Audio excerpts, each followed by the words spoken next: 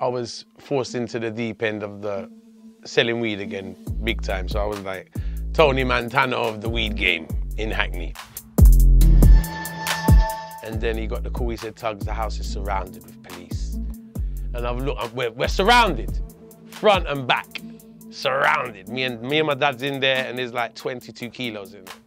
So they went to the court and the police nicked the weed as well. So 18 kilos turned into 1.5 kilos in the court. You're literally handcuffed against the thing. It's all gone wrong. I'm in my house. It's the biggest raid of my life. I'm a musician, I don't do nothing. I'm an artist, I do music. I said, and they looked at it, I said, look, that's me there on the poster. They said, sorry, we know all about you, mate, it's all right. Them up like the cho-cho, yeah man, the banana. Down in the West, me get the high-grade marijuana. Me love Jamaica, me nah left. So that was one of my popular lyrics. She's literally holding me by one arm and he's holding me with the other arm and saying, I'm taking him to jail. No, don't take him to jail. I'm taking him back to jail. I swear they split me apart in the garden. 3 songs I performed for them on the roadside. By the 3rd song, I've got the whole police off now. That's it, the search is over. Pulls out a gun on my ex, says the off. Takes me and basically, he's ain't police work, it's dodgy police work. He's taking me by force with the gun. Come, he's taking the gun. I said, come, you come, get in the car, get in the car. And he looks, and they can see he's one of them naughty police, he'll pop you. He don't give a f***, Skeezer's crazy. No trouble, I mean, you could leave your car windows open and your phone's on the seat. No one ain't touching nothing. Because of how he's got the area under manners.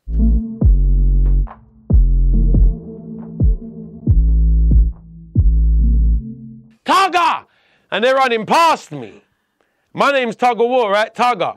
And all these police officers are running past me saying, Tugger. I said, why are you running? I'm here.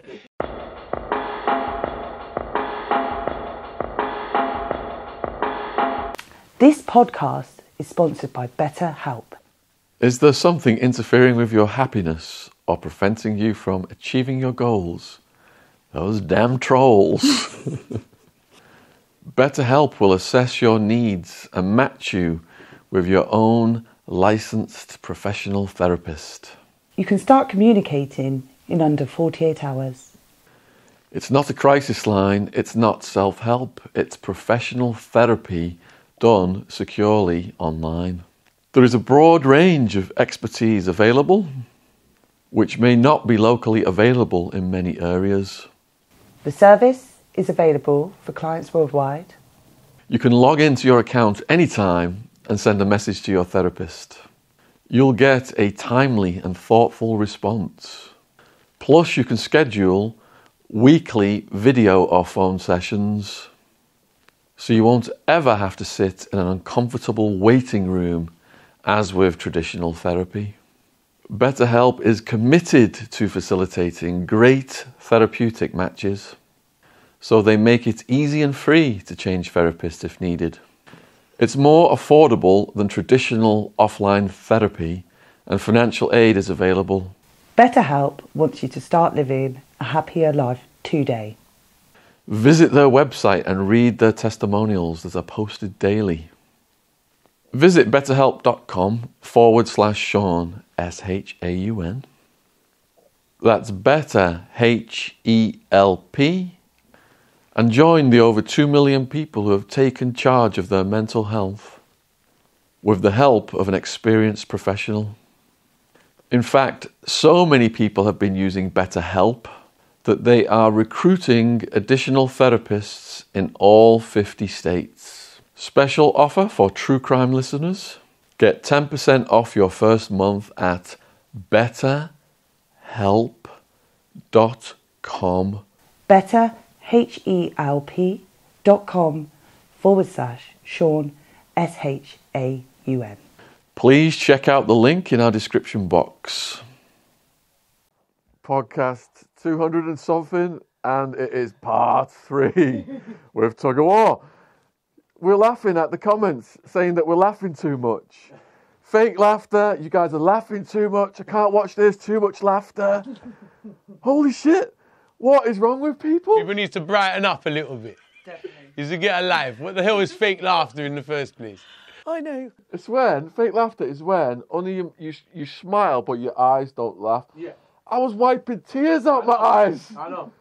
Last time. I never, like me, I enjoy myself. You laugh. When you're happy, you laugh. You understand what I'm saying? But some people, no matter what you do, they're going to say something bad about you. Yeah. No matter what you do. Yeah. Oh, he's doing this, he's doing that. No matter what you do, they're going to have something negative to say. You know what I mean? There's a saying, if you ain't got nothing good to say, don't say nothing at all. If you're not familiar with Tuggawar yet, go down in the description box. He's got a YouTube channel. Check out his music. He's just loving all the viewers so far that have contacted him and subscribed and sent feedback. So huge thank you to all those followers. Huge thank you to all of the followers as well that have gone over and checked out Jen on Instagram. Jen runs an organic cotton clothing company. As you can see, she's taken over my wardrobe decisions as well. and at the end of this video will be the trailer to Jen's company and her links, Instagram, etc. down there in the description box. Love the shoes, Jen. Well, they're coming off in a sec. Wow. What's the story behind them? Not quite sure. Beetle crushing boots, I call them. Troll crushing. Troll crushing boots. Can we weaponise those for the podcast wars? Yeah, they look like they can be weapons, them. They look lethal, them. They're one hell of a boot.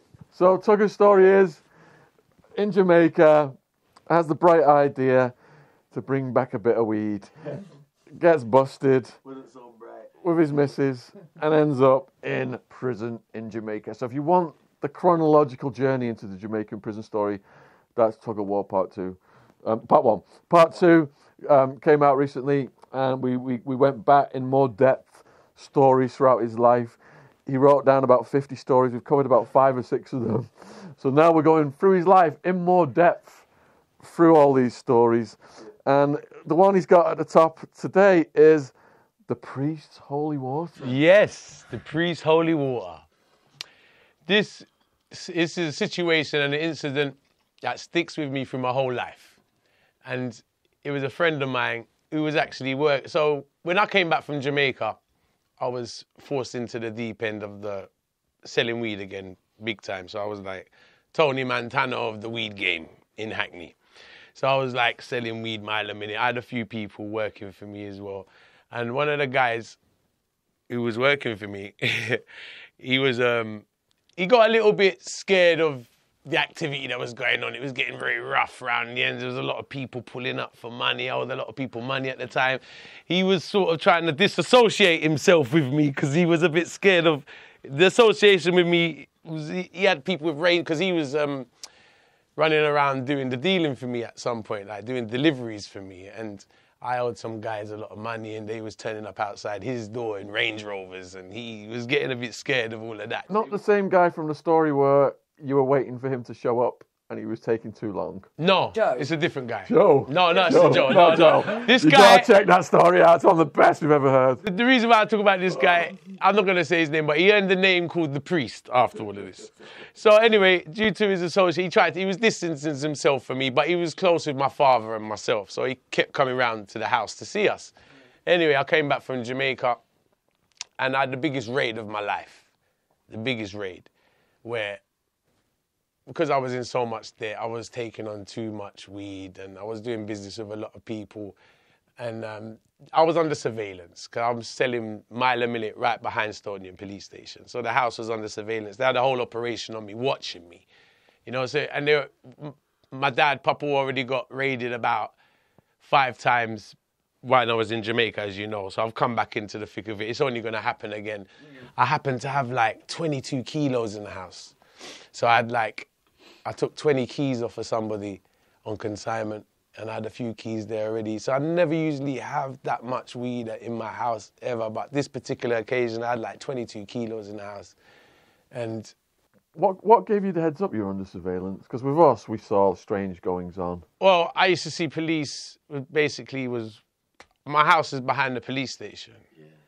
And why did you get a house so close to the cops, man? You have to ask my mum. I bought the house off my mum and dad. It's the house I grew up in. Yeah. That's like the in plain sight strategy. That's quite clever, actually. Operating in plain sight. What do you mean, in plain sight? Like, who the fuck is going to operate a drug business next to a police Exactly. station? That's how You're I felt. in plain sight. Yes. No one's going to do that. No one. No one. That's how I felt for a long time. I thought, it's so obvious, it's not obvious, sort of thing. Who's going to do that? Right behind the police station. Yeah. It was getting to the point, obviously, the reason why I knew it was under surveillance, because we've been raided 5 times. So they're watching us. They've already my dad just come out of jail. You know, so we're under surveillance big time.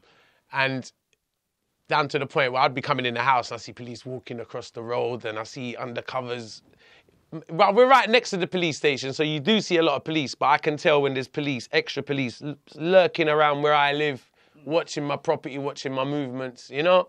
We was under some kind of surveillance. Anyway, so it was lunchtime and one of the guys in my house, I just got the 20 keys the day before, funny enough. So I had a feeling that they knew there was a big amount in the house in the first place. That's how, because when the guy who brought it, he said police was following him and everything. Everything was really dodgy to me. Anyway, I wasn't going to keep the weed in my house. I was going to put the weed into my dad's friend's house across the road, but she had someone staying with her and I didn't trust the person, so I didn't want to put the weed there. So I just took the chance and left it in the house. It was only going to be for a day or so until I moved it. Anyway, so one guy who was working for me at 12 o'clock, he was going for lunch, so he went to the kebab shop. And then he got the call, he said, Tugs, the house is surrounded with police. And I said, you're joking me. And he said, it's surrounded. I said, there's people out the back, there's police out the back and the front. And I looked out the back and I saw police because I'm thinking, they're at the front. Is anyone at the back so I can get the stuff out or something? And I've looked, we're surrounded, front and back. Surrounded. Me and my dad's in there and there's like 22 kilos in there. Hidden in different places. Some's hidden underneath the cooker. Some's in the wardrobe upstairs. Some's in the garage. Some of it, my dad's hidden. We had label machines because we was printing garment labels. So we was running a different business in the house as well, in the garage. So some of the, like 3 kilos of skunk was hidden in the label machines and we had kilos in there and the whole house was just filled in different places of weed and it was plus outside under the drain, it was everywhere. Dennis Nielsen. Yeah. Literally, so I looked outside the back, I see they're ready to come in now. They're gonna kick the door off. There's nowhere to go. My friend's on the phone, it's too late. So bang, door goes. They handcuffed me, they put me in the garden, they start raiding the whole place. My dad's going crazy at them, saying, fuck off! Fuck off, he says. Cunts, it's my fucking weed. He's lost it on them. I'm just sitting there like that. The Sting poster, like, you know, the event in Jamaica called Sting. It's on the wall in the kitchen. They've handcuffed me and they put me next to first they had me in the garden for a bit. And there was like 10, 20 officers running in the house saying, Tugger! Tugger! And they're running past me. My name's Tuggawar, right? Tugger. And all these police officers are running past me saying, Tugger. I said, what the fuck? Why are you running? I'm here. I'm handcuffed. I'm like this. It's a head fuck now because I'm handcuffed in my garden. They're running in the house. My dad's handcuffed. My ex is upstairs. They run in the bedroom. She was naked getting changed. My mum was in the house. All 4 of us. Handcuffed. Anyway. And they're all running in saying, Tugger! It's doing my head in.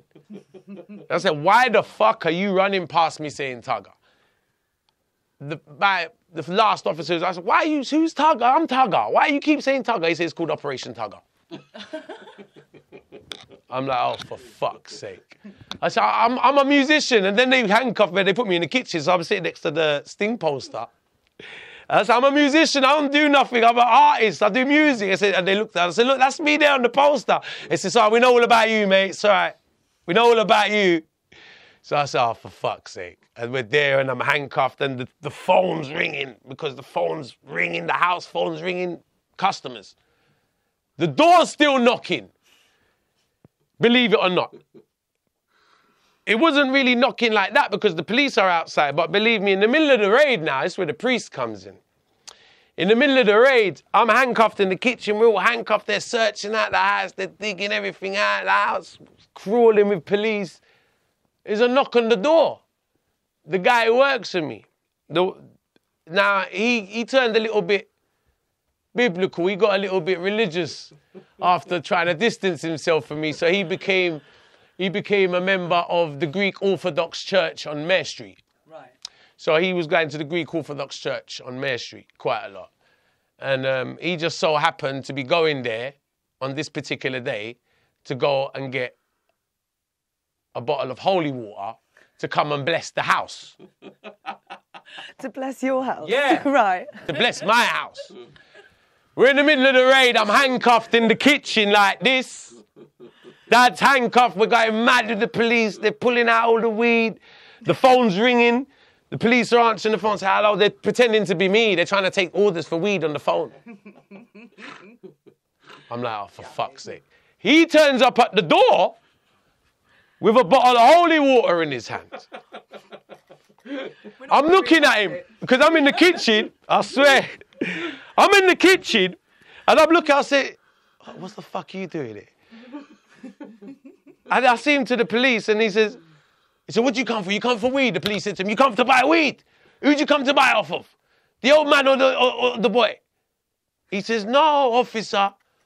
He said, no, officer, I didn't come to buy weed. I just come from the Greek Orthodox Church in Mare Street. I come to bless the house, he says. And he's holding the bottle, he's got the bottle of holy water in his hand. Right. And the police is saying, he ain't believing him. The police is like having a laugh. He says, no, you come to buy weed. Don't lie to us. Who you come to buy weed from? We're going to search you. He says, no, I didn't come to buy. He says, it's my uncle. He's saying, that's my uncle and I come to bless the house. Policeman says, you come at the wrong time. Should have come half an hour earlier. I'm looking at him like this and I'm like, it's the worst. I'm like, are you fucking for real? I've seen it all now. I'm like this, like, oh, get the fuck out of here, man. I couldn't believe it. I was like, are you serious, bro? Out of all the times in the world to come and check me with this holy water, you come in the middle of a fucking raid to bless the house? Did he start doing it at that point? You know what? I think he left the holy water with the policeman and he put it on the side. He said, could you leave this here for him? And he put it down on the side and I'm looking at him like, you nutcase. And it was amusing for me because you know when you're getting raided, like I don't know if you're in that kind of situation, and like you're really upset, you're pissed off, you're like, fuck, it's all gone wrong, hasn't it? Yeah. You're literally handcuffed against the thing, it's all gone wrong, I'm in my house, it's the biggest raid of my life. I was like, we're fucked. And he turns up with holy water. I swear to God, it stuck in my head. So he got the name after that. We ended up calling him the priest. You called the priest from now on. It was just hilarious, man. I'd never see it. It stuck in my head forever because I was like, how the hell did you, you could have turned up an hour earlier. We might not have got the raid. If you turn up like an hour earlier, this might have been a bit better. I'm curious as to what happens next then. How long are you in the house for, watching them go through your shit? Are you watching them, find things, or did they put you in a cop car and send you to the station? Yeah, I'm watching them find everything. What's going through your head? Describe what they're finding and what's going through your head as you've seen it.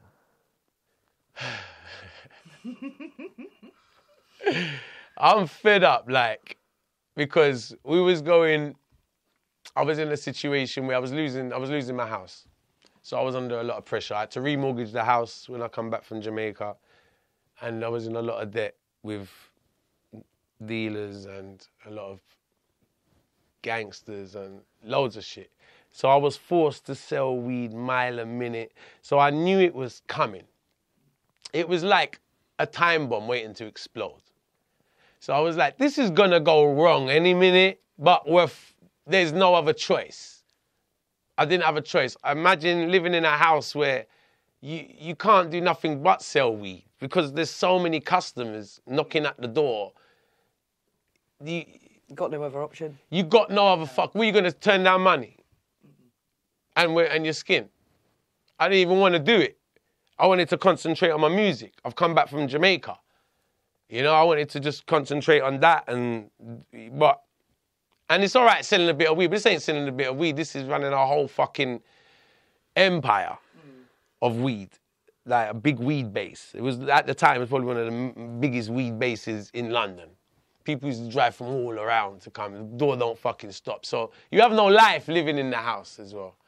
There's no life. And it's danger and all the things. And so the police side of it was probably the less to worry about, because you're worried about getting robbed, you're worried about getting this and all the things that happened to my dad and things like that, you know. So it was destined to happen. So when it was happening, it was just like, oh, well, here we are. It was going to happen.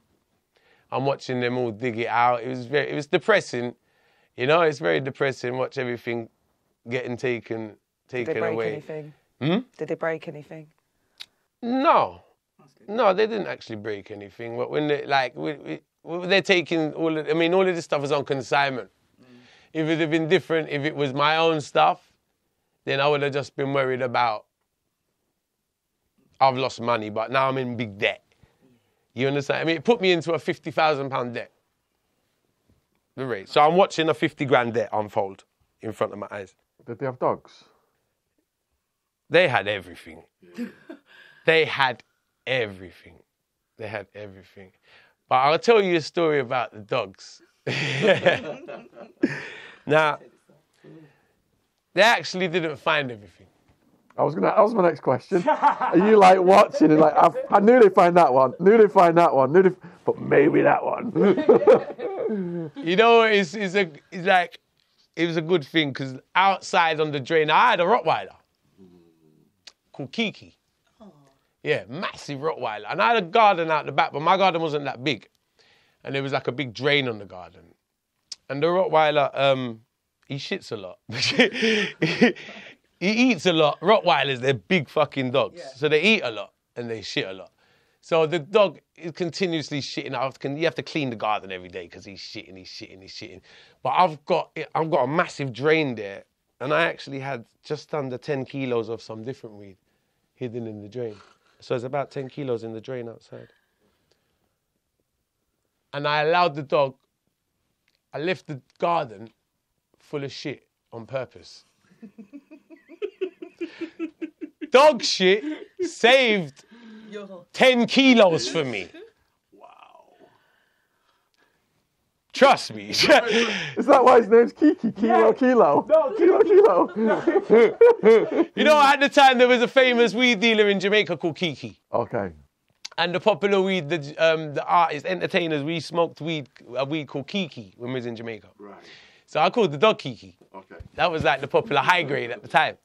You know? Anyway, so I let the dog shit in the garden, and it's all round the drain. And he had a thing about shitting on the drain, this big drain, and I'm talking about this, it sounds disgusting, but it'd fill up the whole drain full of dog shit. Lovely. And I never used to, I used to leave it there on purpose because the weed's underneath it. Now, no one's gonna touch a fucking drain full of dog shit, are they? No. Even if you're trying, even so, I wasn't even thinking about police. I'm thinking about someone crafty trying to find out where it is. No one's ever gonna find this because it's a drain. You're not gonna look under this drain. It's full of dog shit. You have to be a grimy motherfucker to find this. Anyway. And it's a massive drain. It's more like I can't remember the right type of name for the type of drain it is, but it's like a big thing. You can fit loads of kilos in. Is it worse than that toilet up there? Yeah. Yeah, it's worse than that. So the police, so when they got me handcuffed in the garden, they got me handcuffed right next to the drain. And they coming in with, I don't actually think there was a dog. I don't remember dogs, you know. I can't remember. I don't remember them bringing dogs. I had a dog. I don't remember a dog, to be honest with you. But there was like loads of officers. And they were coming with, you know, like the big drain sticks that take the drain up. So I saw one of them, I thought, oh, fuck. That's it, they're gone now because they've got the stick to take the drain. I know what that stick's for. Yeah. I know what that pole's for. That pole is to lift up the fucking drains, to see what's underneath them. So they're going in the house, they're finding the weed underneath the cooker, they're finding the weed in the cupboards, they're finding the weed, they've gone in my dad's bedroom, they found the weed in the wardrobe. I'm in the fucking garden looking at the drain with full of shit on top of it. And the guys walked in with the fucking drain thing and I'm like, oh, don't chat shit, don't tell me this stuff, please don't do this. He don't open the fucking drain, he sees the dog shit and leaves it. He puts the fucking pole out and he puts the pole right on top of the drain. And just leaves it there and rests it against the wall. It's 10 keys in the drain. I'm like, so my heart's beating. I'm like, for fuck's sake. And they found everything in the house. Now, because they found so much in the house, they thought that was it. Yeah. Because they found so much in the house. They found 3 kilos of skunk. They found about 18 keys in the house. So they thought that was it. And there was so much dog shit on the drain. Oh, man. So dog shit saved your life? It saved my fucking life. Well, it didn't save my life, but it enabled me. So they all took us away. All of us got arrested. It was a horrible day. Me, my mum, my dad. Did they take Kiki? No, Kiki was left there. Kiki didn't even get cuffed. No, Kiki didn't get cuffed. I don't know what happened to Kiki. I think Kiki was with the neighbours or something like. When the raid happened, was Kiki No, back Kiki there? was there. So like, were they apprehensive seeing this big dog? The cops. Do they have a procedure when there's? I don't actually remember anything. You know what? I'll be honest with you. It's weird you said that. Yeah. I'll tell you why. Because I don't remember the dog during the raid, but I had the fucking dog. Like, I remember the dog shit. It's weird about the dog. You'd mentioned the dog in the raid, because I remember the dog shit. I remember leaving the dog shit on the drain. I remember them not finding that. But I don't remember even seeing the fucking dog in the raid. He must have hid somewhere or something. Because he was a big Rottweiler, but he's a bit of a pussy. Have you seen him since? No, you know what? We ended up, you know what? It's funny. Do you know who took the dog? Who? The priest. The priest was a dog lover. There we go. The priest loved dogs. And he actually thought the dog was being ill. You know what? It wasn't a place for a dog. Yeah. It was unfair to have the dog there. Because it was a lot going on in the house and the police raiding and we wasn't treating the dog well. We didn't have time for the dog. So I could understand why he went. So he ended up taking the dog away. And when I came back from Jamaica one time, I had to go around his house to get the dog back. Because he actually nicked the dog. And he told me he gave the dog to the RSPCA. Because this is before I went back to Jamaica, because all of that, and then I flew out to Jamaica again, and then that's when the death threats started happening because I was in debt. And they want to know, how the fuck did I get raided with 20 keys and then fly back out to Jamaica? I want to know. 10 keys? The 10... Ah! Ah! My brother! You got it! That's it! That was my emergency money. That was my emergency. So I remember coming out of the police station, obviously Before you go there, what was the conversation between your family as the raid is happening and you guys are in transportation to the cop shop? Yeah, what was Mama War saying? Oh, bless Mama War. I'm really sorry Mum had to go through all of that. It was horrible because it was nothing to do with Mum. Mum had nothing to do. Mum never smoked weed in her life. She had nothing to do with drug dealing. Absolutely nothing to do with that lifestyle at all. That's me and my dad are the bad guys. You understand what I'm saying? Mum is nothing to do. So it was just unfortunate Mum was there. You know, it was just unfortunate she was there, and my ex as well. So they, and you know what? Because at the time I remember Stoke Police Station was full up, because we're right next to Stokey. So by rights, we're meant to just go there, aren't we? It's only across the road. It was full up. No cells. So they took my mum to Holloway, and they took me, my dad, and my ex to Shoreditch. So we've been taken to Shoreditch Police Station, and my mum's taken to Holloway. So were you reassuring her throughout the raid? I didn't get to talk to anyone. You didn't get to talk to her? No one at all, no. We were all handcuffed. The only person I was in the same room as, because we was in different rooms, and it's a 3-bedroom house. So I was in the kitchen on the ground floor. My mum, I think she was in the living room, which is on the first floor. and my ex... Naked. Naked, getting dressed in the bedroom. I remember because she told me the police ran in on her while she was naked getting dressed. You know, so everyone was in different rooms and it's a big house and everyone got handcuffed at the same time and taken away. So, no one, I didn't really get to talk to anyone, no one at all. Mum got taken, so that mum didn't stay in for long because they knew it was nothing to do with mum, so they have to let her out and taken the rest of us to Shoreditch. What about Papa War? Yeah, so me and Dad's in the same room. Oh, right, okay. When this all going on, and he's like... I had to stop him from... He's having a Barney with the police. Like, literally, he's having a Barney. He was like, fuck off, it's mine, cunt. He's gone mad at them. I'm there sort of just quiet, just watching it all play out. He's got him mad at him. I'm like, Dad, calm down. It's mine, tell him it's mine. Tell him it's mine, don't give a fuck. I'm like, oh, fuck. Like, he's half said it to them like it's his already, sort of thing. You know what I'm saying? So I've gone in there, they've taken us all to the police station, Shoreditch police station, and we've all gone in the interview room. I remember because the interview was a small interview room.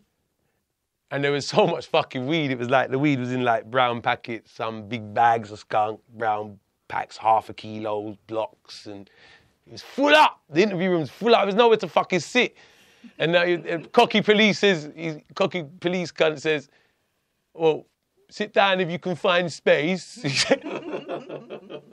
All the weed was in the fucking interview room. There's nowhere to fucking sit. I said, where do I sit? On a couple of blocks of weed there. Look. Give me that key there, I said. I swear.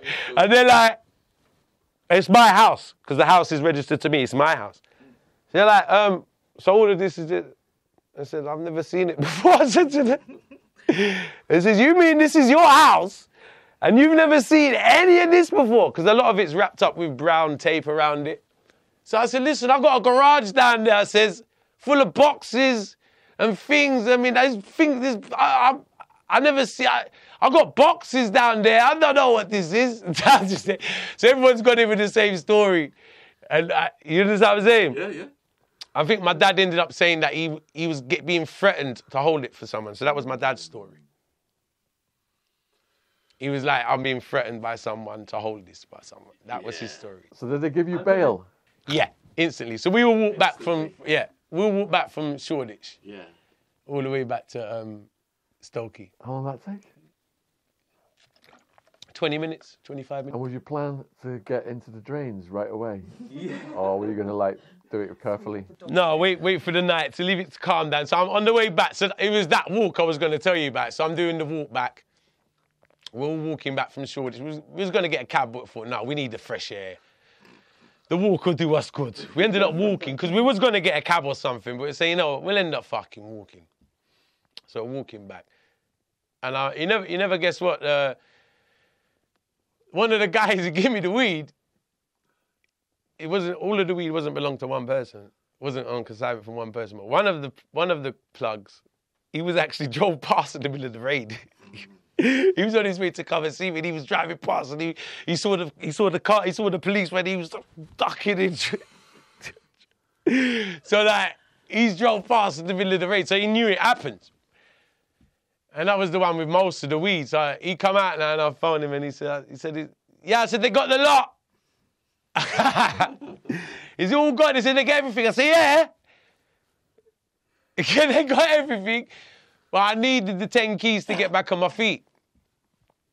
You understand what I'm saying? Yeah. I needed that. I mean, everything was gone. Everything, I was like, even this 10 keys wasn't enough to put me back on my feet properly, but it's better than nothing. So did you know then that the clock was ticking on your debts and you just needed to hustle to get money to get out of the country? Were you in a race against time at that point? Yeah. And what kind of threats were coming in from the people? I wasn't in a race to get out of the country. Yeah. At that particular time, I was just trying to make money and do my music. I was building my studio, so I remember when I come back, I spent 5,000 on my studio. So that was the first thing I did. I built my music studio. And like studios, it's cheaper to build studios nowadays, but back then the equipment was quite expensive. So I bought like a £2,500 desk, a microphone, I learned how to build a studio from being in the studios in Jamaica. So it was the first thing I did, build my studio. So I'm really just trying to concentrate on my music career. But I had no other choice but do the hustling at the same time. You understand what I'm saying? Yeah. So the debt situation, did that get resolved? Yes. Well, the debt situation, it took like it all got resolved, of course. And that's the reason why I lost the house. I ended up losing the house.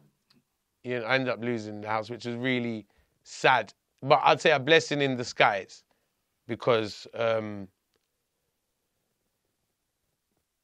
it was the house I grew up in, but it was haunted. You couldn't live there. It was haunted. It was haunted now by demons. It's been haunted now. It's too many people know this house. They're turned into a drug base. It's not a place to live. You understand what I'm saying? You can't live in no more. So even though I've grown up in this house, I brought up my mum and dad. I felt sorry for the people that moved in after me. Because I know you're not going to get no fucking peace. They're going to be knocking at this door for 24 hours a day. I feel sorry for the people that moved in after me, literally. I knew, and you know what? So many people say, I went to the house, you weren't there. I went to the house, you weren't there. I was like, fuck, they must be getting no peace around there, the new tenants or whoever's moved in. You know what I mean? So, the debt, I was in 40 grand debt to one of the suppliers. It took me like 4 or 5 years to pay off the debt. 4 or 5 years? I was paying that debt for like 5 years. And were they patient with you? They had to be. It was like, that was the whole situation where, so what happened is, I got a call from Leng, who's the promoter of Sting in Jamaica. And he was managing me at the time. So he phoned me, he says, I want you on Sting this year again. 'Cause I did Sting 2002. And then this just happened, and then about a month after the raid happened, Leng phones me and says, I want you on Sting. And I really ain't got no money or anything, and he wasn't going to pay me or anything, but he wants me up on stage. So there's no wages, 'cause I'm a small artist at the time. I haven't got no hit songs or anything, but I'm his artist, and he's trying to... I've done well the year before, so he wanted me to come back and do Sting again. Amazing, I want to go, brilliant. So I had to hustle my ass off to get a plane ticket, and I ended up taking my ex with me. So I took my ex back out to Jamaica to do Sting. So while we're doing Sting now, obviously the people I owe the money to think I've run off with... They thought I was lying about the whole thing. So they went to the court and the police nicked the weed as well. So 18 kilos turned into 1.5 kilos in the court. Right.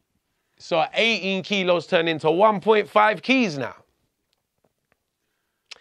Where do you think it's gone? Down the... Well, where the fuck... That's when I thought it was a whole setup. That's when I thought it was a whole setup from the beginning, because I thought, you know what? I thought it was a police setup from the plug. I thought the plugs linked up with the police. So they get paid double. You understand what I'm saying? Yeah, it happens a lot. It happens a lot. Yeah. You know the fucking coup. And, up to today, I believe that happened. Because it was a bit ironic. I got raided the day after I got the 20 keys. Tipped off. Thank you. And when the guy brought, remember I told you earlier, the guy that brought the weed in, yeah, he said police were following him, and when he brought the 20 keys in, there was like some police walking past that. It just looked a bit fishy at the time, so I believe it was some kind of tip-off like that. And he brought them anyway? Exactly. And why didn't they pull him over and take the fucking weed? And he's walking in the house with fucking big laundry bags with 20 kilos in it. Yes, you got the cops working with gangsters to recycle the product and leave the kids, the people who are at the lower level in debt. Thank you. And they got off pay the debt back then. But the product's been recycled back to the supplier by the cops, and the cops got paid off in the process. Thank you. Messed up world we live in. This is all thanks to the war on drugs. Legalise the shit, and it would not be happening. Designed to keep people like myself in debt. Because they get paid twice now, because the cops give the weed to the people. They get paid for the weed.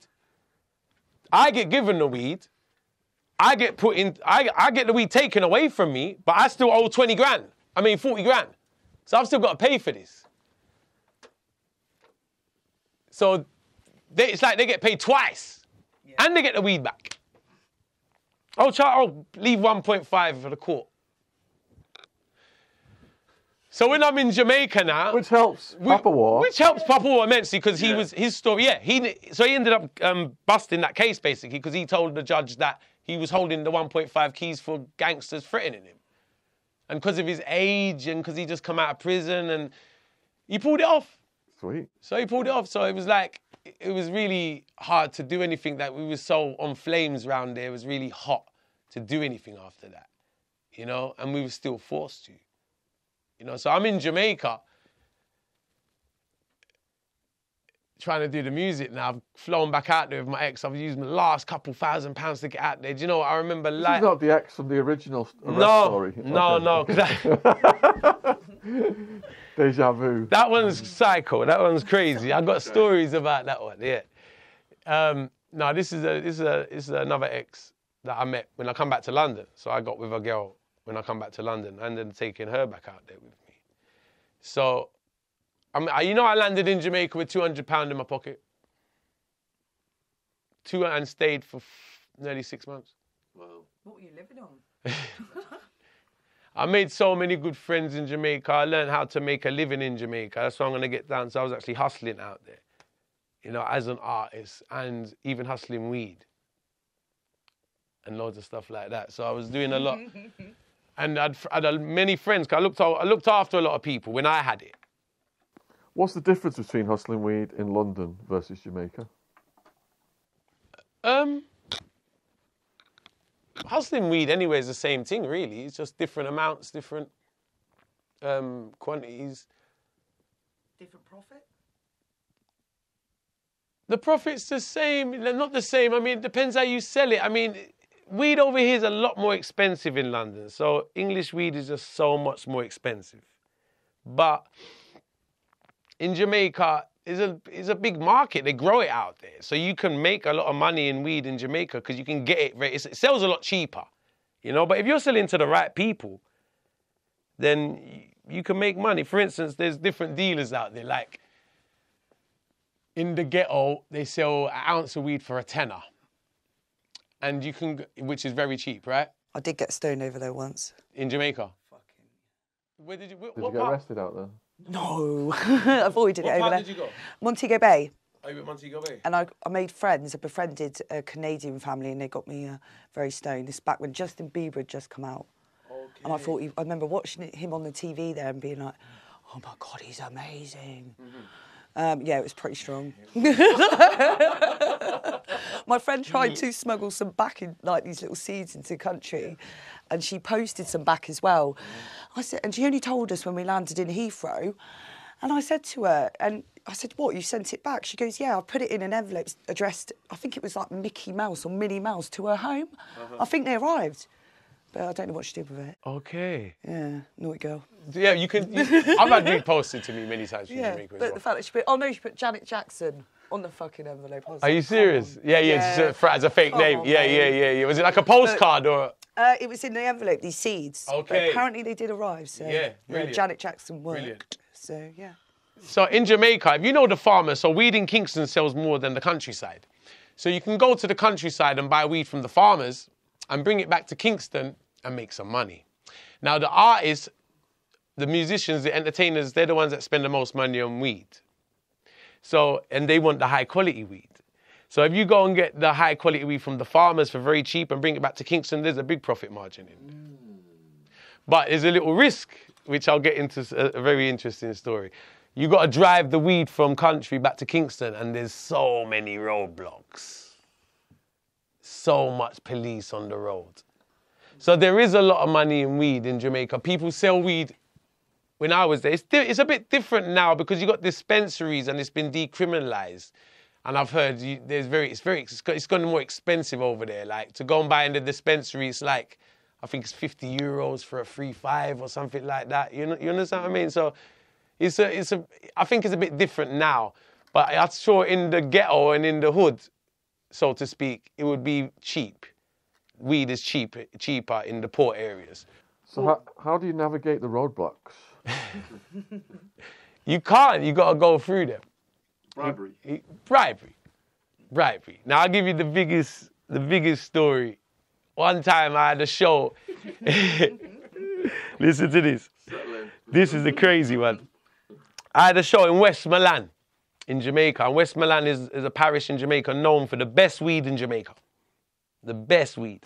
And it was a show, and there was loads of big artists on the show. Caperton, Sizzler, Bounty Killer, Vibes Cartel. And the promoter for the show was a guy called Gaddafi. And I was booked for the show, so I drove up there.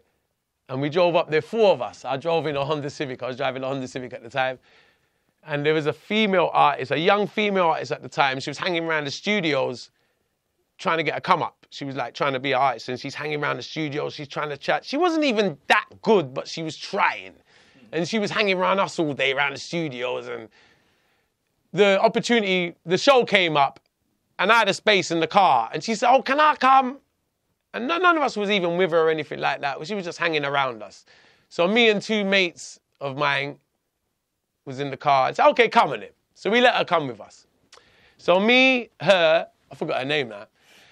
Me, her, my 2 mates, all headed up to West Milan. It's like a 3-4 hour drive. So stopped off we're driving from Kingston. In Kingston, we stopped off at a dealer called Kiki. So we went to Kiki before we left Kingston and bought a couple ounces of weed for the drive. So by the time we got to West Milan, and then we stopped off somewhere else, and someone else gave us like 4 ounces of weed. In Jamaica, weed just gives given to you like that. And everywhere you go, someone wants to taste that weed, whatever. So stopped off somewhere else, got 4 ounces of weed. I got 6 ounces of weed in the car now. Got to the show. West Milan's like the parish of weed. People are throwing weed left, right, and centre. Left, right, and centre. We got loads of weed on us. And I wanted to stop at a place called St. Elizabeth on the way back from West Milan because I know a farmer in St. Elizabeth where I can buy the weed from. I said, while I'm in the country, I want to pick up a good few pounds of weed to bring back to Kingston to sell to make some money. You understand what I mean? So I knew the farmer in St. Elizabeth, and I knew a friend who lived near the farmer, and we wanted a place to stop by to spend the night because it was too much of a long drive on the way back for the show. So I thought, we're going to stop in St. Elizabeth. We're going to spend the night. I'm going to buy a couple pounds of weed from this farmer, and then we'll hit the road tomorrow, go back to Kingston. Now, I've got to go through roadblock, obviously, tomorrow, but we'll sort that out in the morning. So when we get up in the morning now, I bought about £4 of weed from the farmer. I only wanted £3. I paid for 3 and he gave me 1 extra for free. So I got like £4. Yeah, very kind, lovely guy. Lovely guy. He doesn't even smoke, the guy, but specialist farmer. St. Elizabeth, the weed's amazing. So we're there, and I'm figuring, we're like in my mate's house. I've got like the pounds of weed in the bag, and I'm trying to figure out where am I going to fucking hide this now. So I've opened up the boot, and I've taken out the interior of, you know, the boot. So like the carpet, the upholstery sort of thing. I've not ripped it, but pulled it aside and stuffed the weed all behind the panels of the boot. It all hid properly, whatever, you know, sealed it up as good as I could. I said to everybody, I said, yo, listen, we're going back now. We got to pass a place called Spur Tree Hill. Now, that's a famous, anyone that's familiar with Jamaica and they know a place called Spur Tree Hill is a road. They know there's a police roadblock there all the time. Right. Nearly every day. You're guaranteed to be a roadblock on Spur Tree Hill. So we know that. And there could be a roadblock anywhere else as well, at random. You could be just blood. You could just go down the roadblock. Police. You're looking for money. You know what I mean? But the one we're sure about is Spur Tree Hill. We know for sure there's going to be a roadblock in Spur Tree Hill. So everybody, please, make sure you ain't got no weed on you. I took out about 7 grams of weed. I said, look, that's enough weed for the journey. I said to my mates, me and someone, I said, you guys, make sure you ain't got no weed on you. I said, the girl don't smoke. So I ain't got to ask her. She don't even smoke weed, the girl. I'm like, cool. You definitely ain't got weed because you don't smoke. You two now, make sure you ain't got no fucking weed. Cool. Bang. Jump in the car. I roll a big joint for the journey. We're driving back. Coming up towards the stop check now. I see them. I see the police. I say, here we are. The car stinking a week. I've been smoking a spliff still. Bit silly of me, knowing I've got all these pounds in the fucking boot. See that? I said, bloody, I threw the spliff out the window because I was hoping that they might not have been there, but they was there, obviously. So I threw the spliff out the window. I said, here we go. So, policeman, pull over. Pulled over. The car stink going. Come out the car. So, officer. You start searching everybody straight away. Your car stink going, search them. So the girl in the front, she's sitting in the front seat with me and my two mates are in the back. She's got a rucksack with her because we've gone for the night. She brought a change of clothes. She's got a rucksack with her. First thing they start searching is her rucksack. They pull out about 4 ounces of my weed out of her fucking rucksack. Right in front of me. I'm like, Bomba Clark, I start saying in front of the police. And the police say, yo, I'm going to lock you up for bad one. Because that's a swear word in Jamaica, and the police will lock you up for swearing that. But I can't say, I'm looking at her like, this fucking tooth my weed, you bitch. You fucking idiot, bitch. You're going to get us all fucking nicked now. The bitch don't smoke, but she's skint. The bitch is skint, so she wants it. So she comes from my little poor area in Kingston. She wants the teeth, go and sell it back in. I was better off you asked me for some fucking money. I would have give it to you. She teeth, so while we were sleeping or whatever, because the weed, remember we stopped off at my mate's house? While I'm sleeping, the weed was all on the table before I hid it in the car. She had plenty of opportunity to take. You don't exactly hide weed in Jamaica. I'm not expecting anyone to fucking teeth weed. Like what I said, weed gets given to you. I told you I drove up the road, someone gave me 4 ounces. Like, if you wanted 4 ounces, I'll fucking give you 4 ounces. You want 4 ounces, I'll give you. You want 4 ounces to go and sell? Yeah. Take 8. Just don't fucking teeth. So I'm looking at her now, I'm standing by the car, I'm on the driver's side. It's a left-hand drive, I remember, it's a left-hand drive, fucking Honda Civic. So I'm on the left-hand drive and I'm looking at her like that, I'm like, you fucking bitch. And they've handcuffed her now and put her in the police car. I'm like, good, you cunt. Dirty cunt. Whatever happened to her? I'll tell you in a minute. Oh, brilliant. So anyway, they start searching the boys now. They've brought a change of clothes as well. Remember the weed I bought from Kiki on the way up? They've only put it in their shoes and we forgot about that one, and it's in their shoes and they forgot about that weed, and I see them pull out their trainers and pulling bags out of the weed. I was like, oh, for fuck's sake. I told you guys didn't I say, I warned everyone before we got in the car, I said, please make sure no one's got no fucking weed on them. I started going extra. I was like, please don't have no weed. We're going stop check. I've got £4 of weed hidden in the fucking boot. Please don't have no weed on you. They've all got fucking weed on them. My mate, every pocket the police is pulling out, he's a spliff. A spliff there's one there. I'm looking at him like this. I'm like, are you fucking for real, bruv? Like, I told you on the way. Anyway, they're all in the police car. Handcuffed. Jeep, police jeep. It's only me one on the road now of all these police officers. They ain't finished searching. The weed's in the boot. I've just come out of prison not long ago. I don't need this shit. I'm going back to jail now, I think. So anyway, they're finished searching the car. They found so much weed. I thought, you found enough. I was thinking, because they found quite a bit. They've got 4 ounces out of her bag. They've got fucking ounces out of him shoes. I'm thinking that's going to work in your favour. Yeah. Yeah. I was thinking, you found it. You found it. You found it. You're not going to search no more. No, the cunts want to search. Oh. I'm looking at them like, please don't search no more. They've opened the boot. I'm standing by the boot now. Remember the event called Sting? I've gone out there to do Sting.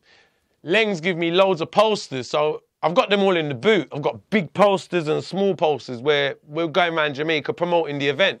So I'm giving the posters to people as we go out, putting them up places, promotion. I saw the poster in the boot. My picture's on the poster, isn't it? I was like, officer, do you know Leng? I know they know Leng, because Leng's gangster mafia police, ex-police, but very powerful guy. Whole police force know him. I start acting the dumb British citizen. I start playing the dumb British citizen role. I say, officer, do you know Leng? I don't want to get in trouble with the police officer. I'm being booked by Leng. I come over from England. Leng brought me over from England to do a show called Sting. I pull out the poster and I'm showing them. Look, you see that? That's me. That's me. It's all like 6 police officers, young guys around me. None of them don't recognise me. Like, is that you? They're looking at the poster. Is that you? One older police officer, about 50, 60 years old, comes over and says, me know him, man, me know him. Me see him perform at Barrington Levy's show in St. Elizabeth. And he mash up the stage. Yo, sing, chat me the lyrics where you sing about the yam and banana. I'm like, I had this song called Request to the Farmer. He goes, me na ban ya, but me on ya. Requested the farmer. Them a plant the cho-cho, yam and the banana. Down in the west, me get the high-grade marijuana. Me love Jamaica, me na left on ya. So that was one of my popular lyrics in Jamaica at the time. Yeah. And he remembered the fucking lyric. This 60-year-old police officer. The young boys didn't know what was going on. These older guys come and say, me know him, man, me see him. I'm standing by the boot. They're just about to rip the boot apart. I pulled the poster out, and I'm giving them the Leng story and all of that, and they're telling me to perform, and the officer says, can you chat me the lyrics about the banana, yam and banana? I'm doing a stage show for the police by the boot. The boot's open. 6, 7 police officers there, and I'm chatting the lyric, performing all day. It's after I've performed the first song, it's turned into a stage show on Spurtree Hill. They've all gone, back. I'm looking, I say, yeah, I've got them. Kiss them. Give me the one about your third. You remembered another lyric. Give us the lyric about your third leg. Your third leg? Yeah. Got it, yeah. I'll give him another one. And then, I mean, like, What is it, the lyric? me come fi turn on the heat now. I fi tell the girl them from early me now bow. Oh, me I go kill it with the pressure from down low. If she all a ball and start fi beg now. We in Tuggawar start sink me third leg now. This just... He remembered the fucking lyric. He remembered the fucking lyric. He said, sing me the one about your third leg. I'm like, fucking hell, this guy's good. He knows my songs. These ain't even records. I've never released them. They were just chatting on a stage show. So he remembered me. He remembered the lyrics from the stage show. So I've gone into song number 2 on the stage. I swear to God, like... Next thing he's giving you a mic or something. Yeah. I ended up doing one more song. 3 songs I performed for them on the roadside. By the 3rd song, I've got the whole police off now. That's it. The search is over. The search is over. They're all in the... They're watching. They're in... All the girl and my 2 mates are handcuffed in the Jeep. They're all watching me perform to the police. I swear to God. By the 3rd song, I've got them all weak now. They don't want to search no more. I'm looking at the boot like, just close this fucking boot. Do you understand what I'm saying? Because that's why I'm doing all this extra shit. I'm like, perform. Yeah, how many songs you want? Come, let's go. I kept perform. So I've got them weak by the 3rd song. That's it. The search was kind of over. They weren't searching no more. They were all like happy. Oh, he's wicked. He's good. You know what I mean? Bang. The older guy who recognised me, I could see he likes me. Obviously, he's the one that come and recognise me. I pulled him aside. I says, he said he pulled me aside because they didn't actually find anything on me. Remember, I ain't got no weed on me. So he comes, he said to me, look like you're driving back to Kingston alone, he says to me. They're all in the fucking police car, innit? I'm like, officer, come on, man. Sort the man. Sort the man. Try and let them. I was trying to get the weed back off him. He was like, sort the man. So he says, look after me and the boys. I only had a couple thousand Jamaican dollars on me. It was about 20 quid, 2,000 Jamaican dollars I remember I gave him. Gave him 2,000 Jamaican dollars. He let them out of the fucking car, got them all out. Sweet. We weren't getting the weed back. They kept the fucking weed, but they found on them. got them all out the car. I wanted to get her out more than anyone, because you, I'll have a word of you. I won't have a word of you now, you know what I mean? So I got them all out the car. We're driving back to Kingston now. I tore her head off the whole way back. What were you saying? I just cussed the shit out of her the whole way back. I said, you thieving bitch, why don't you just fucking ask me? You know what I mean? That could have got us all fucked. I got £4 of weed in the boot. Them lot was all right. Not all right. Them lot was idiots as well, because they had the weed and they forgot to hide their bit of weed. But it wasn't so much. She's got a massive chunk in a fucking carrier bag, in a rucksack. You know, the other guys just genuinely forgot that they had weed from the previous day, where the weed that we bought in Kingston, because we went through so much weed, I can understand they forgot. But I'm thorough with my shit. I'm like, make sure you ain't got nothing. I was the one that nut them. So they was all going in jail. I had to pay them out to come. So that was a funny story, man. So it's like, she nearly got me in big trouble. You know what I mean? She thieved the fucking weed. But performing to the police was crazy. It's crazy. Did you enjoy it? Yeah, I did. Did you have nothing to do with her after that? Nothing. That was it. Now, after that, we dropped her back at the studio. We didn't even look at her again. I was like, fuck you. You're a liability. I can't have people like that around me. And, you know, it's like, I did her a favour. Because she was no one. And she's shit as well. She is. Shit at what? She's rubbish. She wasn't a good artist, but she was there trying to do music, and I was trying to support. Okay, come. I'm the one with a car. They all want to go to the event. You understand what I mean? Oh, let me come with you. Come. So I let her come. And looked after her, bought her food, whatever, you know what I mean? It's continuous with the police. It's a continuous paying them off. And the more popular I got over there, the more I'm getting taxed. It come to a stage where I'm pulling up in traffic, in like Kingston especially. I'll pull up on the traffic lights and police will pull right next to me, and I'll have a spliff in my hand, and they say, Tuggawar, I say, Tuggawar, give me something now. And I pull, and literally the lights have gone green now, and they've stopped still, and I'm putting the money through the window. That's how, like, they didn't get, it come to the point where they don't even get out the car no more. We do it like drive-through. Yeah. I was like, well, go on. I'm just like, yeah. Literally, everywhere you see, I don't want to say anywhere you see them, it's like, fuck, you know, because you have to give them money. Even so, when I'm, like, I always leave $500 Jamaican in the ashtray in the car.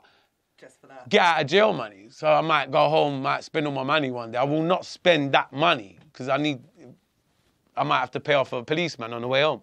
We had a guy called Chet Sandhu, and he was in Karachi, and he had a similar situation. But it got to the point where, like, some police major or sergeant or something came to him and said, you just give me the money from now on. You don't have to deal with anybody else. Okay, well, that's handy. Did you get to that? I wish. I wish. You got motherfuckers left, right, and centre. Yeah. Like, ridiculous. Like, left, right, and centre, to the point you get fed up. Like, you get fed up. And there was, the more the news got around about me as well, even immigration, like, was looking for me over there as well. And police are trying to tax you left, right, and centre. I mean, even the more I stayed over there, like, one policeman kept me on the roadside for 45 minutes once, telling me, they didn't find nothing. I didn't have no weed on me. I did, but it was hidden. He didn't find anything. And nothing wrong. The car's straight. There's nothing wrong. And do you know what his problem is? I've been in Jamaica too long. I need a Jamaican driving license. I can't show him this British one no more, he's telling me. He's standing on the foot. He says, Tuggawar, you can't show me this British Jamaican. You've been here too long to show me this British driving. I'm looking at him like, you think I'm going to change my license to a Jamaica? Are you crazy? He's there on the foot. I have to pay him off for that, because he's telling me I'm driving illegal. Because I'm in Jamaica too long. I need a Jamaican driving license now. Because the police, that's any little excuse to tax you. So was it worth it then to stay there for the gig with Sting? How did that go down? Oh, brilliant. Amazing. Like, that was like one of the best shows. It was amazing. A lot of passion went into it because of the situation, what I was going through at the time as well. So it's like, I was under a lot of pressure with the whole situation I explained to you. So I was out there on a mission, and I enjoyed it. And it was like I made history. It was like one of the best events of my. It was like that was the event, 60,000 people. Yeah, Is that your biggest? Yeah, it's like my biggest, apart from Glastonbury. I'd say that's the biggest. Yeah. So you're looking at 60,000. That's just like a natural high, is it? Yeah. You feel the electricity from the crowd. Exactly. It's amazing. It's amazing. Better than drugs? Absolutely. Much better than drugs. Much better than drugs. There's no explanation. That's what I'm in music for. I mean, performing. Better than daggering? What was it I called it? Javelin? I was watching that back the other day, yeah. He's dead javelin. You're talking about daggering. And daggering ain't anal sex. Well, I've now created something for the Urban Dictionary now, haven't I? Yeah. So you can have that. Do you have to jump out of a van or can you just jump off a stage? Well, if we're going to put it in the Urban Dictionary, it's got to be a van. Back of the van. That's crazy. Oh, man. No, I saw that it's daggering. It's daggering. Yeah, it's daggering. I got corrected after. So. Yeah. It was daggering. Yeah, it's crazy. There's a lot of that in Jamaica. Have you done it? Oh yeah, I love a bit of daggering, me. You've done daggering? No, I ain't done daggering. I'm not a very good dancer like that. No. That's for the dancers. That's for the younger kids. Just to clarify then, what happens with daggering? It's a stage. It's a dance. It's like a dance. It's a sexual dance. Yeah, it's a sexual dance. Yeah, it's a sexual dance. It's like a sexual dance of a man giving a woman a back shot, really hard and fast. So it's like dagger, dagger, dagger. So if you like back shots, you'll love it. But it's not anal sex. No, there's no sex involved, is there? No, there's no sex involved. So in javelin, there is now. Is there? Well, that's what I'm Well, you've created it. You've created a new wave, Jim. You created a whole new wave. Oh, mate, I tell you. It's a lot of raw dances in dancehall. A lot of sexual orientated dances. So, yeah, it's fun. It's fun. It's entertaining.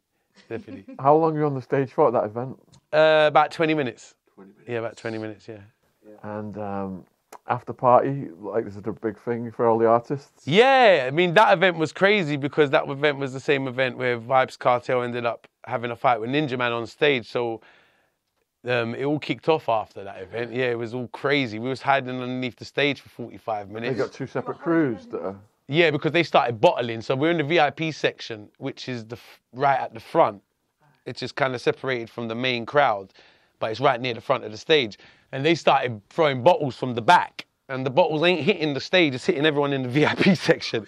All my mates got hit on the head with a Guinness bottle. It was like, it was really bad. It was like trampees of people running up and down, people getting trampled, gunshots firing. It was a bit hectic for a minute, yeah. I was out underneath the stage for 45 minutes, half hour, waiting for it to cool down, and I fucked off out the venue. So yeah, it's not usually like that, but it was that event, that one there went a bit haywire towards the end because two of the artists who were clashing ended up fighting, and then it all went a bit pear-shaped. What was their beef? It was just over clashing, and they was on stage. It was Ninja Man versus Vybz Kartel. So they were both clashing for the night. And when they got a bit too close to each other, I think one of them pushed each other and then one of them kicked each other. That never happens usually. It's usually really professional. Even you see some of the really toughest guys go head to head and never no physical contacts, just music, you know what I mean? It got a bit too tense and it went somewhere it shouldn't have gone, which is not musical. No one wanted to see that. And that's why the crowd got upset as well, because it spoiled the whole night. Did it get stopped the night? More or less. They tried to carry it on, but it spoiled it. The damage was already done because so many bottles got thrown and people got hurt. It was even the next day on the news, a pregnant woman lost her child, got trampled. Yeah, and she was a big news reporter. Yeah, one famously, like people like that, things like that. It was a very bad look. It wasn't a great look. It wasn't a great look. It was a disaster towards the end. And they don't even keep the event no more. And that kind of sport, that was the last sting, I'd say, to be honest with you, because after that, it was never the same. Especially if someone lost. Yeah. Exactly, exactly. And there was other casualties as well, so it was... So was Sting at the after party then? What do you mean? Was it like an after party with Sting and everything? Yeah, what do you mean? Was it Sting? Were you guys all partying with... Oh, the event's Sting called... wasn't there. No, Sting, not the guy. That's the name of the event. Gotcha. Yeah. Not the artist called Sting. No, He was there. You're thinking of Sting. Yeah, no. That's over in Wiltshire. No. Yeah, he would have been. Sorry, Sting. Yeah, he's all right, Sting. Keep up with the tantra. Yeah, no, he's all right. He does a lot with reggae, though. He just put out an album with Shaggy. He's right in. He does. I was thinking. Yeah. No, Sting's very reggae. Is it? Very reggae. He just put an album out with Shaggy not long ago. He works very close with Shaggy. He's very reggae. Even is all his hits are reggae influence. I'll check it out. Yeah. Even like what's it? I'm in New York. Yeah, it's all reggae. I can't say. A lot of reggae riffs and stuff like that. I'll check it out. Yeah. A lot of reggae riffs and Sting's very reggae. Didn't Alex Reid come out to Roxanne? Yes, when he was fighting. One of his fights, dressed we up just had Alex Reid as a woman. Even Sting done I'm an Englishman in New York, isn't he? Yeah. That's reggae. I won't even attempt to try and sing that one. Yeah. No. That's very reggae as well, isn't it? What happens at the after party then? Got any wild stories? After party stories? The after parties, the parties in Jamaica are very wild. Yeah. Very, very wild. Very wild. So you're walking in, and what kind of shit do you see? Well, you can see anything in an after party in Jamaica. Depends what type of party it is. Where it gets real wild is in the go-go clubs. Oh, 5 go-go girls. Yes, I'll tell you that. So that's a strip club? Yeah. Yeah. Strip clubs. They're called go-go clubs. Strip clubs, same thing. That's a strip club in Jamaica is like a pub over here. So it's so reliable. Rather than going to a pub, you go to a strip club. You know, it's that regular in Jamaica to go to the go-go club, to go to the strip club, you know? So that's where most after party, when the events are done, you be at the strip club. And what's the rules in a Jamaican go-go club? Is it like America, no touching? Or is it like Mexico, back rooms, extra deals, that kind of thing? Yeah. How do you know so much about that? I've been told. There's different clubs in Jamaica. There's different clubs with different rules and stuff like that. But you got the go-go clubs over there is like, the girls are all winding up on you or whatever, and they got rooms out the back. Javelin. Loads of javelin. Loads of daggering. Loads of, you might have like live sex show in the middle of the place, and like it used to be there's a strip club right opposite the studio I used to work at. So like be midday, we'd be in the bloody go-go club for lunch. Like just for having a drink, and then some wild shit's going on in there. Like you don't even have to wait for the after party. To be honest with you, it's wild all day long in these places. But yeah, so I had a mad friend come over from London once. He got sent over to put his artist on Sting with me. He got wrongly informed to come over to Jamaica. So he flew all the way, he went from London to Miami to Jamaica, and I sent someone to pick him up. And he ended up coming Sting with me. And I was with my ex at the time, the one that I smuggled with. Me and her were going through, like we was splitting up basically. Like it wasn't working. I was telling her to go back to England. I'm gonna stay on my music career, but she wasn't actually wanting to go at the time and stuff like that. And he's come over. Can I just mention there's a helicopter going above us right now? Are they here for you? Or you? They're probably here for me. I'm here! Can you hear it? Yeah. So this guy come over, and we ended up taking him out one night to the Go-Go Club opposite the studio. And we knew, I didn't know how mad he was until we took him to the Go-Go Club. And he says, so he went in there and he looked at the ugliest girl in the place and he says, I want to fuck her. And I was like, what? Are you sure, bruv? So like, it's only, we got loads of other clubs to go to tonight. Like, this is the biggest riff-raff club you could imagine. And he said, I want her. I was like, oh, fuck. So I talked to my mate who was with us. I said, he knows all the girls in there. I was like, he wants her. He says, tell him it's 1,500 Jamaican dollars. I said, it's 15 quid. I said, it's 15 quid if you want her. He says, I want to give her 300 quid. I'm looking at him like, bro, he said it's 15 quid for her. He says, I know, but I want to give her 300. And I'm looking at him like, and I just told my mate, he wants to give her 300, and he's looking at me like, oh, fuck, what the fuck's the matter with this guy?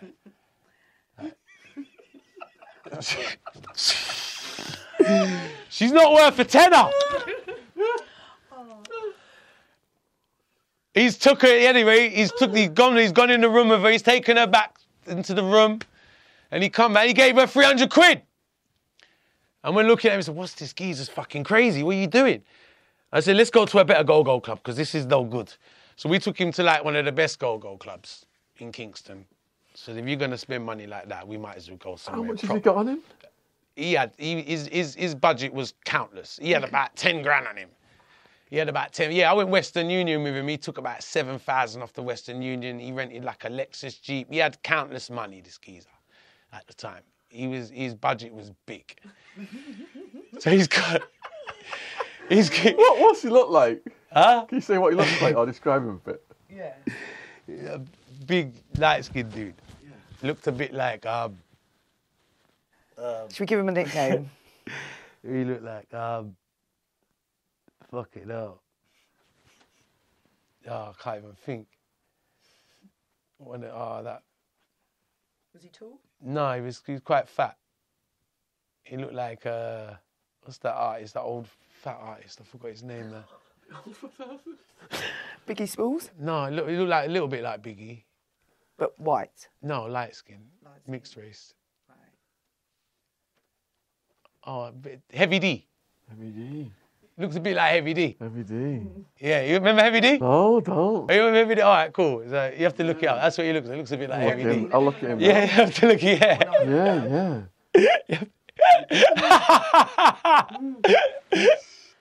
Curious. Heavy D. Oh, hello. Is that him? Yeah, Jamaican American rapper. Yeah. That's the closest you get, yeah. Heavy D. Let's have a look. Yes. It's a bit fuzzy. Oh, yeah, the I've got him. signals. Got Yeah. him. There's another guy with blonde hair on here. Heavy D. Was that him as well? He looks Did he have- jazzy in that one. Is that him as well? I think that might have been when he got older, to be honest with you. Cause of death? Oh, he's dead? Yeah, he is, yeah. And the one I'm telling you about. Big Brother's dead as well. Heavy D, that is. Did he go on Big... No, that's a different Heavy D. No, that's a different Heavy D, yeah. He probably called himself Heavy D off of the original Heavy D. Yeah, that's what it is. You're right. Yeah, he looks like a character. Yeah, he does. Yeah. He does. Maybe James could pop a Oh, picture up of Heavy he's D. a fucking character, right? This one I'm telling you about. Yeah. So we've gone to the second go-go club, which is a much better go-go club, which Sean Paul's father took me to this go-go club, strip club, which is it's got some nicer girls in it. It's got some of the nicest girls in there, in Kingston. So I took him there, and he starts spending his money there. And he's spending his money. This is a much more expensive strip club, so you can't actually take the girls in no rooms in this one. There's not no rooms out the back of this one. But what you can do is wait for the club to close and take them where you want. That's then this between you and the girls. Because it's actually illegal to do that, obviously. But some of the little girl ones, they do it. But anyway, so he's in the strip club, he's spending his money, and he's picked about 5 of the best dancers which he likes. The night's done now. Remember, he's booked into the Pegasus Hotel, which is like a nice hotel in New Kingston, which is like a posh part of Kingston. And he's booked into a posh hotel there. And he's going to the strip club. And it's 4:30 in the morning now. Strip club's about to close. He's rented out this Lexus Jeep as well. And he's taken all 5 girls back in the Boy. He took all 5 girls back in the Jeep. Them girls never went to work again in their life. They never went to work again, ever. No, 3 of them come to England. He brought them home with him. He took them home. He went to prison because of them. No, why? And he killed himself in prison. No, oh my God. Slow down. Let's go over this. I want to hear how this night. I want to hear how this night ends. This is a whole week. I was months with him out there. I had about 2 months with him out there of chaos. Chaos, absolute chaos. This was the brought first. these girls home. Before that though, do the rest of the month. Tell it all in order of what happened. All right. The order of what happened was he flew over from Miami with his artist, which is a good-looking girl who was trying to rap at the time. And he was told that he was going to get his artist on stage with me, on Sting. I looked at him and said, who the hell told you that? He says, my mate in London. I phoned him. I said, what the fuck did you tell him to fly from Miami to fucking Jamaica to put his artist? I looked at him. I said, I don't know your artist. Furthermore, it's my show. Even if I knew her, she's not coming up on stage with me. So he was upset from the get-go with me straight away. He's flown from London to Miami to Jamaica because he thinks his artist is going to go on stage with me and Sting. And he's landed the day before Sting. I used to sell weed to him in London. I know him vaguely. He doesn't smoke weed. He used to buy weed for the girls. It's crazy. Heavy D. So, God bless. yeah, God bless us. God bless the dead. So he's comes. That's the first. So the first day he actually comes Sting with me. Did he get pelted? Do you know what? He filmed me and he wouldn't give me the footage. Then I ended up taking. Then he wanted to do because he made a lot of money. He was the first guy to do mixtape stuff. He was doing big mixtape business. He was making £20,000 a week selling mixtapes. This geezer was crazy but very talented and knew how to make money. None of that money he was making was illegal. He was very clever. He was a very talented designer. He had a lot of talent. So they said some of the craziest people got a lot of talent. He was really talented. He was making a lot of money as well. That's when mixtapes, bootlegs, was selling. He was making money for bootleg. He was bootlegging artist stuff. He bootlegged like 50 Cent before he came out and made money. And he was bootleg people. He was making money off it. And he used to put my songs on his bootleg CDs, which was very popular at the time. So it was good for my songs. So that's how. And he started recording me in Jamaica. So I was doing business with him because he was paying me to record. He'd give me like 1,500 quid to do a song. And he was going around the studios throwing money at people because he had money. Like, he'd see a little poor kid on the road and give him... He used to buy guys bikes, and it was crazy what he was doing out there. So I thought, this geezer's mad embarrassing, but he's got a lot of money to spend. So I took him to one of the smaller studios. Because I thought, he's going to fucking embarrass me if I take him to the main studios because he's crazy. But he's got a lot of money to spend. So I took him to the smaller studio. One small studio in a plaza in Kingston. And he was recording people in there, and he was just spending thousands and thousands and thousands. So I was like, all right, let's keep him there. He's spending his money. So obviously he's going to the first day we've gone to Sting. He's a little bit weird with me over the Sting situation. He thinks it's me that don't. I was like, brother, it's my booking. I don't know your artist. Even if I did, she ain't got no songs with me. She's not coming on stage with me. Don't get upset with me because of that. But I could see he was getting a little bit that with me. Now, I'm going through a lot with my ex at the time. I'm half trying to get rid of her, to be honest with you, because she ain't leaving me alone. You sure this? Yeah. I was telling her, go back to England. You need to go back to England, sort out your life. Look, I'll pay for your ticket tomorrow, fly away, go. She don't want to go. And I'm in war with her family in Spanish Town, so I ain't going back to you and your family in Spanish Town. This ain't working between us. You know what I'm saying? You need to crack on. She weren't leaving me alone. So at the time, I had him and her doing my fucking nutting. That's what I'm saying to you. The prison was the easy part, Sean.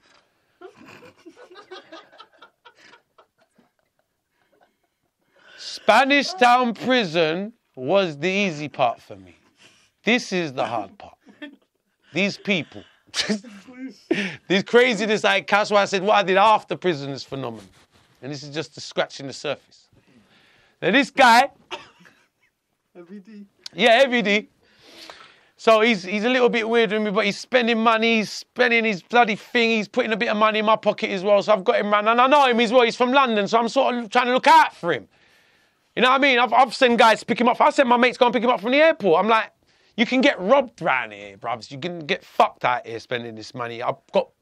I'm sort of protecting him as well, making sure he don't end up in the wrong situation. There's a lot of people want to eat your food out here. Do you get what I'm saying? Anyway, so he's recording and this and that, and he goes to the Go-Go, and then we go to the Go-Go club, and he spends all his money, and he takes these 5 girls back to the fucking hotel, and the next day he takes them to the fucking hairdressers and does their hairs. Because I had a phone, I was in contact with one of the girls, so I ended up phoning one of the girls. He said, "Where are you?" She says, "I'm in the hairdressers." He says, he just took us to do our hair. And nails, he's the prostitutes. Yeah. He's taking them from the Go-Go club into the hotel. Then the next day, the guy make the makeovers, all of them, all 5 of them. That's great. I'll give you the joke thing, he never slept with them. He wasn't even interested in sleeping with them. He was just... So he didn't sleep with them? No. Wow. No. He just wanted them looking all nice, pretty. Yeah, I don't know what he was. He was just like wanted to be King Zamunda with all of them. Was that his posse then? Huh? Were they his posse then? Yeah, he turned them into his posse. And he had a girl with him. He had a girl staying in his hotel room with him already that he flew from Miami with. This girl's from, she's a decent girl from London. She was trying to be an artist. That was the rapper he brought. He was like managing her at the time. Was she with him? No. Okay. No, she weren't with him. So she's got and a posse of women now. Yeah, in the hotel room. And she's phoning me up saying, "Tugger, I can't fucking take this. He's gone mad. He's got all these fucking girls in here." I end up now. What ends up happening? I end up telling I'm not trying to, in the process of breaking up with my ex at the time. I get a phone call one night because I've like kicked her out the house or something, or me and her weren't talking, or I wasn't having her around or something, and I got a phone call. She's with him. She's in the hotel room in the bed with him, with the 5 girls. The other girls phone me. The one that from England phoned me, says, "Your girl's here with Lee. Your girl's here with Heavy D." Heavy D. I'm like, I lie. I was happy. Takes it off your hands. Yeah, I was like, fucking hell, you're going wicked. I've got there's no way you're coming back to me now. Get out jail free. Get out jail free. Next day I go around the studio. He's taken my ex to the studio with him. And then I'm looking at them, and they started fighting in the studio. Oh. In front of all the artists and everything. I was like, oh, this is crazy. What were they fighting about? Just anything, because he's mad. Right. And she's not that either. Do you understand what I'm saying? Like, literally. Yeah. So what was it like going out with him and his posse of women on a night out in Jamaica? Was it a bit bizarre? It was crazy. It was crazy because he ended up having them like his posse, literally, like they come and if he sits here, one sits on this lap, one sits on this lap. No, they have to sit on his lap. Anyway he goes. Now if you're sitting there, he's sitting on the lap. There's 2 girls sitting on his lap. Why? You have to ask him that. Do they rotate? Or has he got like the main girls go on his lap? There was the 4 turned into 3, so he kept 3 of them. The 5 turned into, because he ended up flying 3 of them back to England. He flew 3 back to England, literally. Literally. Were they all sleeping? God knows. God knows. I don't know how it was. He ended up him getting one of them pregnant and everything. Shut up. Yeah. And then he ended up tying them up or something. Tying them up? Yeah, I think he went crazy and tied them up. Was he on drugs? No. Just a bit cuckoo. Mm. So how long were they in England before it started to go bad? A couple of years.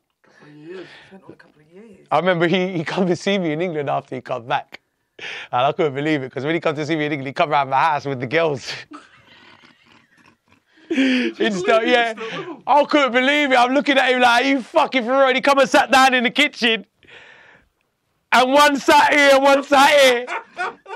In my fucking kitchen, I'm looking at him. And like, they know me, because if I got Tuggy, you see, you girls got it made now, ain't ya? Like, they're probably still over here since, like. You reckon? Yeah, I'd say so. I'd say so, because they didn't have much over there, so they would have probably preferred to be over here.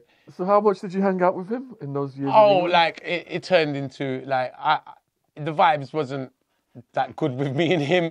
Obviously, I had to keep my distance from him, and it was a bit of a weird situation because I was kind of trying to look out for him, and then it come to a point where I'm gonna end up killing you out here, mate. Like, it literally got to that because he started testing my patience, me as a person as well, because there's a lot of disrespectful things. I didn't even mind him fucking my ex. I was happy about that. But then it's like he's mad and he talks a lot and he tries to talk a lot of shit. And it was like, but I was trying to look past it because I know his head ain't good. But there's people over there that won't tolerate that for me. You understand what I'm saying? So he was treading on thin ice with me at one point. I just had to keep myself away from him. To be honest with you, till he fucked off back to England. You know what I mean? Because he ended up, I said, I didn't want to be a part of what was going on. You know what I mean? I wasn't even interested no more. So I took myself away from it because the whole situation with it, I mean, they're mad. I don't want to get in no mad situation with them now. My ex was crazy as well. She was like, I was living in a house with Sean Paul's father. When I come out of prison. Sean Paul? Sean Paul's father, Garth Henriquez. Oh, wow. Yeah, I was locked up with Sean Paul's father. Oh, really? Yeah, remember? Part 1. Yeah, part 1. You've watched it. That again. So, Sean Paul's father was the reason why I even met. He took me around to the studios. He introduced me to a lot of the people in Jamaica who ended up becoming friends with. And he was like a father figure to me out there. And he was like managing me, basically, when I come out of prison. So he was taking me everywhere. He took me, the first time I even went on stage is he took me into the club and put me up on stage and got me to go on the mic and took me round to the studio, introduced me to the studio, introduced me to Sean, everybody. Like, he was a very, very vital part of me meeting people over there. So I was staying at a place in Kingston that was charging me a bit too much for rent. So he was like, oh, my mate's got a 6-bedroom house up on the hills. 7-bedroom actually. Sorry, 7-bedroom house up on the hills. All we got to do is put food in the fridge. Wow. Great I was deal. like, this sounds like it's got a fucking gym there, everything. Wow. All we got to do is put food in the fridge. I'm like, you serious? It's like, yeah, wicked. So I just come out of the place I was staying and went up there to move. My ex wasn't leaving me alone at the time. She's still coming up there. She come up there as well. I'm trying to get her to go back to her family's house and go back to England. She don't want to listen. And it's very toxic between us at the time. Anyway, it's before I even met Mr. Lex and the artist. This is like early out, before even he come over. And just before Heavy D come over. So we're all staying in the 7-bedroom apartment, and there's a woman staying in the house as well. And with her, he rents out a part of the house. It's such a big place. He's got a part of the house with another, like a separate studio flat, like a 1-bedroom. He rents out to a woman and her child. And she's like the cleaner for the place as well at the time. So she was looking after the property as well. So an event was coming up on the beach called Fully Loaded. And I knew a few artists that was going to be there. That I wanted to go and see, and I wanted to go and mix with some of the industry, you know? So I was saying to her, I'm going to go Fully Loaded tonight. So she was saying, yeah, okay, cool, you can come. I'll come with you. I said, okay. So all night she's planning to come with me. By the night time comes now, I said, you ready? She says, I don't want to go no more. I was like, well, you said you're ready. No, I don't want to go, Take Altia with you. I'm like, oh, this girl's doing my nutting. It was already like, you're just yes, no. So she says, take the girl in the house with you. I said, all right. I said, you want to come? Come. So she comes with me. We go to the event. It was a shooting at the event. And I ended up, and there was all gunshots firing near us. And I ended up, the girl I was with, I ended up like standing in front of her when gunshots were firing, sort of thing. And she never forget me for that. Because she was like, oh, you could have got shot. And I was like, well, I'm not going to let you get shot, sort of thing. So I was like, anyway, none of us got hit. And we're on the way back in the cab, and she starts trying it on me in the cab on the way back. And I'm like, oi. Anyway, I'm fed up with the ex. I'm like, I don't even mind a bit of this now, but we're getting back there. I said, no, she's at the house waiting for me. We can't do this. So I sort of brush her off in the cab. When I get back to the house now, I hold the cab $1,500 Jamaican dollars for the cab drive, and I've got to go. I've got money in the flat. I've spent the money I had on me, so I left some money up in my room. So I said, wait here, cabbies, my regular cab driver. I'll go and get the money. Gone in the room. She's gone. It's 4 a.m. She's gone. Where you gone? We're 4 miles up a fucking hill. We're not like, we're 4 miles up a hill in a 7-bedroom mansion. Where the fuck are you gone? 4 a.m. I've gone in my pockets, looked for my money. My money's gone. Oh. I had 4,000 Jamaican dollars left, which is about 40 quid at the time. And I've got to spend 1,500 out of it for the cab. My money's gone, you're gone. I've had to wake up the owner of the fucking house to borrow money off of him for the cab. Got the money off of him for the cab. Gone, paid the cabbie. I've come into the fucking back into the house now, fed up, pissed off. Remember, Altia was trying it on me in the car. I say, Altia, you know what? I'll have a bit of that now, mate. So I ended up in Altia's side of the flat. I ended up in Altia's room now. And me and Altia are just about to get on. And I was wearing some white shoes. That's why white shoes are very unlucky. I was wearing some white shoes.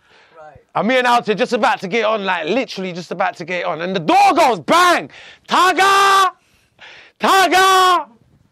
So she started shitting herself now, Altia, because she's actually scared of her. Because anyone can see she's a psycho. You should be. She's crazy. So it's like, she's all scared in the room. She's shitting herself. She's looking around, it's a big fucking house. So she's looking around the whole house shouting. It's like someone's telling her I'm there. Like her part of the house is near the kitchen. She comes around, she sees my fucking shoes outside her door. She says, I know you're in there! I know you're in there, Tugga! The girl's shitting herself now. She's putting the fucking, she's in the corner like that. She's literally thinks she's gonna die. I've had to come out and face the music. I've come out, she's got a fucking kitchen, the biggest kitchen knife you could ever imagine in her hand. As I come out, she's like this. She's like, this is horror movie. Wow. This is horror movie status. Steven Spielberg. She's outside with her eyes red. Trailer timestamp, James. Big knife in hand. I'm gonna kill you, Tugga! And then literally having a fucking, she's having a standoff me. And I should the knife. She's like, I'm gonna kill you. And it's a big kitchen, you know, where you got the sinks in the middle and it's like a little breakfast table, one of them big sort of American style kitchens, because it's a big fucking house. She's sort of nearly chasing me around the fucking thing with the knife.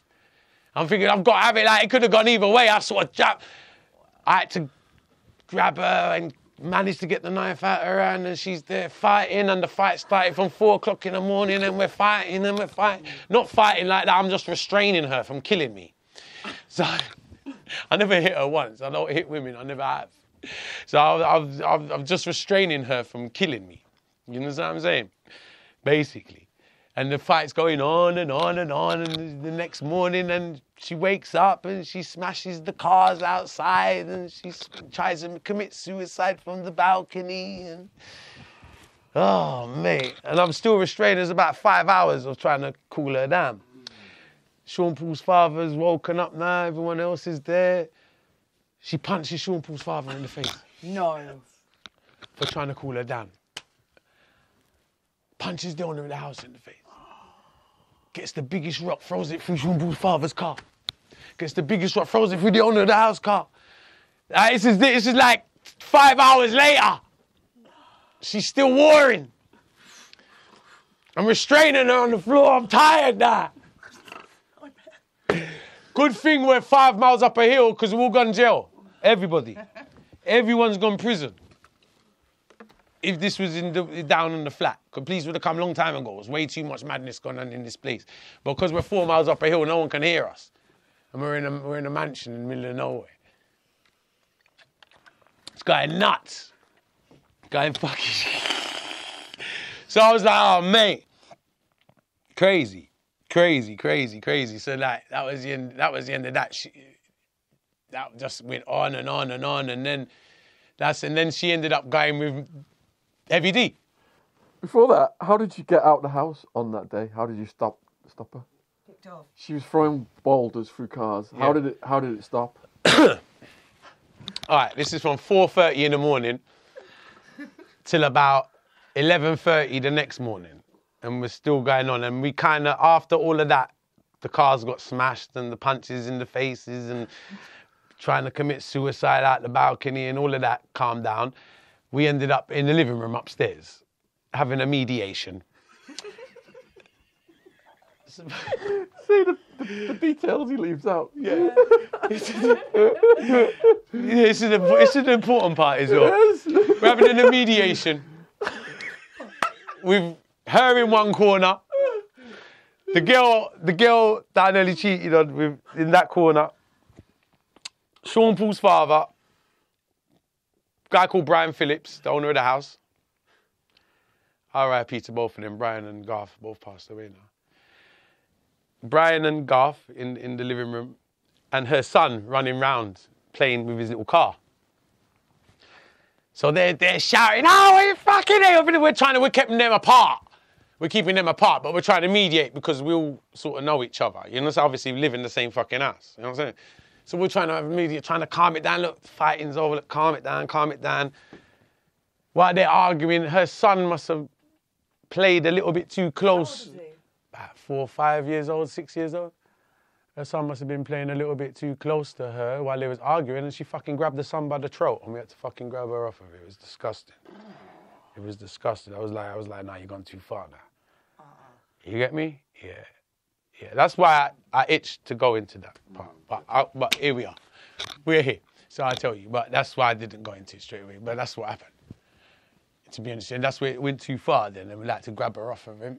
And then, like, Sean's like, this has gone too far now. Yeah, you got problems, mate. You get what I'm saying? Gone way too far there. Feel me? Way too far. Way too far. So that's how that situation kind of ended. Did she have to get institutionalised or anything? I hope so. I don't know. I don't know what happened to her, to be honest with you. I don't know. After that, now, that's when the fuckery started, and then Heavy D comes on the scene, and then she ends up kicking it off with Heavy D, which is a result. You know what I'm saying? Because there was probably a match made in heaven. You know what I mean? But it was like a lot of situations with, like, she could have sent me back to prison a numerous amount of times. One time I was driving with her in the car. She tried to jump out the car on me to commit suicide in the car, but did it by a bus stop full of people to make it look like I pushed her out the car. And it looks like the white guys trying to go in the back, going in the village. It looks crazy. And like it was and the whole like 20 people at the bus stop looking at me like I pushed this girl out the car. And she's jumped out the car. And I'm trying to get her back in. So shit like that was like happening a bit too regular. You know what I mean? So it's a liability. It can turn really, really bad. Because you don't have children, do you? No. No. No. You don't need that stress. No. Of her. So all right, Heavy D comes, and then Heavy D moves back to London with his posse of women? Yeah, Heavy D moves back to his... Yeah, he does. He comes back to London. He does about 2 months in Jamaica. I've got a fascination with Heavy D. Heavy D done about 30,000 pounds in about 4 weeks. He spent so much money. He might have done 50,000 pounds. He stayed there for Jamaica about 6 weeks and then come back to London with the girls, yeah. And life was okay in the beginning for him in London? Yeah. What do you mean by that? I mean, did you like visit him and he was doing all right before things went ape shit? Me and him wasn't close like that. Oh, okay. Me and him wasn't close like that. I knew him through a mutual friend. I knew him through someone I was close to. And he used to work with him. So that's why I knew him, and we do business from time to time, and we had mutual respect for each other, but we wasn't buddies or anything like that. We just knew each other. You understand what I'm saying? Right. So, but obviously we became closer even after what happened in Jamaica with us. I still talk to him when we come back to England. Do you understand what I'm saying? Because I could see this guy is just, he didn't even mean to be that. He's just like that. You understand what I'm saying? He wasn't a bad guy at all. R.I.P. God bless the dead. You understand what I'm saying? He wasn't a bad guy at all. You know what I mean? We just had a crazy time together. I thought I'd share the stories because it's really crazy. It's really crazy stories. But he wasn't a bad guy. And did you say that he killed himself in the end? Yeah, he ended up hanging himself. Oh, Jesus. Yeah, he hanged himself in Brixton prison. How long ago? About 10 years ago, I think. In Brixton? Okay. Was that a suspicious hanging, or do you think he got depressed? It was I think he got depressed. He had mental health issues. Yeah, and he was in an argument with his family as well. I think he was in some back and forth with his family. Yeah. Personal stuff on his family side, you know? Yeah, he had mental health issues, obviously. I don't think he should have been locked up. He should have put him somewhere else. But obviously maybe he wasn't diagnosed for what he had, you know? So maybe that's why he shouldn't have been in a jail. They shouldn't have someone like that in prison. So you said the Jamaican time after prison was crazy hard there because of these characters then. So all right, so you shake off the woman, you shake off Heavy D. Yeah. What else happens in Jamaica? Oh, crazy this happens in Jamaica. So I remember, like, it come to a time, it's very dangerous as well. I remember once, I think they come to rob me once outside the studio. And I escaped by the skin of my teeth. How?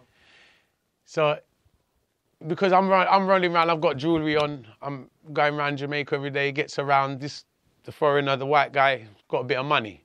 So you're a target for robber guys and shit like that. You understand what I'm saying?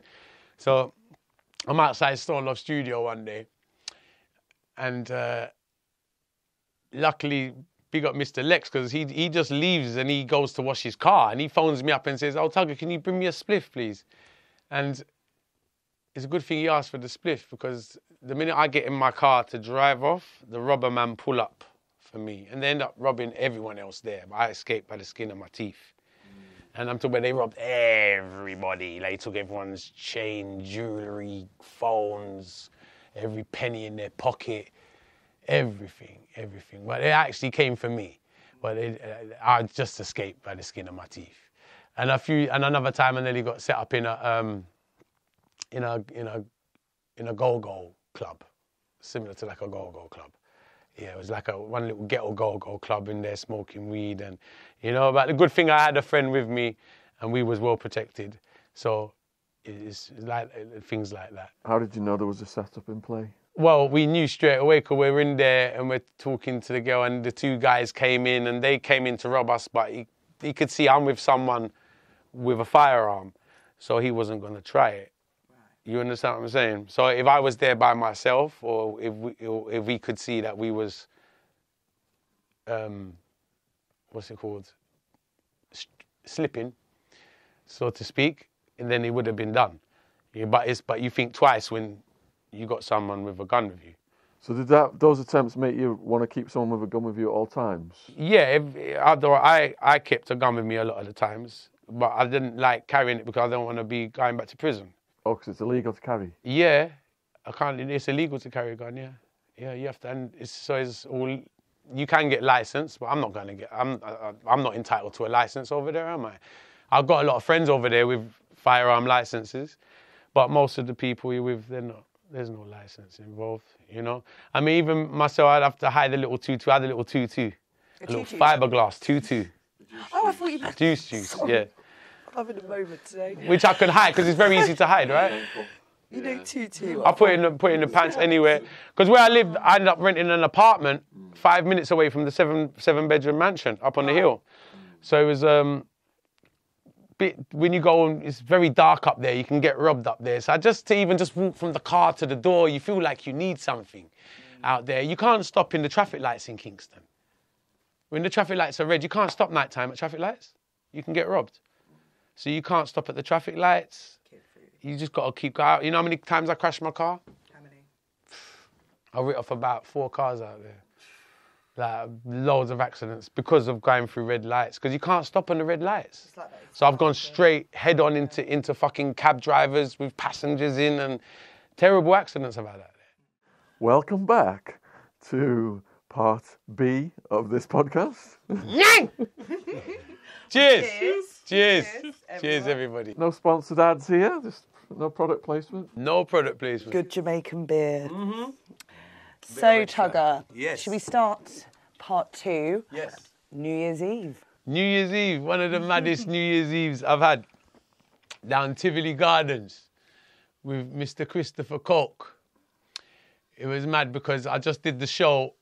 I became popular in areas as an artist. So I did the show. The build-up to my Sting performance was my first time going to Tivoli, was doing a show. My first time ever down there. We went down there to do an event on the run-up to Sting. which Leng got me the run-up on the show. So I went down to Tivoli. Is a really hardcore place. I remember walking through the crowd. The first time I went down there, we were walking through the crowd and I had the chain on like this and I felt someone grabbing my chain. So I'm walking and it's like, it's grabbing my chain. So someone's pulling me back by the chain. I look and it's like an old woman. She's like 70 years old. I swear. Like, anyone will try. I had to the fuck off with me. I was like, right. Everyone will try and rob me down there. But no, it's under order down there. Christopher Coates got it. He had it under order down there. It was very under order. But at the same time, very hostile and can be very intimidating as well. So when it comes to New Year's Eve now, I went down there for New Year's Eve celebrations. So I went down there with a few artists and Christopher Coates does his New Year's Eve party down there. And like what people know at the time, police ain't allowed nowhere near the area. Nowhere near. It's like a no-go zone for police. They stay nowhere near. I think within 3 miles of there, they ain't going to be nowhere near it. And New Year's Eve is like the most gunshots I ever heard in my life. Ever. Ridiculous. I've never seen so many guns in one place, ever. It's like a big party. It's like a parade of gunshots the whole night. It's like fireworks. It's like Guy Fawkes night. But with guns. Literally they do it, it's outdoor, the event's kept in the football field in Tivoli or out in the estate basically. And you got people firing cannons over there, people firing M16s over there, people firing that over there. Everyone's walking around the gun. If you haven't got a gun, you feel underdressed. But believe it or not, it's under order. No one ain't firing no loose shots. No one ain't trying to kill nobody. Everyone's just having a good time and just letting off salute shots on for New Year's Eve. But that's when I realised how many guns are in Tivoli. Fucking hell. But that's how and that's when I realised how powerful Christopher Coates was. Because I've been to a lot of garrisons in Jamaica. And most of them are quite loose. You've always got one done here or a done there who controls that little area or that area. But this guy controlled it was like an army of people. The whole area was under his supervision, and it was very, as much as you could literally go down there. Even though I told you the story about the woman grabbing the chain, that's just a one-off. She was drunk or whatever, you could literally go down there and leave the keys in your car and your phone and everything. No one ain't going to touch nothing. Because it's that under order. Because if any, you're going to have to answer to Coke. You'll have to answer to Dadas if something goes wrong. So no one is going to pull no funny moves like that. No one ain't going to feel. Even the tourists felt very welcome to come down. So as hostile as it might sound like that, is very welcoming. You see loads of tourists there enjoying themselves and they felt very safe there. I'll be honest with you, at the time, they would keep regular events in Tivoli at the time. And I never see no trouble. No trouble. I mean, you could leave your car windows open and your phones on the seat. No one ain't touching nothing. Because of how he's got the area under manners. And I never seen so many firearms in one place. Even when I left the area 6 o'clock in the morning, you can hear the gunshot foot. I'm 10 minutes I left, I can still hear them firing. It's like a war. It's like in World War III or something down there. It's ridiculous. I never seen it. So when they extradited him, because I know a little bit of the ins and outs of the area and to do with the shower posse, obviously, and it's crazy. It's crazy. I was surprised they even got in there to do what they did, because of the amount they got bigger guns than the army in there. Yeah, I had them letting off cannons around there. Every type of machine you could think of is round there. It was ridiculous, and it was just amazing that it was all under order. That's what amazed me. How the order was kept.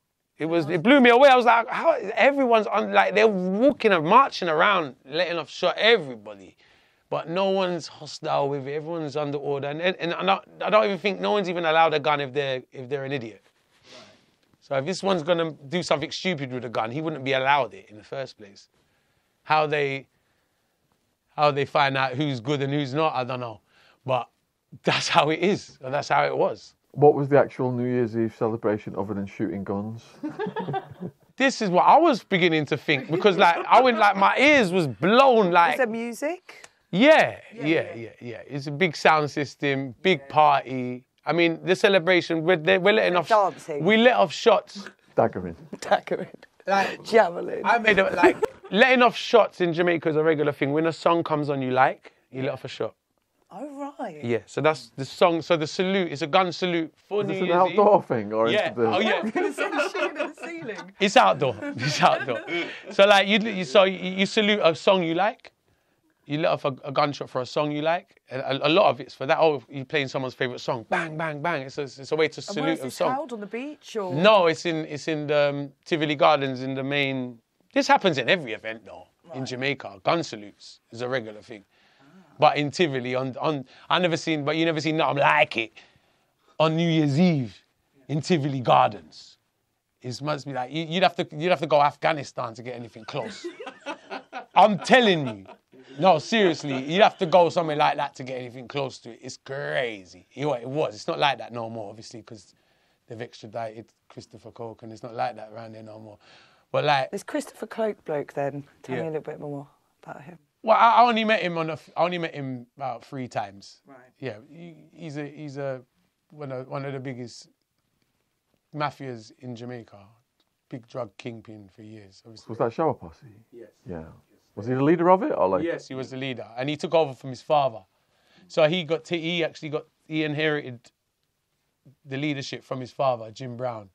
Don't know if you heard of Jim Brown. And Jim Brown actually burnt to death in a cell in Jamaica.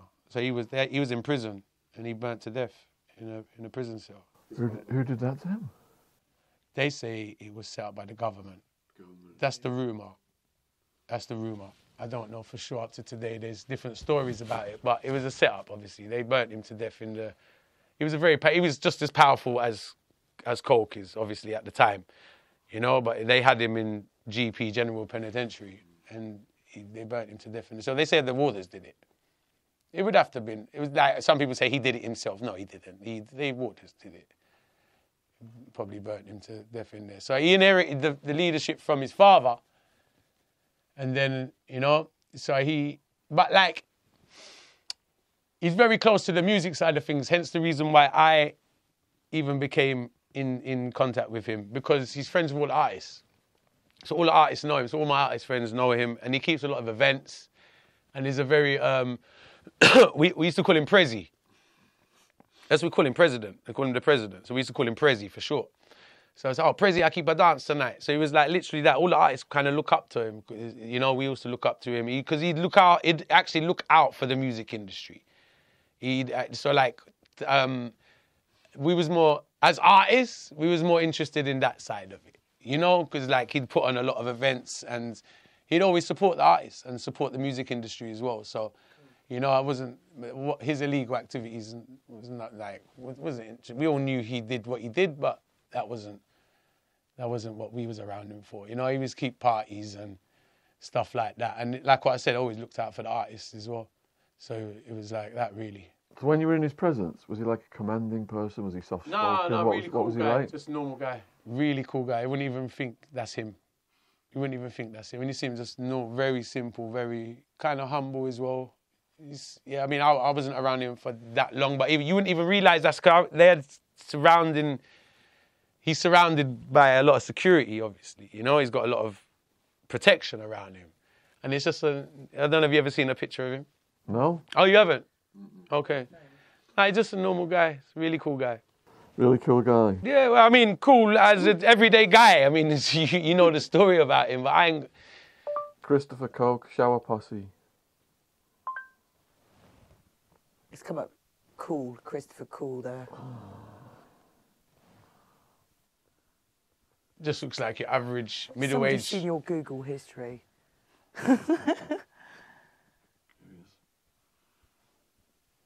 Right. Also known as Duddus. Yes, that's why I refer to him as Duddus. That's what we call him. Like Christopher Coke's his real name. We call him Prezi or Duddus. Duddus. Yeah, Duddus was his his nickname. So what happened to him then? He's in America, is he now?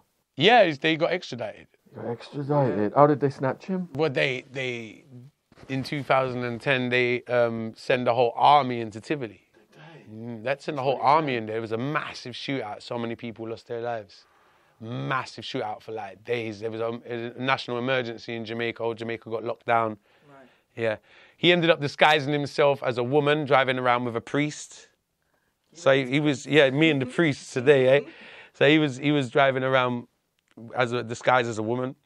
Wow. People, they thought he left the country. You know, he actually made it out of Tivoli, and he was hiding with one of the most famous priests in Jamaica, disguised as a woman. Wow. So he was going through the roadblocks with the priest. Yeah. You know, it was a national emergency in Jamaica. It was crazy, yeah. But they caught him. They caught him eventually. So he only got 23 years. He's going to get out. Yeah. Wow. When's he due out? Wow. He'll be due out. Only if that was back 10 years ago, and the Fed you do 85%. Wow. So he got 10 left. Is that all he's got left? Probably, if that was 10 years ago. Unless they've piled more charges on him. This is what I was going to say. Yeah.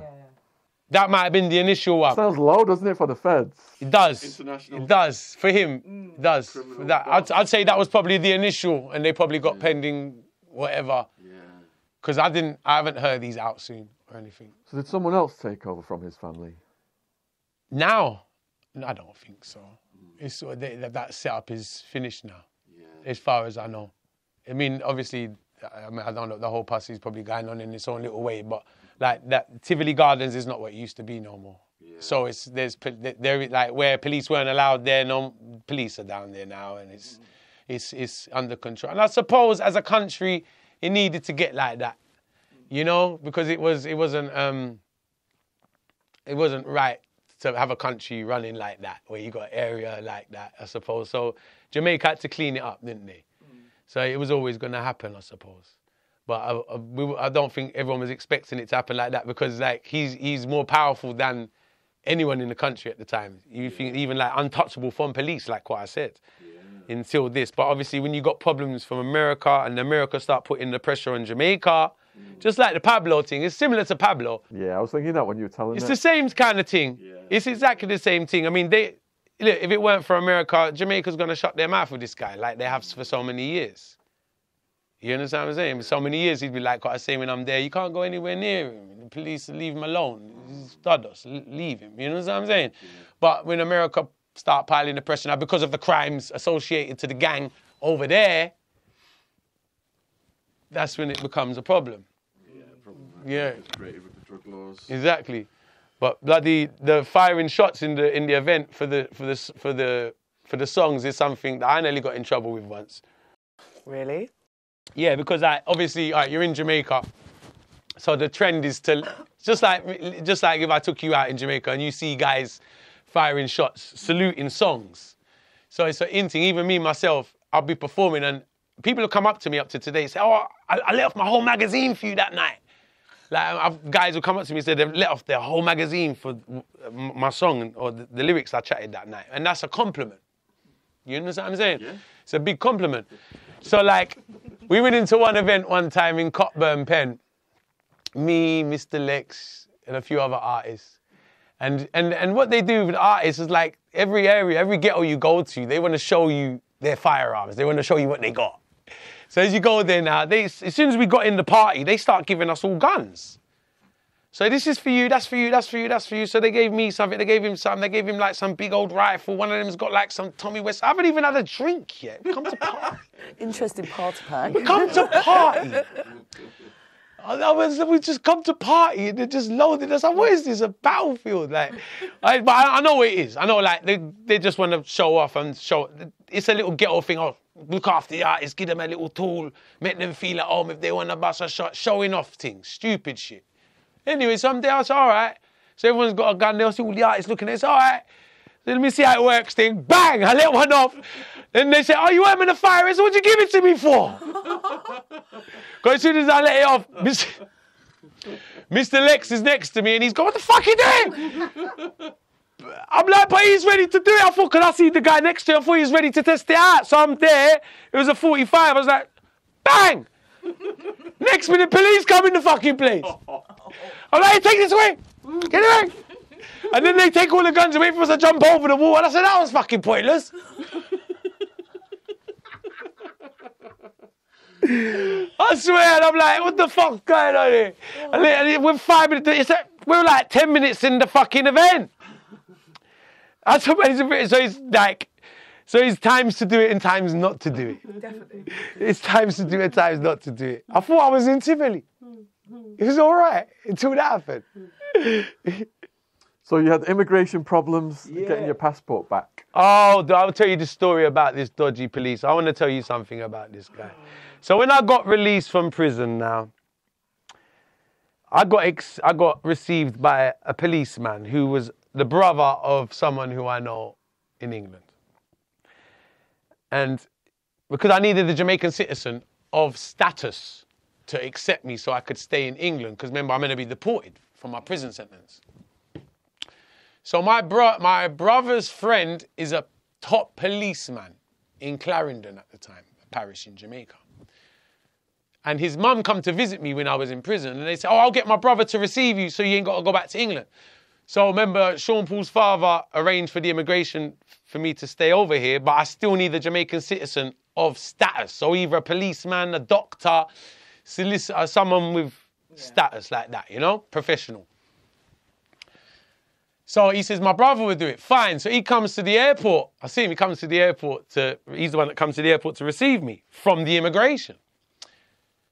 Immigration kept my passport though, so I didn't get my passport back. So I've left the fucking, so I'm actually no passport, illegal alien in Jamaica for a bit. Excuse me. So I think I'm safe. I'm with my brother's friend. He's policeman. He's cool. So my first night out of prison, my first night out of Spanish Town prison, he takes me to his house. He lived near Spanish Town, a place called Greendale, which is more or less in Spanish Town. He takes me back to his house. His missus made some lovely food for me, so I had a lovely meal and all of that. And then he takes me for a haircut. I said, I want to get a haircut, so he takes me to the barber. I said, he's a policeman. I said, I want to buy a draw of weed. He says, you can't smoke weed in the car. And then he says, listen, he says, you want to get some money from the, he says, do you want to get some money? And I see him like talking about money all the time. I said, this guy's talking like he's trying to get money. You want to be my brother's friend. I thought he's cool because he's my brother's friend. And I start realizing, he says, yeah, I had to go to the Western Union. And he had a briefcase with he used to keep his gun. He's like a plainclothes police officer. He's a high-rank police officer.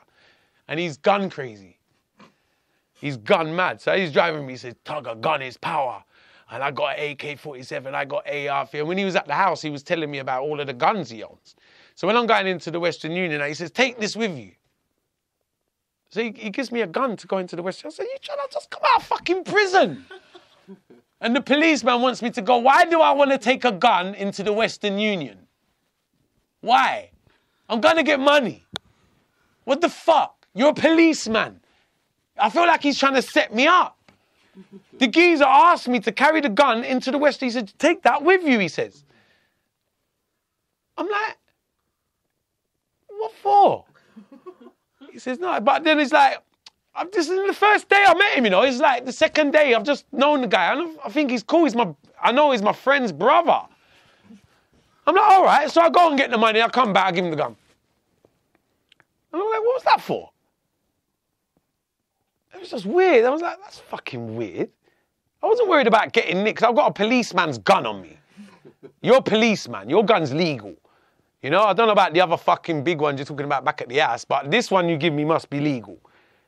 And you want me to take it in the Western, it's like a policeman telling you, take that with you when you go and get your money. I couldn't work it out. Anyway, come back in the house now. He says, yeah, I'm going to take you to my mum's house. So I stay at his mum's house for the first week, waiting because my ex was still locked up and she was getting released a week after me. So I'm at his mum's house and she's looking after me. And I said, look, I need my passport back. Can you contact the immigration? Because he said he's got the contact for the immigration. I need my passport. The immigration man was called Mr. Brown. He said, Mr. Brown's got my passport. Please contact him. So he comes to me the following night and he says to me, yeah, I've contacted Mr. Brown. He wants 30,000 Jamaican dollars. I was like, that's a lot of fucking money. It's like 300 quid. I said, all right, fuck it, whatever. So I got the 30,000, gave it to him. Comes back to me, he says, with no passport, he says, he wants another 150,000. I'm looking at him like, are you taking me for a cunt? And I feel, no, this guy's extorting me. This policeman is extorting me. Now, his mum's really cool because his mum's from England and his mum was really looking after me in his house. And I like his brother. And I don't want to, like, but your other son, the policeman, he's trying to extort me now. Anyway, he phones me up. He said, I don't want you smoking weed in the area. You're under my surveillance. Like, I felt like a prisoner. I'm out of jail, but I can't do anything. He's telling me, you can't smoke weed. You can't do this. I said, what the fuck? This is like, he tried to keep me like a prisoner to himself and give him money and all of this. But I was like, what the fuck are you trying to do? I like, get the fuck out of here. So I must have fucked off from his mum's ass. I went to downtown Kingston to buy wigs. I'm fed up of being in his area near his mum. I'm fed up of it. Like, fuck you. I just come out of fucking jail. I don't need all this fucking shit. You get me? But he's the reason I'm allowed to stay in the country. So I've got to play it cool with him because he's threatening me. He says, look, if you fuck up, I'm going to take you back to jail. My name's on the line. He says, you're out because of me. He's telling me. You're only allowed to stay over here because of me. If you get caught, I get in trouble. He's pulling that card on me. Like he owns me. I don't like that shit. I ain't like that shit. And then when he come and asked for that, when I gave him the £300 and he come back with no passport and asked for another £150, I'm looking at him like, now you're taking me for a cunt. You understand what I'm saying? Anyway, so I end up fucking off from his mum's and I'm downtown Kingston. And he phones me up. He said, where are you? He said, I'm downtown Kingston, Barry. He says, yo, what? I said, fuck off. I just put the phone down on him. I told him to go fuck himself. So I go back to Spanish Town. My ex comes out, I'm in Spanish Town. He comes up because he knows the house in Spanish Town. He knows the house because I must have took him there one time to get something. He pulls up outside the fucking house and to threaten to take me back and fucking my ex is arguing with him outside. Pulls out a gun on my ex, says to fuck off. Takes me and basically, he's ain't police work, it's dodgy police work. He's taking me by force with the gun. Come, he's taking the gun. I said, come, get in the car. My ex and her sister's trying to fight him off and whatever, and he's just threatening me. That's it, he's got the gun. They have to shut up. And he looks, and they can see he's one of them naughty police. He'll pop you. He don't give a fuck. Skeezer's crazy. So he's there waving the gun. Geezer fucking took me back to he said, I'm taking you to jail.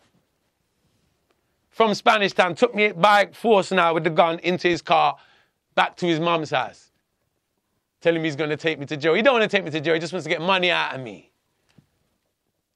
You get me? Get to the mum. The mum's on my side. The mum kind of see what's going on. The mum's actually a really nice woman.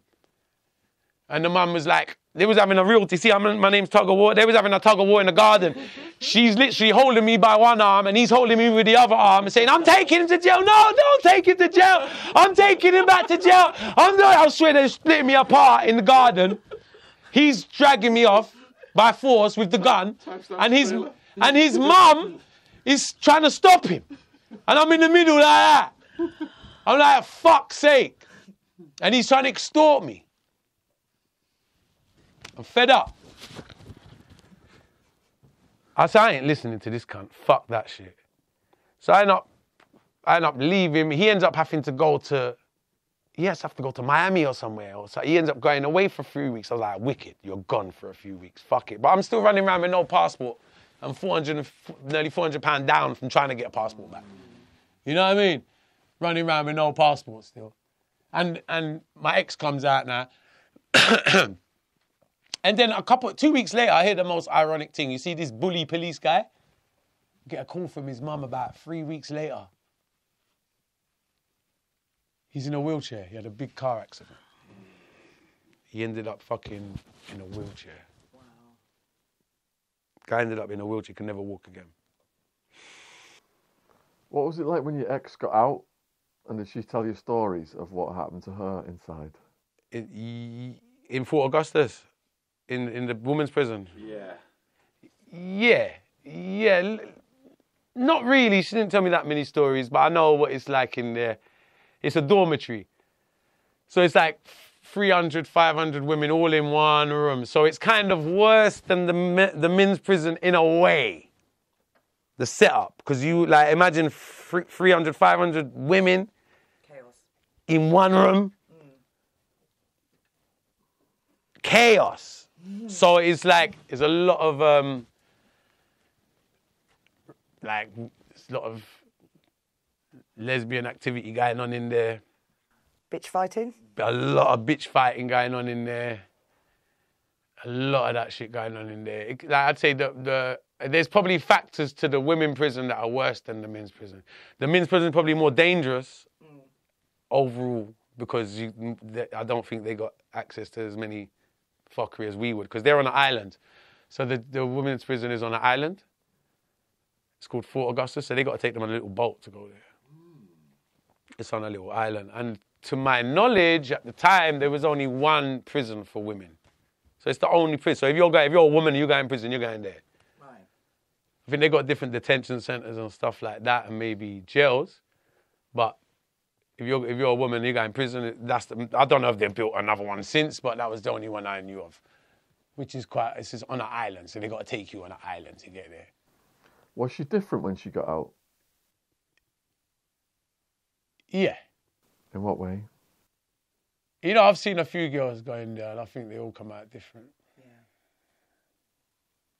I think they all come out different. Bit more serious? Yeah.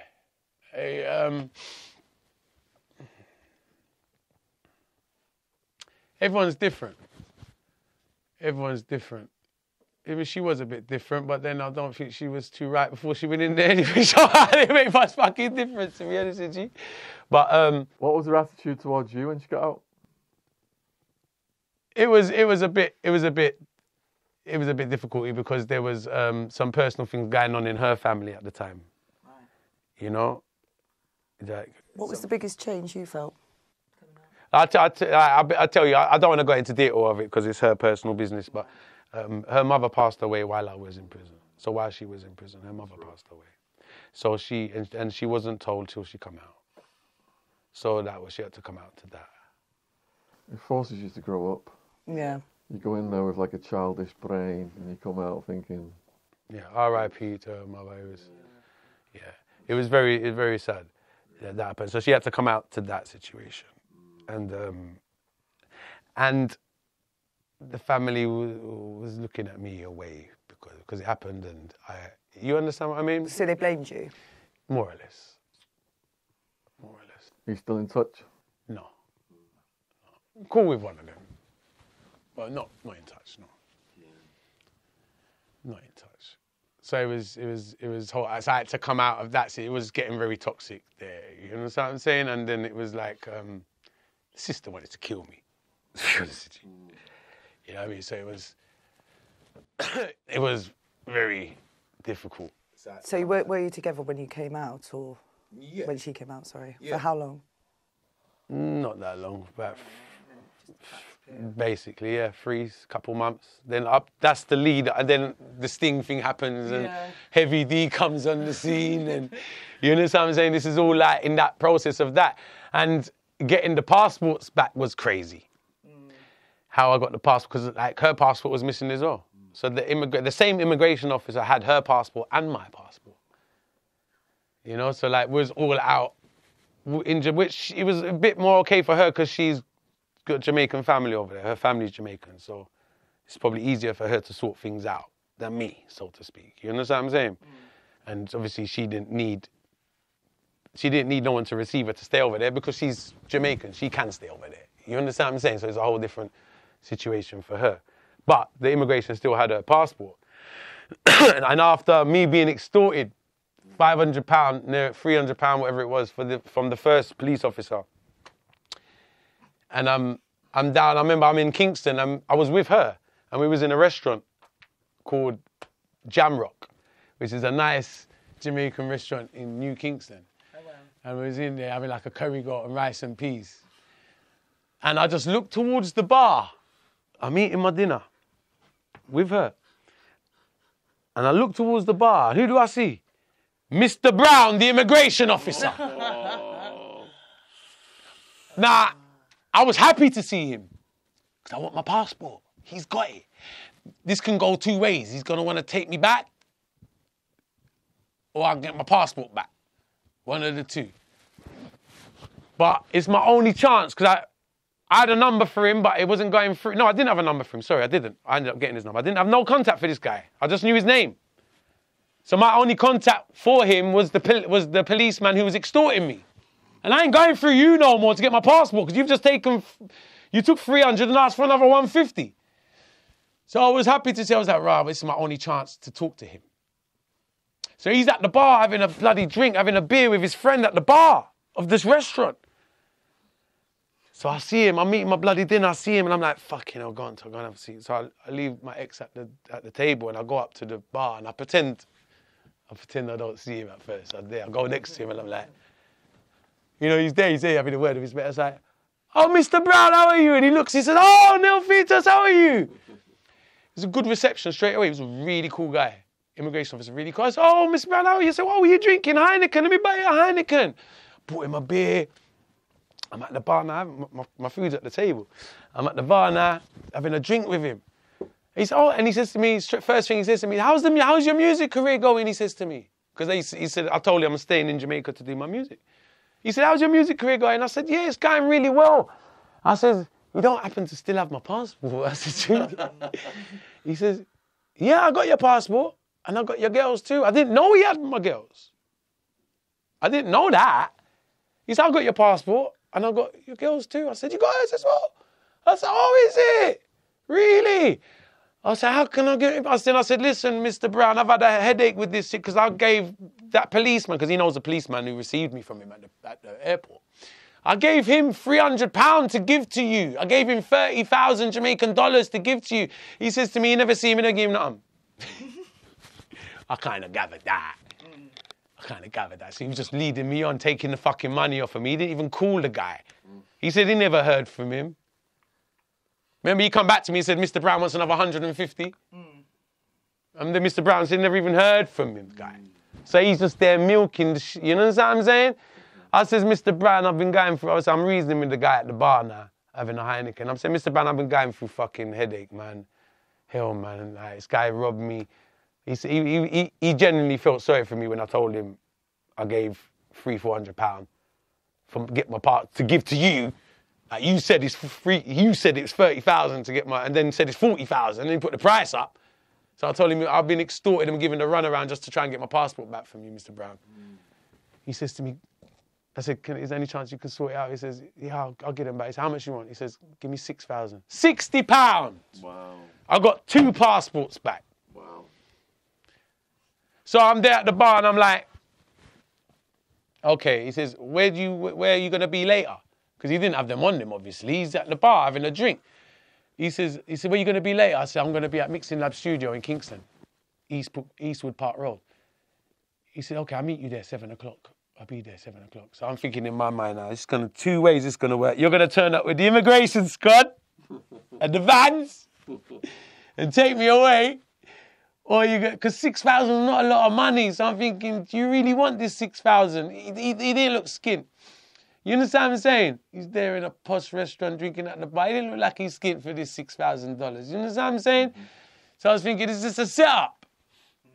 And it was too little money. So in part of my head was like, and I was in the studio full of all the artists, was there, all of my friends and all of the guys who I've made friends with in the industry. And I was like, oh, this is going to be fucking embarrassing if they come and take me now in front of all you guys. So I was like, I didn't tell anything just in case it went wrong. You know what I mean? I was like, everyone's there. And he pulls up outside in the Jeep.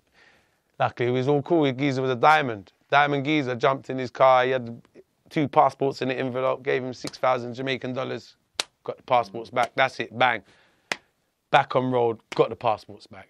But he said to me, look, you'll be all right for now, he says, but don't stay too long because I can't stop them from coming to, not just me, he says, I can't stop them from coming to look for you. He always say, you're all right for now. I says, I know they're going to, after 3 months, 6 months, they're going to want, how long am I going to stay in Jamaica for, basically. Okay, you're all right for here, but it was they're going to come for you soon. Mm-hmm. So he warned me. So that's how I got the passport back. It's crazy. It's such a one-off chance. Earlier on, you said that when she got out of prison, you guys were still together. Yeah. How did you maintain that while you were incarcerated? What do you mean? Your relationship?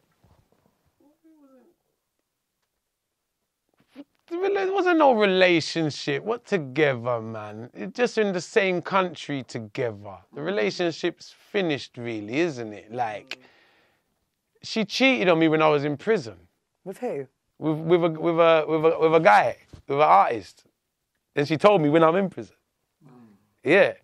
Like, the relation, like, it's more, I wasn't maintaining anything. It's just me being kind of loyal to the person who I came with. Because remember, I came to Jamaica with her. So even though we've gone prison, all of this has happened, and obviously the relationship's basically been dismantled, destroyed. But I'm still sort of, like, she's still going through because of what happened to her. So she's still going, so I felt it'd be wrong for me not to be there for her. Even on a friend level. So were you happy that she'd moved on like the ex moved on with Heavy D? Yeah, I was over the moon that she moved on with Heavy D. Like, because she needed to move on. Yeah, she needed to move on. Because I was on a whole mission with her. Her family was really upset with me because of the situation I told you. And it wasn't going very well. And she needed to kind of spend time with her family. You know what I mean? And get things right there and whatever she was going through. It wasn't a time for us to be in a relationship. And then I'm running around. I've got tunnel vision. Tunnel vision. So, like, I'm not fucking surprised. I have to have tunnel vision for what I'm doing. So, like, I was never focused. My whole thing is the music and my whole mission, not the relationship. It's not really what I was focused on. But yeah, this doesn't mean I'm not going to be there for someone that came over with, no matter what. You understand what I mean? Yeah. Once you got the passports back, what was your game plan? Once I got the passports back, well, I gave her passport, obviously. She can do what she wants from there. Like, it wasn't my duty to get her passport back. It was lucky that I didn't even know he had it. I was trying to get my passport back. But he said to me, I've got your girls as well. I said, all right, well, give me that as well then. And I gave her her passport back. But my goal was just to carry on in Jamaica. I wasn't planning to do anything. I was staying over there. I got my driving license brought over to me. So I wasn't even trying to go back to England. My mission in Jamaica, I was staying over there. Like, my dad's friend brought over my driving license for me, so I could drive over there. So my police drive, if you get pulled over, I can show them my driving license. So I got my driving license brought over for me. So now I'm in Jamaica with my driving license and my passport. I do whatever I want. I'm cool. Did Papa War visit you at that time? No, he couldn't, because Papa War, who was gonna run the business? It would have been lovely for Dad to come to Jamaica. It would have been lovely. I mean, it was always a dream of his. He always talked about. Tell us another funny story about him. About Dad? Yeah, I enjoy them. Oh, he's got so many. He's got so many, man. He's got so many funny stories. I'll have a think. Have a think. Well, we've got a list. What then caused you to have to leave Jamaica? Well, that was the heartbreaking thing. It was because he got locked up. You know, and my mum's over there. Remember, we had the label business as well. So my mum single-handedly was trying to run the label business. The house is in arrears and everything, and there's no money being made. My dad was the only, like what I said from the beginning, my dad's funding me this whole time. From the prison onwards, he's funding me. Like, do you know how much thousands of pounds he sent me over? How much? I couldn't even add it up. I mean, talking about £500 to £1,000 a week for years. Like, he never sent me less than £500 a week. Wow. It's a lot of money. You understand what I'm saying? Did that get you quite far over there then? Yeah, of course it did. It's a lot of money in Jamaica. But still, when you're living the life as an artist, you're going round living the kind of high life. Not high life, but I'm paying for rentals at one stage. Cars, rent for apartments, this, drink, food. Money don't go far. Like, I know how to economize because I'm no longer living the tourist lifestyle. That's all out the window. Because the tourist lifestyle, you can spend money a lot. You go to the tourist resorts, it's just like anywhere else in the world. You go tourist resorts, you're going to spend all your money. It's expensive. But I had to I'm living like a Jamaican citizen. I have to buy things, cheaper stuff, survive. I'm living in an apartment, like that's reasonable rent. So it's still overheads. Nothing's cheap. Jamaica's not cheap. I'm doing the music business as well. I've got CDs to print. I'm on studio sessions, records, posters, clothing, whatever it is. Nothing's cheap. Soon goes. Yeah, it don't last. Money don't last. You know, so I remember seeing my dad's friend over there, the one that brought me the passport, and he said to me, because he didn't like my ex, like he would have sent me more money if you're with her. Like he didn't like her at all. But he's constantly funded me the whole way. You know, so that's why you say when he got locked up, I had to go. I mean, how else am I going to stay in Jamaica? Right? Because we talk about the whole period, like I'm in Jamaica for so long, and we had someone. That's why I keep reminding people that Dad's hustling weed mile a minute in order for me to do this, and his belief in me. You know, like he really believed in me to do that. Not many dads just say, "Get your ass back over here." And no, he was happy to hustle to see me do it because he's selling high grade to the Jamaican community over there in England. And having this, that's why the Sting poster was on, because the Sting is such a big event in the reggae world. And he knew of the progress. So even as a Greek Cypriot who knows nothing about reggae music, just his being surrounding with his Caribbean friends, he learned about the progress I'm making out there. And he learned how hard it is to get on these shows and the things that I was doing. So he said, like, I'm really doing well at what I'm doing. And he believed in me 100%. He said, he's like 100% with me. And if it wasn't for that, there wouldn't be a Tuggawar. I wouldn't be here telling those stories.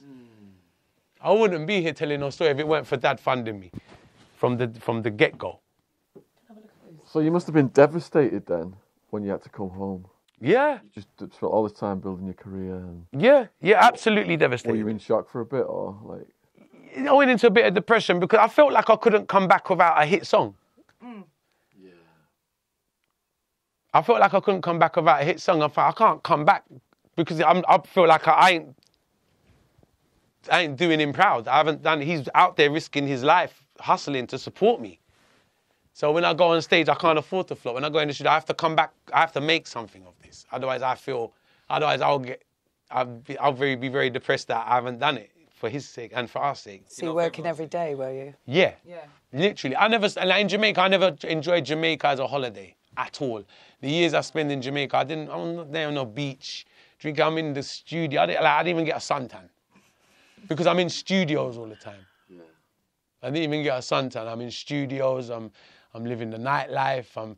It's all towards my career. So even though the fun and the games and all of the stuff is just survival and all towards making my career happen. You know what I mean? Did you fly home alone? Yeah. No weed? No weed. No weed. Nah, from that, I never travel with weed again, ever. Not a good pair of trainers? It's not worth it. No. Even the lucky trainers? Nah, mate. Even if I go Amsterdam or something now, like I went Amsterdam and Barcelona in the last few years, I wouldn't travel with no weed ever again, man. It's just not worth it. And it's on my record. It's on my record. So as soon as I go in the airport, I mean, they flag, all right, it's him. I'll flag up on the system straight away. I'm a smuggler. Yeah. I'm sure you probably got something on your system. Like we go in these places, they're gonna say, oh, here they are. They're watching out for us. On the way back, I got searched thoroughly. I remember on the way back, they searched me mad thoroughly, like took me in a room. Because that's the first time I came back when they overstayed, because I overstayed, and they thought I smuggled again. So they've ripped me apart on the way back. I didn't have anything, obviously.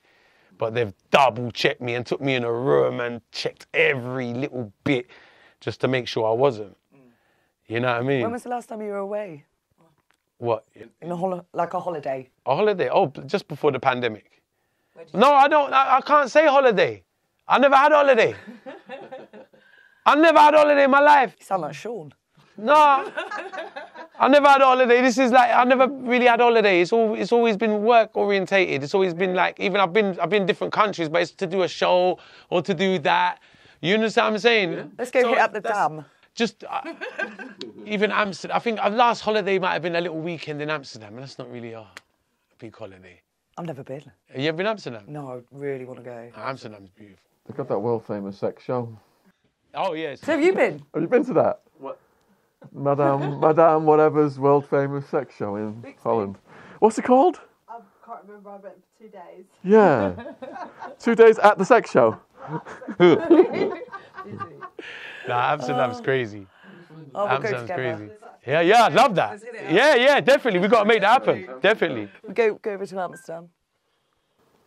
It's like you're all lined up in it's like theatre style, isn't it? Museum as well. Yeah, I did the sex. Cass, According to TripAdvisor, if you're considering seeing a live sex show, Casa Rosso is the original live sex show of Amsterdam. It's the one with the big pink elephant. They have smaller theatres with the same sort of thing, and the Moulin Rouge and Banana Bar are alternative spots with less people, more involvement, different acts, etc. Christmas do. Heard about Amsterdam. Nice. It's, you need to go and experience it. Definitely. Definitely. Come with me. Oh, I'm coming, definitely. I'll be there. when you went, did they still have the guy dressed in the banana suit? Oh, I don't think so. Doing like the Congo. It was like, there was holes you could look through as well. There was like different things you could look through holes and see. Yeah. The thing is, I always thought I wouldn't want to sit on those seats round there. You know, the peep shows. Yeah. You'd want to clean them with a bit of And there were Dettol like wipe or windows with, something. Like, women with fetishes, so they were like smoking cigars or they were like cleaning, and then that was like the fetish windows. And there was, like, bigger women and. Casa Russo's like a theatre style. How many times sex have you show. been? Only once. And there's various acts, but it's almost like Cirque du Soleil, some of it. Yeah. Yeah, there's like they come and hang off the ceiling and all kinds. Wow. Mushrooms. That's mad. Interesting. My brother's run strip clubs in Cyprus. Has he? Yeah, my brother runs one of the biggest strip clubs in Limassol called Monte Carlo. Monte Carlo. Monte Carlo. Have you been to Cyprus? No. You want to do some filming in Cyprus, James? Yeah, we got to go down to the strip club. Yeah, Go Amsterdam, filming, and then all the strip clubs of the world. yeah. It's Yes. Interview the girls, get the stories. Yo, mate. Yeah. Everything. Oi, let's start. It's crazy, man. That's crazy. His story's crazy, man. His story's crazy. So, do you guys want to go to the Thai restaurant then? Should we do that? What now? Yeah, we could pit stop at mine. It's 4. It opens at 5, and we could keep filming the GoPros in the Thai. Definitely. Do you guys want to do that? So if you're watching this then, come with us to the Thai restaurant. Yes. This podcast is not ending here. No. We're going to say goodbye for now, but we're going to have the GoPros going in the Thai restaurant, and we will have a laugh in there. You get to meet Victoria. Get to meet your social media assistant. So just for the closing credits then, the links for Tuggawar's YouTube channel are in the description box below this video. Go and check out his stuff. It's mad. The videos are mad. The cars, the guns. As usual, he's got his intense energy. Go over there and see him full force. I urge people to subscribe. And he said a lot of the viewers have already gone over, sent him comments. Huge thank you to guys. For Jen, we'll put the trailer for Jen's stuff at the end of the restaurant visit. But she's got the organic cotton clothing company and... Oh, amazing. Thank you so much, Jen. What's your grey hoodie? Oh, my God. go. I'm spoilt today. Thank you so much. Oh, thank you so much. Oh, I can't wait. I'll be modelling these I'll be modelling these on my Instagram and that. Definitely. Thank you so much, Sean. Yeah, thank you so much. I respect. Thank you. Yeah, so let us know in the video what you thought of today's. This is only part 3. We've got a series going here. If you want to watch parts 1 and 2, the links will be down there in the description box as well. And if you've got any questions for Tugga or Jen, put them in the comments, and in part 4, we will put those questions to these guys as well. So please stay tuned. Come and join us for Thai food. Thanks for everyone. Bless up.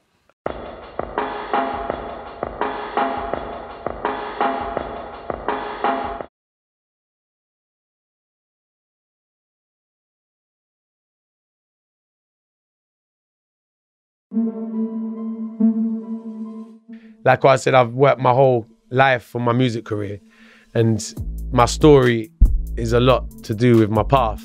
So when people can understand the story, they can understand of who I am and what I stand for, more than just seeing this white guy doing reggae music. He pulls out a real Mac 10, and he's aiming it at me. For fuck's sake. a man's bent over and a man Well, jumps this gets out of a worse. van Yeah. and lands on his bum with his penis and has sex. But it's like jumping Out of a van. Yeah, with the back of a van. Hell. Yeah. It's referred to as hell. Yeah. That's what they call it, hell. Like Spanish Town prison. You wouldn't wish it on your worst enemy. You understand what I'm saying? A lot of people, you gotta know what you're doing, because you gotta know what you're doing in there. Because most of the foreigners get extorted. They can't really buy stuff like that. They'll get money taken off of them, or they gotta let someone look after the money for them, or Yeah. the prison weed is not good enough for me. I need a high THC content. I need strong weed, me. I need some real good weed. And the regular prison weed is just bush, it's rubbish. But I got this weed, it was so strong, I stunk out the whole station. The policeman, this is while I'm in the jail, the policeman come over and say, yo, you can't smoke that one.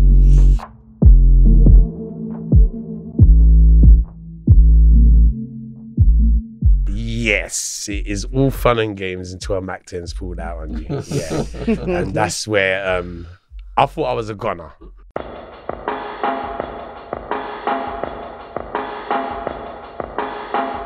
The world is racing to get back to normal. We all want to meet up again.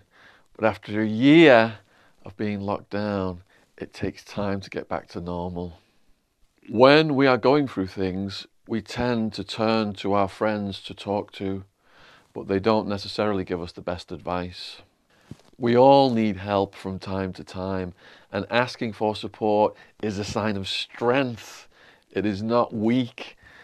Help is available immediately through Talkspace, who will match your needs with a licensed professional. You could get the help right away. Start feeling better with a single message. Match with a licensed therapist when you go to Talkspace.com, and you will get $100 off your first month if you use the promo code Shaun, S-H-A-U-N. That's $100 off when you use the promo code Shaun at Talkspace.com. It's part 2 riot night. You requested it, and what a gentleman Tuggawar has been to come back so quickly. Almost 100k views in less than a month on part 1. The responses, the feedback, everyone has just been so lovely, and I've been so supportive of what he went through, the hell he went through in the Jamaican prison, and lots of people also have clicked over to his YouTube channel. Last night I was watching some of his music, and the charismatic face, the mannerisms, waving guns around, you all find it over on his channel. Yeah. The link is at the top of the description box below the video. This evening, we have got Jen co-hosting. And Jen is my friend who runs an organic cotton clothing company. Oh, wow. So we will be putting Jen's link in the description box and her Instagram for all the stuff for the company. And we urge you to also support Jen's work. So thanks to everyone who sent questions in for Tuggawar as well. Huge thanks for coming back on. You're welcome. Pleasure to be here again. Yeah. Pleasure to be here. I asked you for like 20 possible stories. Yeah. There's 50. We got 50. It's mad. Like I was saying, like when I first come, it was an amazing. I didn't know how it was gonna go. So I just you mentioned to me, have you got what stories you got? And my head went blank for a minute because I've got so many. So I really enjoyed the first podcast we did. It was amazing. It actually captivated me when I watched it back and everything. So, but it was a lot of stuff I missed out and I didn't talk about. So it's great to come back to do part 2. The one that struck me the most on this list, was something to do with a gay. To do with who? A gay act. The gay. That was nothing to do with me. That was an experience I saw in the prison. What happened? Well, that was in South Block in Spanish Town prison. Figured we start with a crazy one before we go back to the kidnapping. You got a lot of rules in that prison. Yeah. You got a lot of rules. On my section that I was in, South Block, it was a little bit different to the other section on the prison, because it had a lot more rules. And if you broke them rules, you'd get either you get kicked off the section straight away and sent to number 1 block, which is the gay block. And in that block there, it won't be nice for you if you're not gay. You understand what I mean? You understand? Basically. And there was a policeman it was an ex-policeman, he was charged for illegal firearms. I remember correctly. So he was charged for illegal firearms and he was on our section. He was like 5 cells away from me. And everyone, because like we sort of take the piss out of police. Oh, he's a policeman over there, you know what I mean? It's, oh, you're locked up now with us, sort of thing, you know what I mean? So we knew he was a policeman and he was a dodgy policeman, you could tell. And he was in there for some sort of illegal firearms, bigger guns than he was supposed to have as a policeman. Of course. Anyway, it was rumoured that he was in cell. I think it was a foreigner in his cell and it was about 4 people in his cell. And it was rumoured that he filled out one of the guys in his cell. And like this, yeah, and I think it got verified and then they beat the shit out of him and then he got kicked off of the section and sent to number 1 block. And then we all know what happened to him over there. Yeah. He held on very tightly to the song. Yeah, he very, very, you know what, it was, I don't think, oh God, I wouldn't even like to think. It's too early. All right, so last time we had like, it was in chronological order mostly and we got like the main stories. So this time we're going to fill in a lot of the blanks, get a bit more about his childhood adventures and more about his dad, because his dad became this hero. Yeah. When I was watching it again in the live chat and listening to this, the story about your dad just got me so gripped, man. Yeah, I had to, that's why I had to go back and, I wanted to say something as well. It's only in recent years I've come to terms to be able to talk about everything.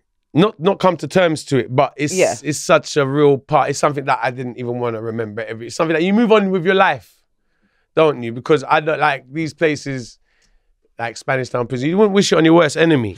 You understand what I'm saying? So when you come out there, you really do move forward and forget about it. And do you try not forget? You can't forget about it. Say again? Almost therapy, though, going back to it. Do you not find? I wouldn't say therapy. Sometimes it can be a bit daunting. Yeah. Sometimes it can be a bit daunting. I'll be honest with you. Like what I said, it's only in recent years. I did an album called Spanish Town, which I did a whole musical album about my experience in Spanish Town. And I did that in 2018. I got locked up in 2002. Yeah, it took me that long to write about it. Yeah. It took me that long to write about it. For the simple fact, it does have a crazy effect on you. Yeah. It sticks with you for life. And you know, it takes having time. To live time is a time is a healer. Yeah, as well. You know what I mean? It's raw for years, isn't it? It's raw for years, but then it's therapeutic later on. Yeah. Then I suppose you're right. It does become sort of therapeutic later on, and it is who I am. It's who I am. It's what I am. I can't hide from the fact. I'll give you an example. When I first come out of prison, talking and trying to be running around the music industry and introducing myself to producers. And most of the music industry in Jamaica, they're not gangster. They're just musicians. Right. You understand what I'm saying? Yeah. So I remember I was with a very popular artist at the time, a good friend of mine, and Mr. Lex, and he said to me, don't tell anyone about the prison. You know, so it's something I didn't even want to advertise. Yeah. And even get into, because I thought it would have done more harm than good for my career. Oh, people won't want to sign me because they think I'm a convict. Stop me from getting money deals, stuff like that. Yeah. You know, so that was in the early part where I didn't want to talk about it that much to maybe hidden me. You understand what I'm saying? Or maybe damage me moving forward. Of course. You understand what I'm saying? But it is who I am.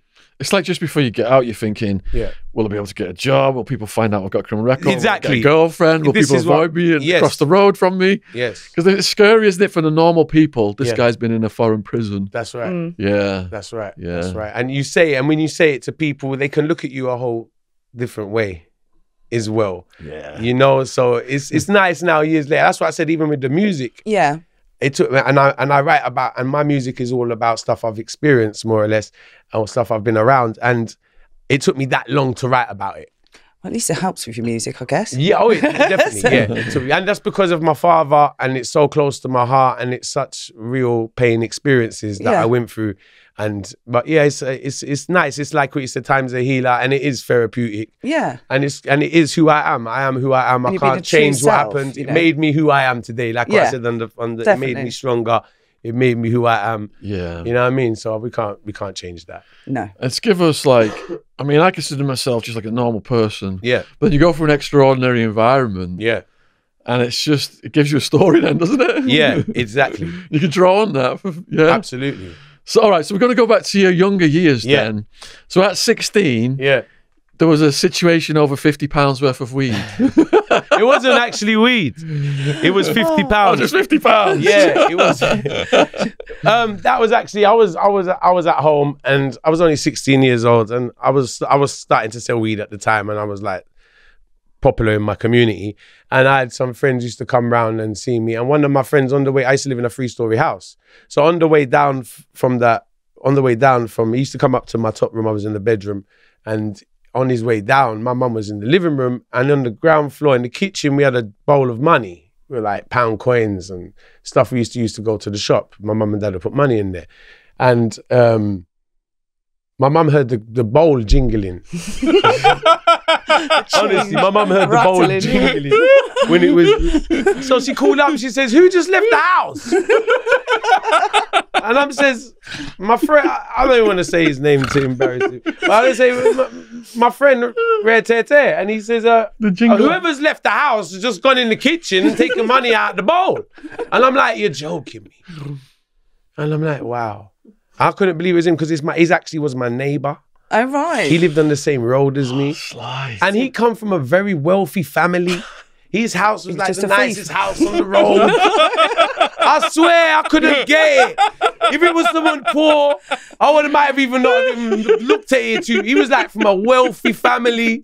What the hell are you going in my kitchen stealing money for? I don't even think it was 50 quid. It was in pound coins. I couldn't get my head around it. I'm only 16. I couldn't get my head around it. Like his house, they had it all converted. Like they got double glazing windows. Like they was rich. Come from riches. I couldn't get my head around it. And I said, "No, you ain't getting away with that." So I was like, my dad at the time used to run a trimming merchant business. He used to sell cottons. Oh, really? Yeah, So I grew up around cottons and zips and shoulder pads and hangers and everything you can imagine to make women's garments. So like we used to run it, and he used to have drivers. So he had like 4 drivers. Yeah. And I used to be friendly with the drivers. And I asked one of them, I told one of them about the situation. I said, "Like, I want to kidnap this guy." So we ended up, I said to him, he's my mate, remember. I just wanted to kidnap him and give him a beating. You didn't try calling him first or something? You didn't end up calling him first or? No, I called him, I tricked him. I said we're going for a drink to Epping Forest. Right. I said we're going to a party. Christ's sake. I said we're going to Epping. I said there's a lovely bar and there's a pool table. Right. And like when you're 16, that's what you want to do. You want to go pubs, play pool, stuff like that. So I'm saying like there's girls down there. There's this pub down in Epping Forest. I know it well. Like my friend told me about it. My dad, I got a driver to drive us down this. So the guy worked for my dad, him and his girlfriend had the van. So we all jumped in the back of the van, him, his girlfriend, me, the guy, another 2 of us, and drove towards it. Like we're all pretending to go for this Johnny Boys outing. By the time we hit the motorway, I just started beating the shit out of him. And so we got there and I started torturing him and I threw him in the river. And How did you torture him? Well, I just started like really just beating him up, and I was picking up sticks and telling him to fetch it, and I threw him in the river. And I was really bad. I was really bad. Pinch your scenes It's the first time I've said this story. Yeah, so then my friends had to, I probably would have done something worse to him. They had to say, "No, leave him." My plan was to beat him up and leave him there. But I must have beat him up so bad, my friends felt sorry for him and begged for me to bring him back to Hackney. So I said, okay. I ended up convincing me. He said, "No, we can't leave him here." And it's a good thing, because if I left him there, he probably would have called police on me and I would have got in a lot of trouble. So it was better. We took him back. And that was whatever. And as quite how often happens with these situations. It happened quite a lot. They come back to us. Boomerang. They do. Boomerang. It's karma. Yes. Boomerang. Yes. And then there was a sequence of you getting kidnapped. Yeah. Yeah, that was my karma for that. At 18. Yeah, 18, yeah. At gunpoint. Yeah. What was the circumstances? Well, I just started selling weed. Not started selling, I was selling weed for since 16 years old. And by the time I reached 18, I was starting to move kilos. So I just started building up a name for myself in the area. And I'm very young to be moving the weight I'm moving. And I'm doing it by myself and everything. And the rubber guys in Hackney must have got the gist of what I'm doing, you know what I mean? So I was coming back I went to see a girl, I remember. And I came back for like 3 o'clock in the morning. So and my house is like, it's got a driveway and we got a metal gate. So I've come back 3 o'clock in the morning from seeing some girl and I've parked up and I've walked towards my gate and I've heard 4 people running up towards me and I thought it was police because I was very active selling weed. So I thought, oh fuck, police are raiding me, I'm fucked. Yeah. As they start running closer, I'm seeing balaclavas. I swear. And I'm at the gate, because I've got a gate in front of them. I'm at the gate with my key. So as they start running closer, I'm seeing balaclavas. I'm looking again, I'm like, oh, that ain't police. Police don't wear balaclavas. Like, you understand what I'm saying? So I was like, oh shit. So it was 4 of them. 3 of them had balaclavas, 1 of them didn't. And my house like had a hallway, so once you go in, you can't really see what's going on because it's like a little small alleyway before you get to a little passageway before you get to the door. Anyway, so they've run up towards me, and one of them's had a gun, and one of them's like a big Rambo knife. Right. And put the Rambo knife to my throat, and the other one's put the gun to me and told me to open the fucking door.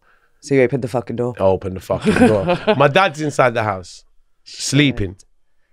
My dad's sleeping. It's 3 o'clock in the morning. My dad is a very, very heavy sleeper. When he's sleeping, he ain't waking up. It could be World War going on out there. Honestly, a tram could go into my house, I wouldn't wake up. Yeah.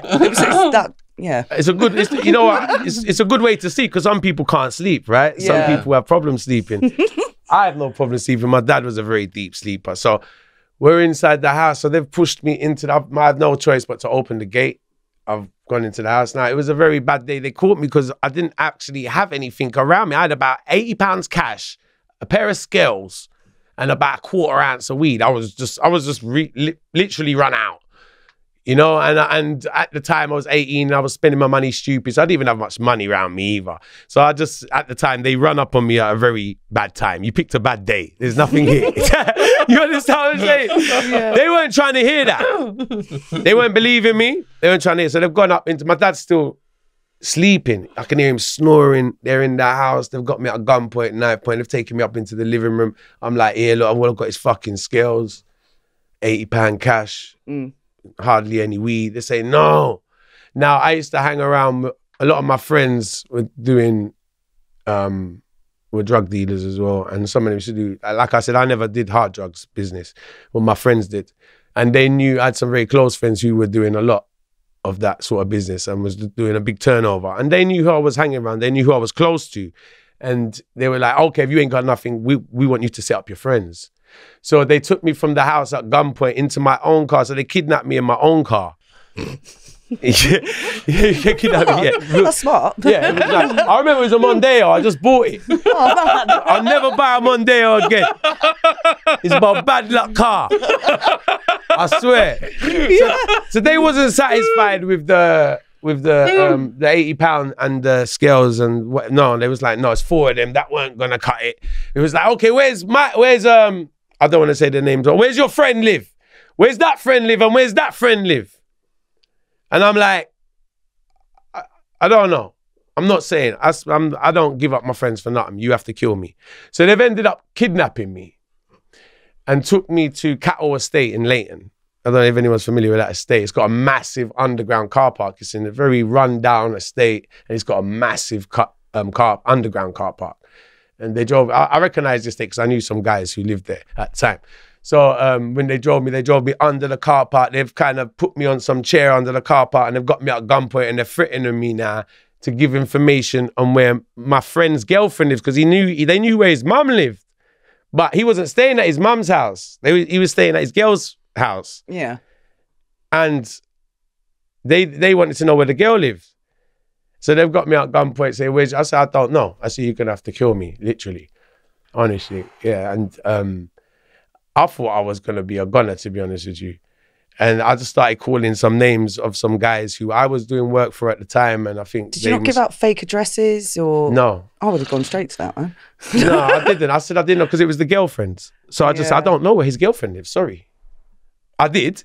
Yeah, of course. But I don't. You ask me where his girlfriend lives. I don't know where his fucking girlfriend lives. Do you understand what I'm saying? That's what I'm saying. I don't know. Simple like that. And I ended up calling, I thought I was going to be a gunner. I ended up calling names of some guys I was working for at the time. And I think one of the names must have ring a bell with them and they didn't really want to. When I called someone's name and they realised I was working with him, I could see they didn't want to touch me no more. You understand what I'm saying? So they actually dropped me back to Hackney. Oh, lovely. Yeah, well, they took the car. Oh yeah, in my own car. Chauffeur driven. Yeah, chauffeur driven. And they dropped me to Mare Street, and I walked home. It was like, and I walked home from there. So I made it out alive. Papa Wall was still sleeping. My car was gone. My scales were gone, and my last 80 quid. And I nearly lost my life, but I was all right. And Papa was still sleeping, so I had to go back and say, Dad, you know what happened last night? And he's like, what happened? I'm like, nothing really bothered my dad. He was like, really? He said, you're joking. You're joking? Oh, can't we crack on with it next day now? That's like, all right. You know? Yeah. I think that must have been my karma for kidnapping that guy. And that was, oh man, my life's a movie. Yeah. I'm wondering if any of our podcast guests were involved in what happened to you. There's a rival podcaster, first name Marvin, was involved in a lot of that kind of activity, kidnapping, robbing people. It could have been. Yeah, yeah. I don't think so, though. All right. Next one then is, a year later, your kidnap karma wasn't quite deleted. No. Because at age 19... Very true, unfortunately. Oh, man. I know. Was it Rise of the Foot Soldier that had the Turks in it, the movie, James? I think so.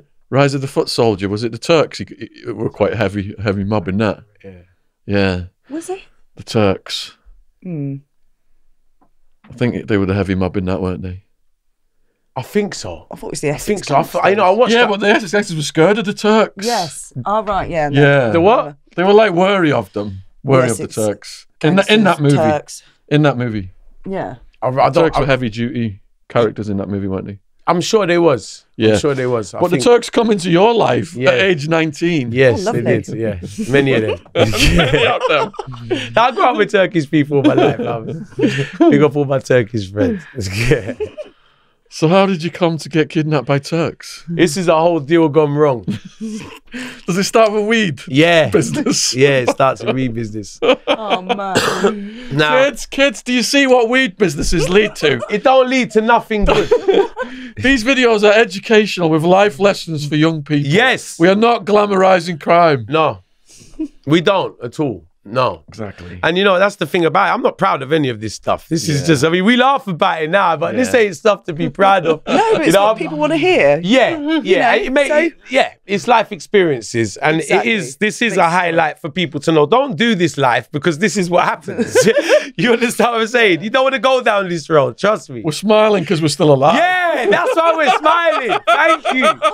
Because I can't believe we made it here. I can't believe I'm here with you. Same here. I'm not meant to be with you now. After seeing that. And you're not probably meant to be with me. And neither are you.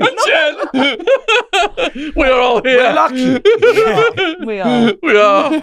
We are. All right, so set the table with the Turks then. Yeah. Oh. Right. So my friend had some weed from Jamaica, really cheap. He phoned me up. He says, Tugga, I got some killer high grade. £1,300 a key.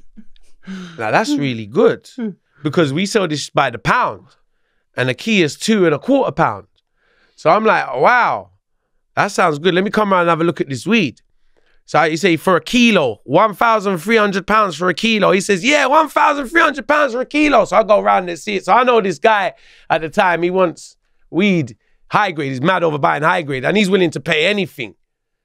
as long as it's the proper quality. He don't mind. He'll pay $3,000 a key. He'll pay 3,500 a key, as long as it's the quality he's looking for. So I went round and saw the weed. I thought, yeah, this is really good Jamaican weed. So I let my guy know, yo, I got the good thing, you know. So I told him 2,700. So that's quite a nice bit of profit for me, right? Yeah. What's that like? £1,200 profit, something like that. So I said, I got the killer for you. I knew that's what he was paying at the time. So I wasn't really overcharging because that was the going rate. It was that I said, you pay, how much you paying? 2,700. I got the killer for you, 2,700. Don't worry about what I'm getting it for. Bang. He says, yeah, I want it. So he comes with his £2,700. I said, drive me around the corner. So the guy I was getting it from was like a couple roads away from me. So I drove him and I parked him up like a road away from his house so he wouldn't see where I'm going.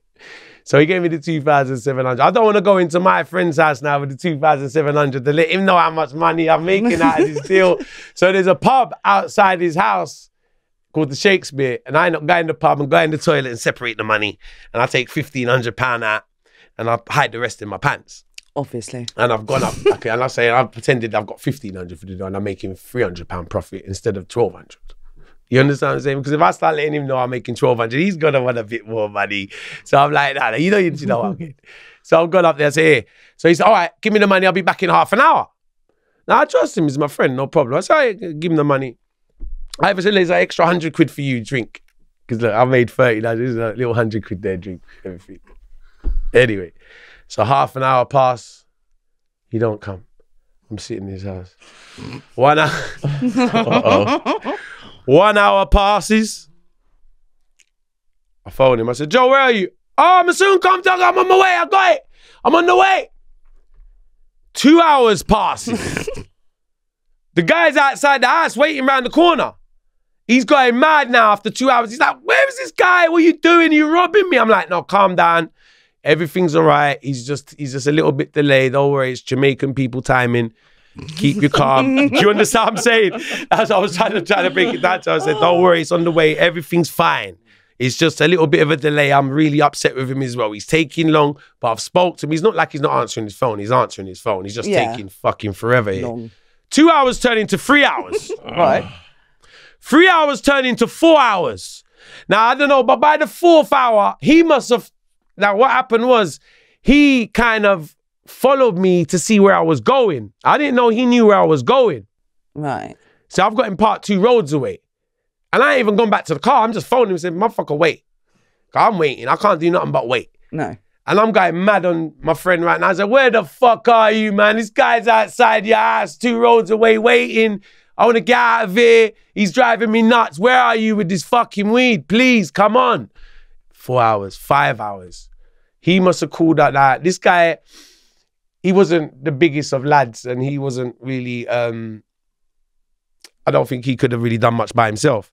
So he must have felt it, by the 5 hours gone now, he must have felt, and it's the first time he's done business with me.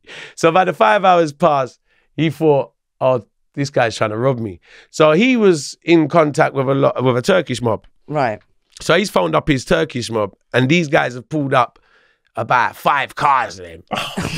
I'm only 19 years old at the time and he's like, oh, they're like late 20s, 30s. There's like a whole Turkish mob, like 5 cars, Bimmers, Mercs have pulled up now. And they've half kicked down my man. They found out where I am and they've all half forced me. They've half not kicked down the door, but I've had to let them in because they know where I am. And they're all in the house waiting with me. So everyone's in his flat now. He's got a studio flat. We're all there. I'm there with the guy. I've got the weed to give me the money and his mob. Pressure. And I'm on the phone like, Joe, where the fuck are you, Joe? I'll say Joe, because Joe, you did me wrong for this. You know this. Joe, where the fuck are you? Tug, I'm coming. And if I ever meet you, if I ever introduce you to Joe, this is a nightmare person to deal with. I'm coming. I'm on the way. Me soon come. I'm like, Joe, I'm up in your yard with about 10 Turks. These men are, oh, blood. They're angry. Blood. You need to get here with this weed now. I don't know what's going to happen here next. They're all losing their patience in the house. He ain't even got, he's only a studio flat. He's got 2 turntables. He was a DJ at the time, jungle DJ. Yeah. He's got 2 turntables. television. There's not a lot in there. Did you actually ever find out where he was? What took him so long? After? Yeah. No, other than him just taking the fucking piss. There was no reason for him to be taking so long. No. He was probably just there listening, because he was listening to reggae music, dub plates on you, because there was all music guys as well he was dealing with. So they're just there probably fucking around. Girls, music, I don't know. Nothing important. Nothing. Nothing important. So I'm like, I said, I'm on the way, 5 hours. They're fed up of waiting now. They're all like, no, you're coming. I'm like, you're coming with us. I said, what do you mean coming with you? I ain't going nowhere with you. What the fuck you talking about? Anyway, it starts getting a bit nasty with me and them in the flat. One of them tries to hit me and I start fighting all these guys in the flat. The whole flat starts getting trashed. I'm throwing speakers at them. It's on the first floor. It's on top of a pub. Remember the Shakespeare pub? It's on top of the pub. So there's a long stairways. It's one of them sort of flats that's situated on top of pubs. Yeah. So there's a long stairway going up. Yeah. And they're trying to get me to the stairway to throw me down the stairway. That's why I'm fighting them. Because they're trying to get me, out the flat. They're trying to kidnap me. They're trying to take me out of this flat. So I'm fighting them, but there's too many of them. There's like 7 Turks and the guy, and it's all against me. Yeah. And I'm throwing the whole house is getting, I swear, it's something out of a movie. You wouldn't believe it. The house is trash. Like I'm throwing the TV at them. The turntable, the speaker. They're massive. Some of the Turks are like that. They're 6 foot tall. They're grabbing me. I swear it was nuts. They're punching me, everything. Yeah. They finally get the better of me. It's inevitable. I'm not going to be able to get the better of these guys. They get the better of me at the end and they end up throwing me down the stairs. I mean, I'm a big guy. I was big as a kid as well. I was like 18 stone, 17 stones, a big kid. Yeah. They threw me down the fucking stairs. Wow. I got thrown down the stairs. They had a gun on them as well. One of them come with a gun and forced me in the car. So I've got 2 of them. I'm in the back of a Benz now. And one of them's got a gun and they got 2 of them. They've got these like squash. I'm in the middle of the back seat and there's one at each side. And there's one in the front. And there's 2 cars, there's other cars, convoys of them, and they've drove me and they're driving me off that. Oh God, I've left the house. I'm driving down Green Lanes. I remember I'm driving down Green Lanes. I'm like, where the fuck you guys taking me? You know what I mean? We're going. I said, he's coming back. He said, he ain't coming back. I said, where are we going? They ain't talking. Oh shit. I'm like, oh shit. We didn't get far. By the time we got to Green Lane, about 5 minutes in the car, the phone rings. It's Joe. I said, Joe. I said, Tugger, where are you? I said, what do you mean, where am I? They've taken me. And he's still there living it up. I said, what do you fucking mean, where am I? They've taken me. Where are you? Well, where I am. Was he there? I'm in the back of a car getting kidnapped. Christ's sake. I'm in the car. There's one guy, there's one Dave's. I'm like that. They're massive. I could just about fit in there. They're squashing me up in the back. One of them's got a gun like that because I'm fighting. I swear to God. Yeah. I'm like, Joe, where the fuck are you, man? Where the fuck are you? I'm dead, Tugger. He's acting angry on the phone. What the fuck's going on? I think he's got back to the house and seen the fuck up. Yo, he's got mad because he's got back to his flat and saw his whole flat trashed. Absolute chaos. Yeah, no, his flat's gone. Like, it's destroyed. Like, everything in the flat. The kettle got thrown. Everything. It's gone. The flat's no good. You have to refurbish this now. Fuck's sake. I swear to God. Yeah. Serious shit. So, that's why he phones me. I'm on the phone. I said, where are you? You got the weed? I got the weed, he says.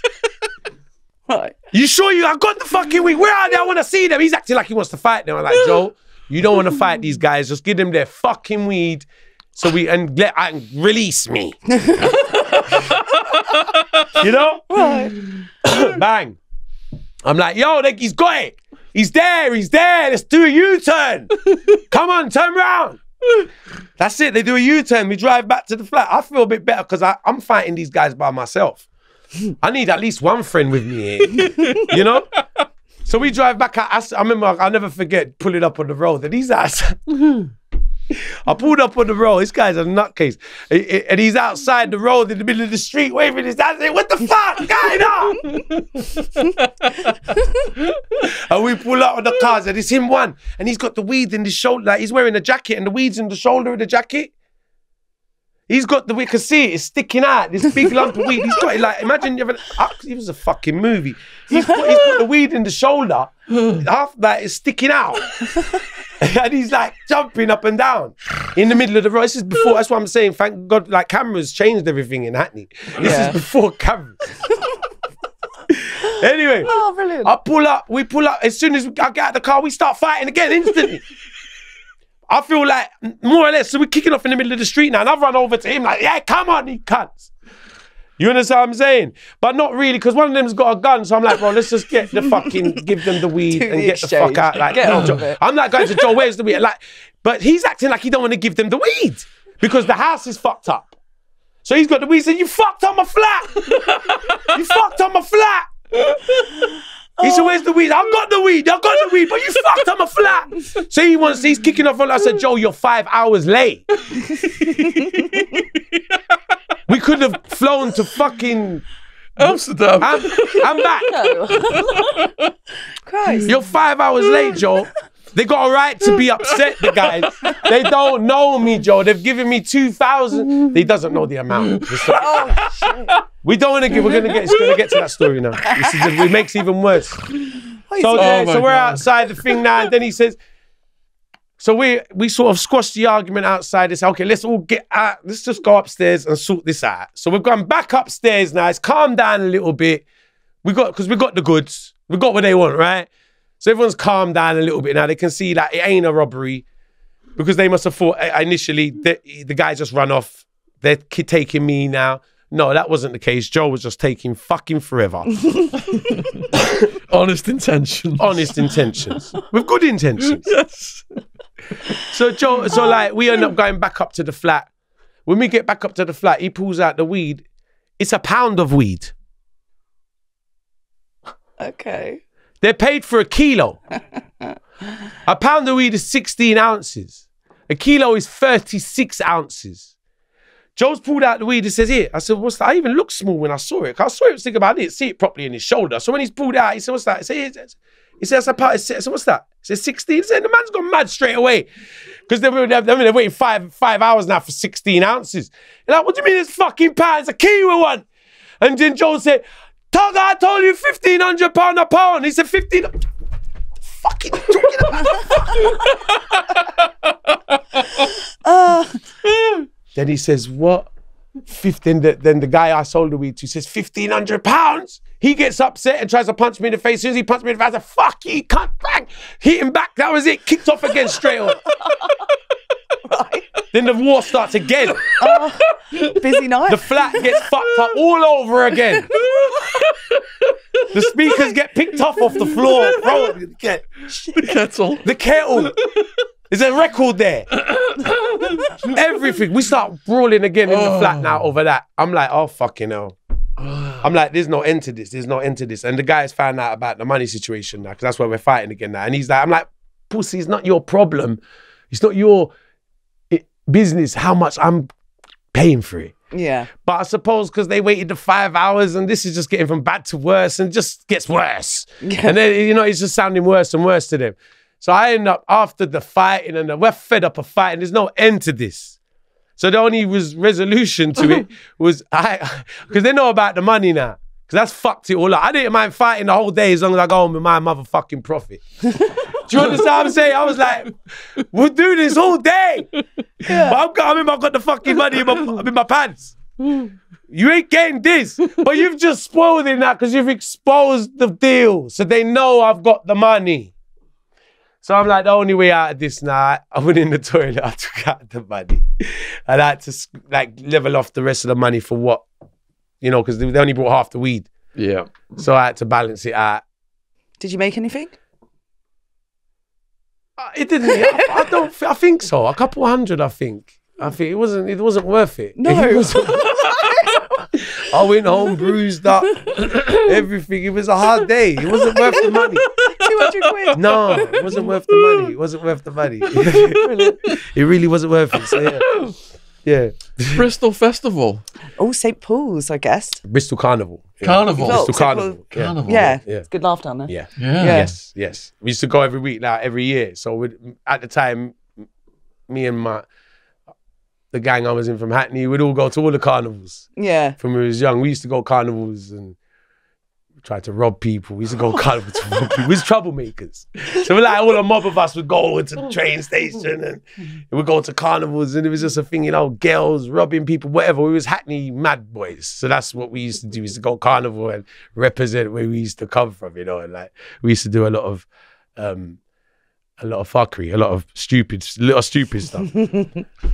Yeah. And it's all fun and games until a Mac 10's pulled on you. Yes, it is all fun and games until a Mac 10's pulled out on you. Yeah. And that's where I thought I was a gunner because I was fat at the time. When I was young, I was a lot fat, so I wasn't a good runner.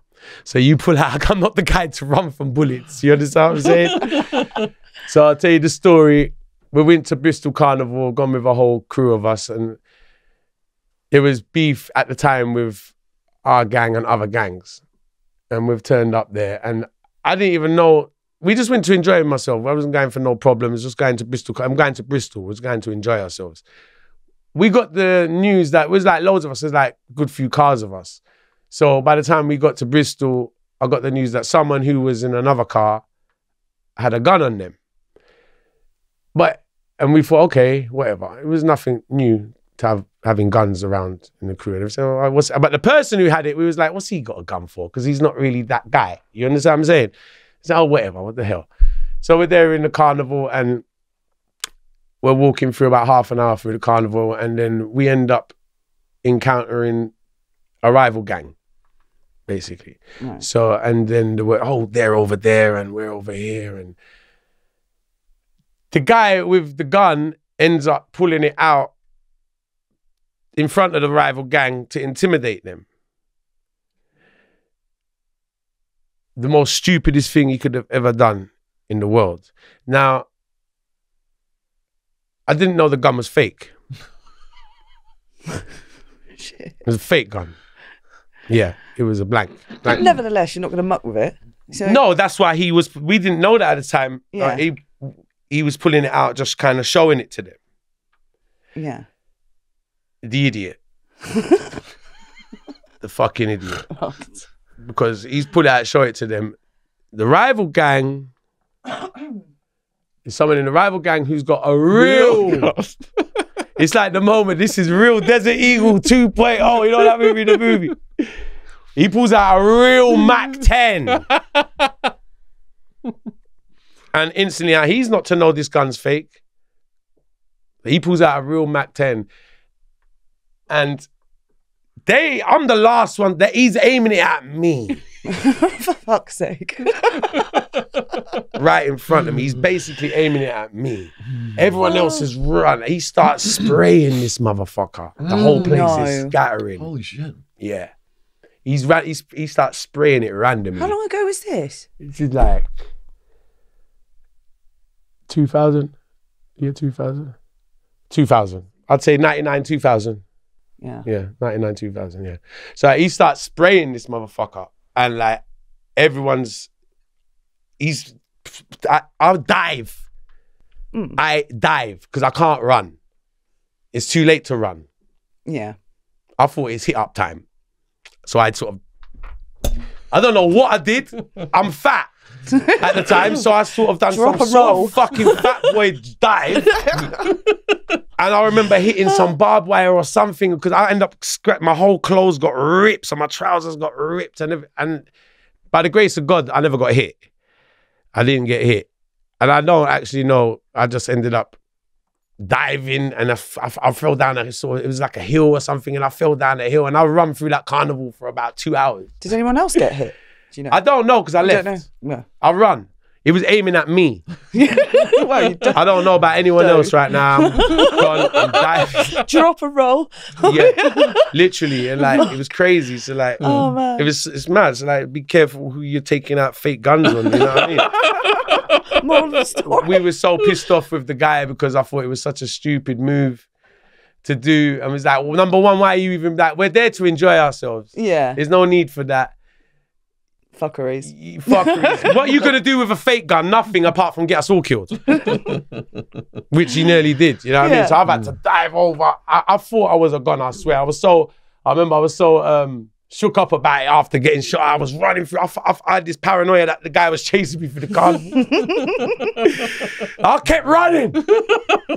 I keep running through it. I'm running. I like, for 2 hours, I'm running. I'm at the other end of the carnival now, and I'm still paranoid. This geezer's running after me because I've just literally missed these shots, and I've lost everyone now because there was loads of us. I don't even know where I've parked or anything. Ended up finding a friend. And I'll tell you the story. And then we ended up finding a friend, and then we found the cars, and then driving back, and then stopped in the petrol station on the way back. And who do we see? The guy with the Mac 10. Fuck. In the bloody petrol station. And he walks over to pay for his petrol, and the Mac 10 drops out of his pocket, out of his waist on the floor in the court on the petrol station. I'm there in the car, and fucking just drives like, get the fuck out of it. And I was like, I'm not shooting out in no petrol station now. He didn't see you. He saw all of us, I think, did he? because it was more than one car of us. He saw all of us, but it's in the petrol station. He was going to pay for his. He was walking to pay for the bloody petrol with the gun on him. It dropped out in the middle of the petrol. Exactly. On his walking from the car to pay for the petrol. The gun fell out. So he would have on the floor. I'm like, oh, he's still got it on him. Let's get the fuck out of it. He didn't even leave that in the car. Yeah. So I was like, is this guy going to shoot us in the pit? Let's just get out of it and get back to London. Wow. Holy shit. Yeah. Bristol adventures. Bristol Carnival. And most carnivals I used to go that time, like I remember even Notting Hill Carnival, gunshots were a regular thing. Regular thing. Regular. Always used to come and spoil the event. Someone let off shots and that's I remember it. them stopping St Paul's one year because of it. Just spoils all the fun. Over two people warring in the crowd or whatever, you know. So I'm used to that, but I'm not used to it being pointed at you. Don't think anyone is, but yeah. Yeah, that was a close one. Papa War, yeah. Customs, Heathrow. Oh, wow. Wow. What a story. Right. So before I went to Jamaica, we was involved in smuggling. And hence the reason why I tried to bring over the £6 of weed myself, because we was doing moves that was coming through and we had some forms that was good and some methods that wasn't. Anyway, friend of mine went to smuggle and they caught him in Jamaica first. And we actually paid for his passport. So we got him out. Now, I was unlucky. I got a cop that you couldn't bribe. He actually got a cop that you could bribe. And for £800, I got him released on road in Jamaica with his passport, ready to fly again. So they nicked him, but they didn't find all the weed. So let me give you the full story. It was £20 of weed he was smuggling. They found £15. £5 of it was in trainers and shoes and slippers. So what, like in the soles? Or? Yes. Yes. In the soles. Right. You've seen that method, right? You're a professional. I'm saying nothing. Yeah, I see what's going on here. That method was working for a long time. Apparently so. Expensive shoes. So in every shoe, you can fit 4 ounces. So in every sole, it actually fits 4 ounces. So we had like £5 worth of shoes, £5 of weed in weight of shoes. Yeah. Trainers, slippers, everything. And £15 in t-shirts, hidden in t-shirts, brand new t-shirts sort of thing. I may add, that's nothing to do with my company. It was organic cotton. Links in the description box, folks. Check it out. Oh, man. So, yeah, we had all of that. And they found the T-shirts. So when he got nicked, he's actually in the jailhouse wearing the slippers with the weed in it. Because he phones me up and says, oh, I want to open this another spliff. I said, no, you're not opening it.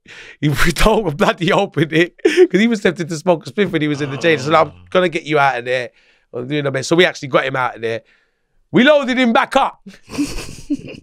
Sent him to Gatwick. So I said, he can't get nicked. He was going through Montego Bay at the time. So he was like, he got nicked in Montego Bay. We're sending him again. He says, look, he can't get nicked again. Bloody hell. You know what I'm saying? So he makes it through Montego Bay, bang, Gatwick. Now, my dad didn't want me to go and pick him up because he says, it's easy, better I go. So I wanted to go and pick him up. But he says, no, you let me go. It looks better. You know what I'm saying? It looks better. The older Greek man going to look him than me might look a bit dodgy in the airport. So he said, let me go and pick him up. I said, okay, cool. So Papa was gone to Gatwick to pick him up. So I got the phone call from Jamaica. Yeah, he made it, Cruz. He made it through Montego Bay. So we've loaded him back up now. He's got another £15 of weed in the t-shirts and he's still got the £5 of weed in the trainers, which they didn't find from the first time. Didn't even find it. Comes to Gatwick. My dad's there waiting for him in the airport. The flight comes in. Everyone comes off the flight. I phone my dad. I says, he come out the plane yet? Is he there? Is he there? I says, no. My dad says, no, everyone's off the plane. He still ain't come out. I said, oh, don't tell me that. So he's waiting. He's in the airport and the tannoys, all of a sudden, it's like hour after the flight's landed. Everyone's come off the plane. No sign of him. Doesn't look good, right? On the tannoys, it says, Zorba, could you report to Customs and Excise? Zorba. Now, that was my dad's nickname. Oh, right. And he used to call him Zorba. Zorba? Zorba. Zorba the Greek. Oh. You know, you heard of Zorba the Greek? No idea. It's a famous Greek dance. Because my dad's Greek Cypriot. Oh, You've heard of Zorba? Yeah. Right. So Zorba was his nickname. So you call him Zorba. So on the tannoys in the airport, it says, Zorba, can you please come to the Customs and Excise, whatever it is, desk? My dad heard it. And he went to the desk. Ooh. And he's gone to the desk and they said to him, oh, are you come to pick up Mr. da-da-da-da-da? And he says, yes. And he says, oh, I'm sorry, but he's been arrested for smuggling cannabis. Right. And he's been taken to this police station 3 miles away. If you want to go and pick him up, he'll be released out, but he'll have to go back to court. So they gave the details of the police station. So my dad's just about to leave the desk. And they say, oh, by the way, would you like to, he's got cases here, suitcases. Would you like to sign for his suitcases? My dad says, yes, of course. And my dad says, oh, what a stupid boy. What's he doing that for? He's telling to the customs, the bloody idiot. What's he trying to smuggle weed for? Bloody idiot. Great play. Right. Yeah. Do you want to sign for his suitcase? Oh, God, I'll take the suitcases. So he signs for the suitcases, goes in the car park, phones me up. He says, Fido, that's my real name. What's the weed in? So your real name is Theodore? My real name is Neophytos. Neophytos. Oh, fantastic. Neophytos, yeah. Neophytos. It's a Greek name, yeah. Fido for short. I thought you said Theodore. Fidos. So Fido is short for Neophytos. Oh my God. Okay. Yeah, there's the Greek short abbreviation of it. So my dad would call me Fido. So my dad was like, Fido, what's the weed in? I said, well, it's in t-shirts and shoes. So he's opened the case. He's in the car park of the airport. Right. He's opened the case. He's like, well, the t-shirts are gone, but the shoes are there. Would you believe the customs gave him back the case with the weed in it? Oh, man. Brilliant. Unbelievable. Wow. £5 of weed. Still, so that same one's in the shoes that he was running around in, because they didn't find it in Jamaica either. They kept finding the t-shirts. So it was £20 of weed altogether. It's £15 in the t-shirts. They bust the first £15 in Montego Bay, then the second £15, they bust it in Gatwick. But the shoes and the slippers and the £5, which was actually the better weed. Oh, good. It was the creme de la creme. That's why it was separate. It was more expensive. Lovely. The ones in the shoes, it was a more expensive weed. It was the creme de la creme weed. It was actually the special weed. So the special weed ended up coming through. Dad drives from the airport to the police station with the weed in the car. Holy shit. Waits for him 2 hours outside the police station with the weed in the car. Brilliant. Drives, and we're all waiting in Stoke Newton. I'm back in Stoke Newton at the house waiting for him. And drives him back and comes out. He ended up going back to court and doing a little bird for it, of course. But come back to Hackney with the weed. Enough got through to get him a lawyer. Yeah, exactly. And we all had a good smoke that night. I bet. All was not lost. So, going to Jamaica at 21. Yeah, about that, yeah. Lovely place. Yeah, beautiful. It was like my dream to go, because I grew up around Jamaican culture all my life. Yeah. And even the patois. Yeah. Talking that from before in Jamaica. Just growing up around the community such a hardcore Jamaican community around the culture. Yeah. My first girlfriend's Jamaican. Oh, I think I heard that in your last interview, but yeah. Yeah, so it was like, so Yeah. the whole Jamaican culture is very close to me, so I was very excited to go to see. Where was the first place you went when you went there? Spanish Town. Spanish Town. Yeah, I've actually only been Spanish to Town, the area. Yeah. Montego Bay, which... Yeah. I flew. You been to Montego Bay? Yeah, Beautiful. yeah. It's Loved it. beautiful. Isn't it a beautiful country? Beautiful. One I of the felt most safe, absolutely safe. when I was Yeah, there. yeah. You know, I so think people say all- I mean, Yeah. the stories we say, and there's good and bad everywhere. Oh, of course. There's good and bad everywhere. Jamaica's a paradise. Yeah. But it's like everywhere. You can get really good and really bad. The rumors that they hear that they talk about Jamaica, oh, don't go, it's not safe. It's not true. Bollocks. It's not true. It's bollocks. Yeah, You got absolute bollocks. there is parts where you can't, of course. There is parts where, but you wouldn't go there as a tourist. Well, exactly. It's only crazy people like me that go there. It's like you go to the nice beaches. And yeah, all inclusive. yeah. And leave me to run around the shitholes. So Yeah. one of the viewers sent this question in. yeah. It's from Ray Sissom Okay. for Tuggawar. Yeah. When did your accent change? How long did it take to change? If it changed in Jamaica, doesn't it go back to English? Are you still in touch with Viz Cartel? Vibes Cartel. Vibes Cartel. Yeah. I've seen people calling you a Greek pretending to be English, pretending to be Jamaican. Yeah. How do you respond to those people? Ooh. Well, I don't pretend to be anything but myself. Exactly. I never pretend to be anything but myself. And like I said, I grew up around the Jamaican community. I grew up, my mum's best friend was Jamaican growing up. Yeah. I grew up around Jamaican people all my life. I've been speaking patois before I went to Jamaica. Like I said, my first girlfriend's Jamaican. I fell in love with reggae music from a very early age. Speaking patois from before I went to Jamaica, for being in the community I grew up in. Going to Jamaica sort of made solidified the patois more. Can you speak patois to me? Yeah, I could, but you see, that's the thing. It's a natural thing. I wouldn't really. Where you dealing? You cool? Yeah.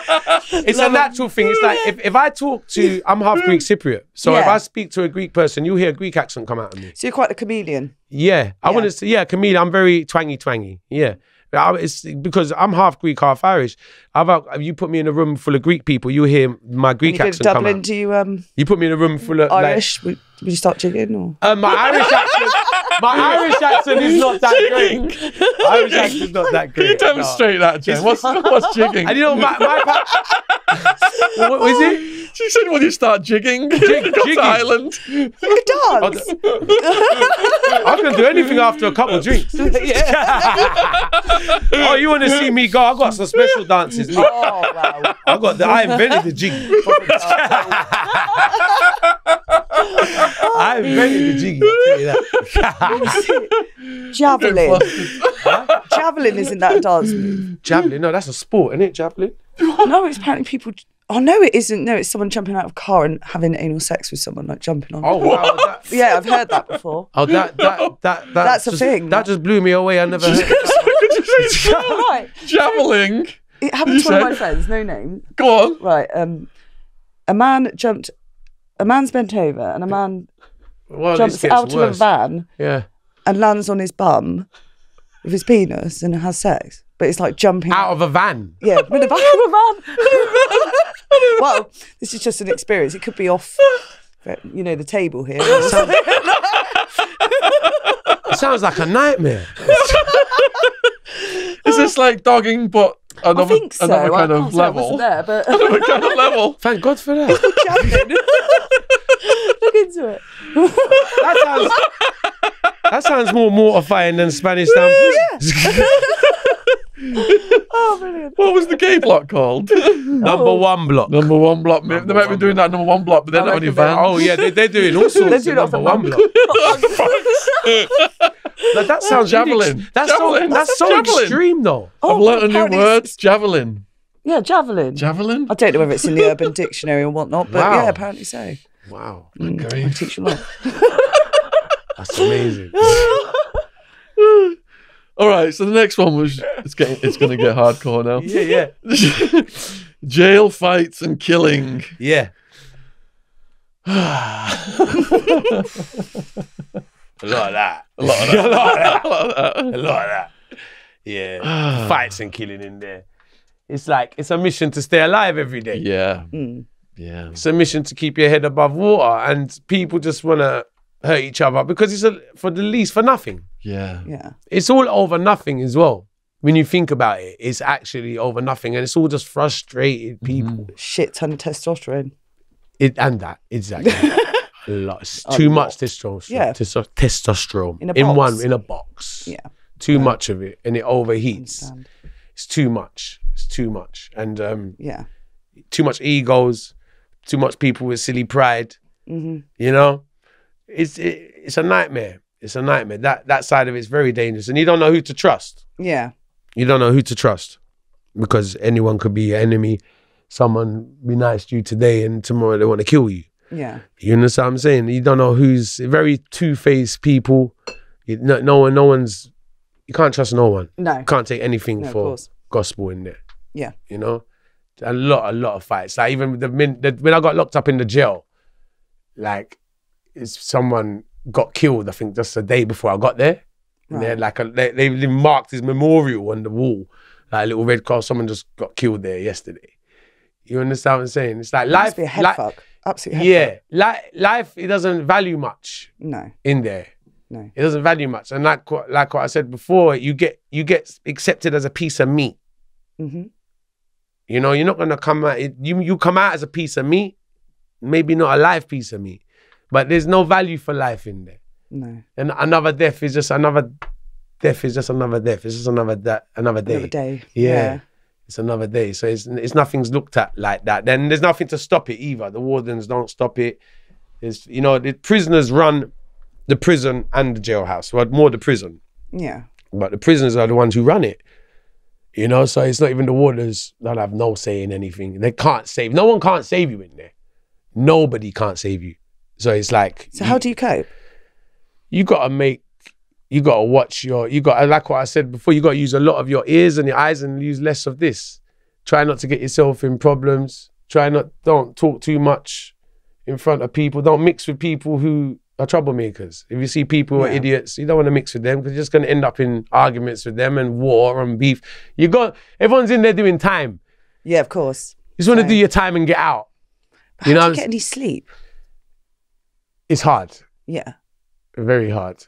Very, very hard. It's very hard to sleep. You're sleeping with one eye open. That's the rule in there. Yeah, of course. The rule is sleeping with one eye open. Yeah. Literally.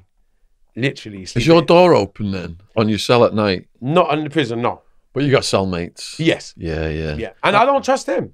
Exactly. That's the one eye open part, isn't it? A couple of my cellmates were really cool. So I made some good friends in there as well. So I had one or two cellmates that I got on really well with. But like even in my cell, the guy in the hammock on top of me, he was in there for rape. Oh man. Yeah, exactly. And I think it was a underage thing as well. I think it was some sort of, so that's a really dark person. Yeah. And he didn't talk to us. He wouldn't eat from us. He was just totally like no conversation. It was like he wasn't even there. Right. This geezer's sleeping on top of you. Like you'd think he can come down in the night time and just cut your throat. He's mad. He's disturbed. Yeah. You understand? He don't talk to any of us. Like we'll be cooking food. He doesn't want to eat from us. He doesn't want anything. Nothing. He just goes in his hammock. So I'm in a cell with someone who I didn't talk to. I said 2 words to him for like 6 months. That drives me mad. Yeah. Honestly, that's one person. That's one person in my cell. How many people did you have in the cell total? 4. 4. 3 of us on the floor, 1 in the hammock. Yeah. And so it can go up to 5. 3 on the it can floor, go 1 in 5, the 6. hammock. Yeah. No bunks. Did you have one on your own? By the end of it, I played the system, got one on my own. That's the best, you situation. You play Your the own system, cell you is can, the best. Yeah, you can't go wrong. Yeah. You can't go wrong. That's what people do in it, to play the system. Yeah. Yeah. But I was never going to get that because I'm on a short sentence. Yeah. So short sentences, we're never going to get our own Just cell. get your head down. Yeah. Yeah. Exactly. What I noticed was I was on this yard and they had building A, B, C and D. And I noticed when people left, the new arrivals got put in A first, then in B, right, then in C. Like them. But I wangled my way to a high D. Right. So I was like, all the new arrivals would just come in. They would never get to D. So I had my own cell for ages. Oh, yeah. Kid. So you had your own cell for ages. Yeah, Okay, because if they make it down there, they'll be in there with you, basically. because the computer just sent them to the first available cell, Right. in alphabetical order. Right. So A1.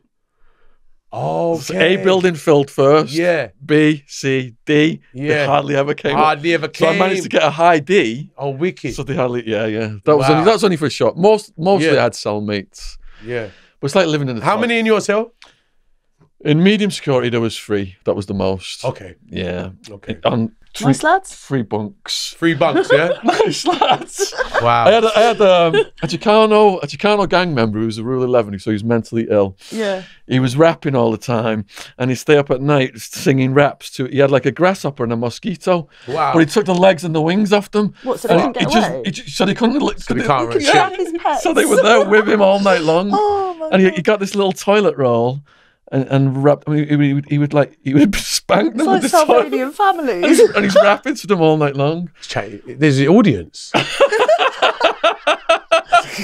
Probably the best one. And he would isn't sneak it? up behind me and like catch me unawares and just grab my trousers and just It's so crazy because you see things like that. Yeah. It defines jail. That's what it is. People So much of that, isn't there? so much of that shit. Yeah. Weird And behaviour. people constant. Yeah. because you know what? Yeah. 6 Every years. every one of us is different. Yeah, of course. We are all different as individuals, human beings, and you know Yeah. what? Everyone's brain is different, and you need to do things to keep you sane, Busy. Yeah. busy. That's keeping him sane. Like to him, like it might seem ridiculous. We're laughing at it now. It sounds so ridiculous. Like he's rapping Yeah. to 2 little insects. Yeah. Spanking But them. in his Spanking him. spanking him, like Bad. you see what That's prison he was saying things there. you end up going doing this, you end up going there. You know, like what we used to do was have banter with a make believe thing every night. So Yeah. when we'd lock down, we'd pretend that we're going out. Oh, were you in the club? Yeah, we're going to the club tonight. yeah, we did a bit of that too. you do that lying, like you Yeah. lying, you're talking shit. And we start dancing the song. We Yeah, are yeah, at yeah, the club. This is the club. Oh, yeah, this is the club. Yes. Yeah. You know what they say? You see, happiness is a mindset. It's not a place. So you'd like choose the food you wanted to eat in your mind. Everything. Yeah. The girls we've Like the dated. perfect meal. Yeah, everything. The cars we drove in today, the drink we've drank. Oh, we're stopped for a Oh. steak. Oh, no, we're on the way. We'll meet. We're going for a steak first. I'll meet you at the club. We're having a steak first. Did you pretend to eat it? Yeah. Well, no, With your literally, knife when and we're fork, there, sit like, the down. vibes, because we'll have the music on. We'll be there, like, we're in the club. When you got Asylum, so we're just making up of the club, of one club called Asylum in Kingston. Yeah, we're in Asylum. You know? Yeah. Our closest club was Freedom. And there was a radio broadcast we picked up from Club Freedom. Wow, it's called Yeah. Freedom. The club's called Freedom. No. I was taking the piss. Fucking hell. But that's the dream. Yeah. That actually, you can actually fantasize now. We're going Club Freedom tonight. Oh, you're not coming. You coming tonight? You coming Club Freedom? And you know what? Yeah. You be in the worst mood in the world, but you be saying, yeah, what you mean, man? I'm coming, man. I'll see you there. And it uplifts your spirit. Yeah, of course. It's for your spirit, it's Yeah. for the morale. Uplifts your spirit. Yeah. Like, Like you've just listened to mine. it drives you crazy, but if you don't, you're like, it's either that or be depressed, Yeah. innit? We were dancing in our pink boxer shorts with towels wrapped around our heads. Yeah. Why? just Just to build the vibe. crazy. Singing, I'm going to lose my mind up in here. Up in here. Wow. You fucking did. Trust me. Do you know what going on a date in prison is? Oh, don't. Go on. So you get a picture of your missus and you go to shower and you've got it in like a plastic bag and you tape it to the wall And Oh, have a- no. and you beat off. Oh, wow. Oh, that's crazy. I'm going on a date tonight. Do you get dressed up? That's crazy. Do you know what the thing is? I didn't beat off for 6 months. No. You can't do it in Spanish Town. How? Like, it's not comfortable. There's no privacy. There's not at one point I'm going to have privacy to do that. Rumour I've heard is the shagging of the mattress. Is that true? The hole in the mattress? I never tried that one. But I didn't get a mattress. Oh, well. I was out the window. would have loved the mattress. We didn't get anything like that. I had to buy a sponge. Like I was sleeping on newspaper to begin with. Oh, Christ. And then you buy a sponge, which is like this. Oh, This right, thick. foam. As thick as that. A sheet of foam. Yeah. I'll buy and that's my bed. You didn't make a hole in it then. It's not gonna work. It's called not gonna work. it's called a feed- I'll end up going for the concrete. in Arizona, after about 3 years, you go from your right hand to your left hand. And then when you get bored of your left, you go to the Fifi bag. Oh, fucking hell. Right. Like a sock or a flannel with lube and soap and stuff. Wow. Yeah, to try and replicate that. Romantic. That's crazy. Yeah, pocket pussy. It's we called. had pictures of girls. You know what? That was crazy because you know what? That's the most dreadful thing for me for being locked up because I love to be around females. I know we've not talked about that. No, it's the hardest part, isn't it? Trust me. Really? Hardest part? No. The hardest part. Let me tell you, yo, that's the hardest part. That's the hardest part. And you know, another hard part as well. I had my girlfriend phone me in and tell me that she cheated on me while I'm in jail. Oh. That's quite hard to deal with as well. Because you're locked up. That's You see, some people never recover from that. Listen. That will mash up a man more than anything else in prison. That's why people get murdered. Yeah. You wonder why he killed him? So we'd have cured It's because of her. Yes. He didn't really have beef with him. He didn't really have beef with him. He made a wrong move. He didn't have no beef with him. It's what she said to him last night. He's got to take it out on someone now. Yep. And it just happened to be you. Like, do you understand what I'm saying? So that can mash you up. You see guys looking at the car park out through the cell window, waiting for the missus car to come, but it never comes, and every week they're just staring. Yeah. And then the faces, they just go fucking depressed and mental. So women are the cause. See that? All evil. All evil. Yes. I'll take that. It's mad because on our section, on the top floor, you can see the road. So the visiting situation was crazy. Now, because my ex was living 10 minutes from the prison, I was getting a lot of visits. And like, which the prisoners couldn't figure out, how the hell is this guy getting so much visits? I mean, they live in Jamaica and they ain't got a visit yet. And I'm getting visit every day of the week. And they could see, and they used to see my girlfriend coming from the top. So they shouted, oh, she's coming. They'd see her, like I'd even get the shout when she's walking towards the prison. But the guards now, where you visit, you get to see them once a week on a Friday. Right. Where you go in a booth and actually be able to talk to her. Can you touch? No. It's the most ridiculous thing you've ever seen in your life. Really? Absolutely ridiculous. Now, you know, like in the movies where you got the booths and the phones and like, I don't know, is it similar in your prison? Depends on your security level. Okay. Yeah. So like we said, it's like it's a slim piece of plastic and there's 3 booths. Right. Only 3 booths available. And all the prisoners are queuing up outside. And it's opposite the number 1 block. So you got to walk past the bloody number 1 block to get there. And you're queuing up outside. And you get about 2 minutes. Maybe a 1.5 minute, 2 minute. You don't even get 5 minutes with your visitor. What do you talk about in those 2 minutes? You've got to shove it all in. No, really quick. Well, I'll tell you what happened. And it's not even worth it. And you know, we'd all like, I'd dress up because, I'm getting a visit today. So you'd put on your clothes and you will smarten up and you look forward to the visit. And the first time I went there, and she ended up leaving in tears. The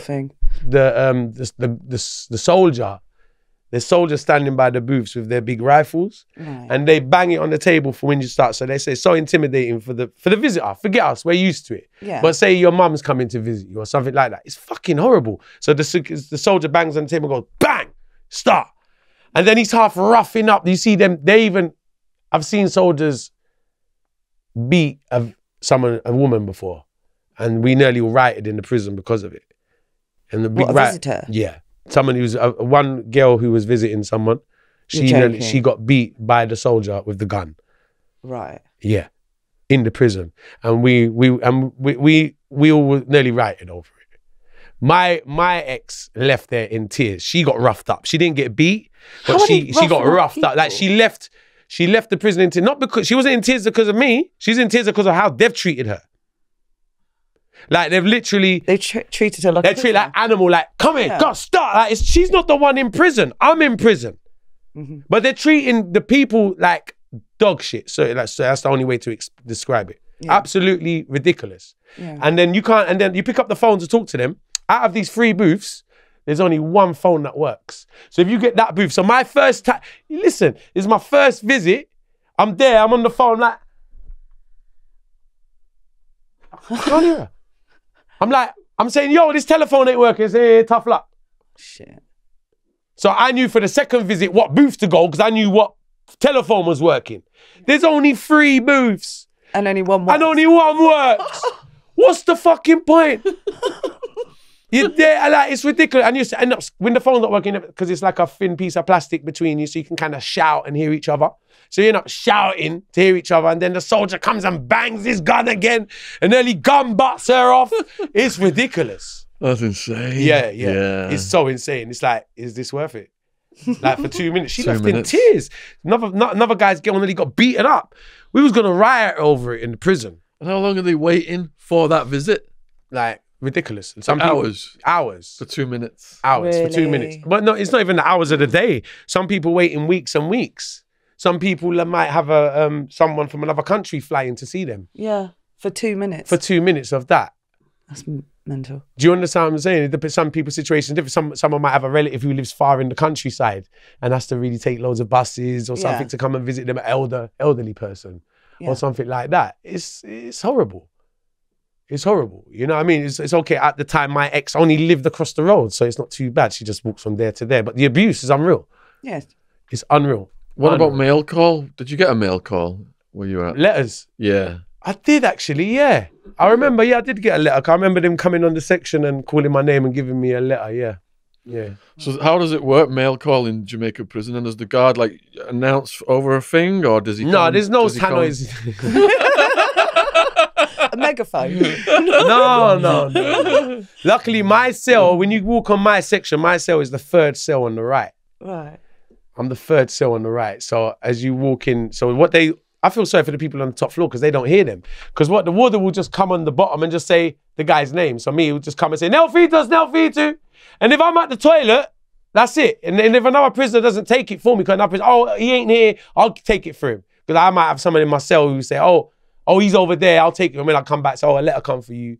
Yeah. And if someone don't do that, you're just not getting it. And it will just... And you get your letters right away when they arrive, or do they sit on them for ages? No way.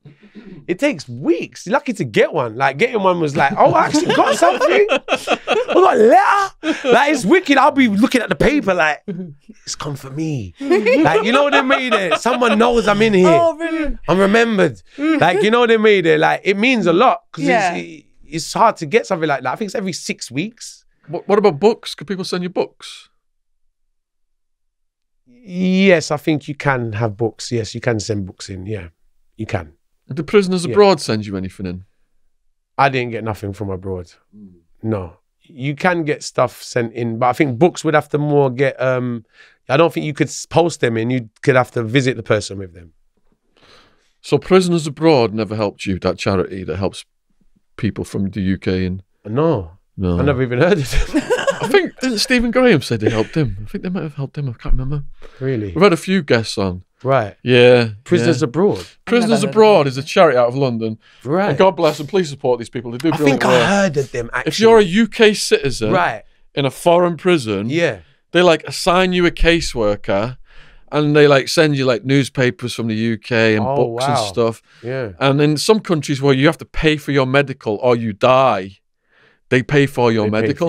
So they save people's lives. So is that nothing to do with the embassy? No, separate from the embassy. Separate from the embassy. Did the embassy visit you or anything? Remember, I avoided them. Oh, that's right. I kept avoiding them like an idiot. Yeah, that's right.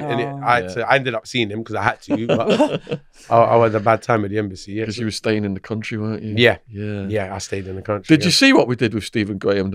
I saw a bit of it. Yeah, I did. What did you think about his experience? It's crazy. It's crazy, but not surprising because I know the conditions of the places he was. Yeah, it's like what Jamaica's a very nice place, but the prison, it needs to be looked into. It's very wrong how people are getting treated. Yeah, very, very wrong. I've seen so many people like him and other people who's had a really hard time. Yeah.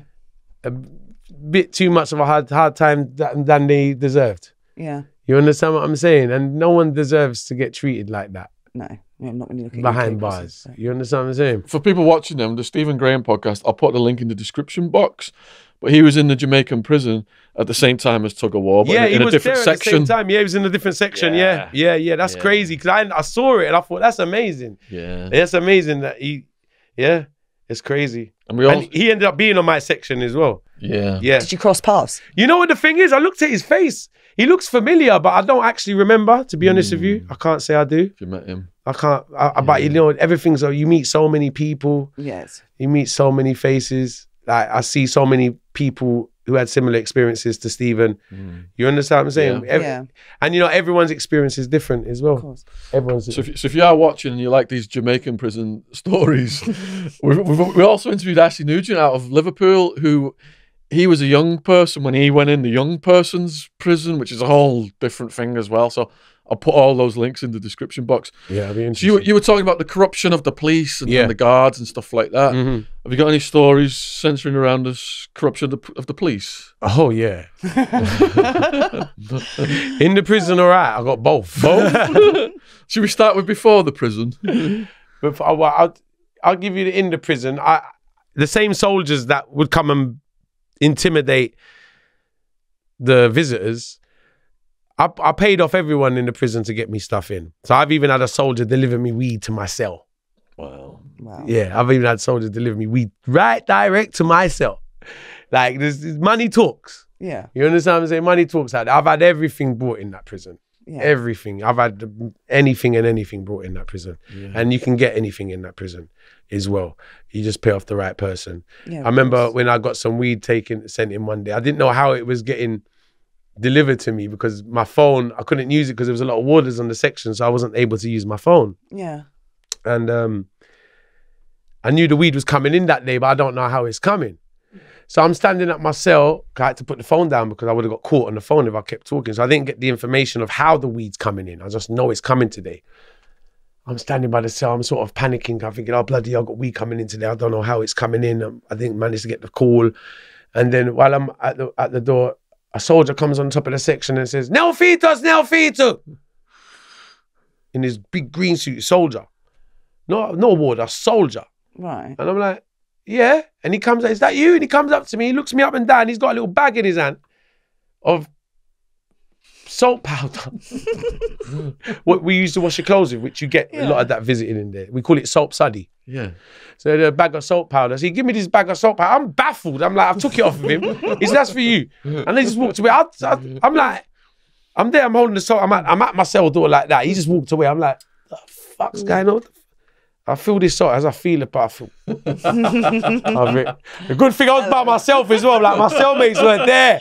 I was like, okay, yeah, this is it. So I just got back. I feel the lump of weed in the salt powder. I've gone back in the fucking cell, and so everyone knew it was fucking salt powder weed because that night I gave a few people a spliff. I said, "Tug, you got this in salt powder, didn't you?" I said, "Yeah, do you know? I can taste it." Yeah, literally. That is so corrupt over there. You could pay off police and warders to get you anything in. So this ties into a question from one of the viewers. Yeah. Mady wants to know what the best strain was you got a hold of in prison. I got some crazy strains. Listen, I'm a weed madman.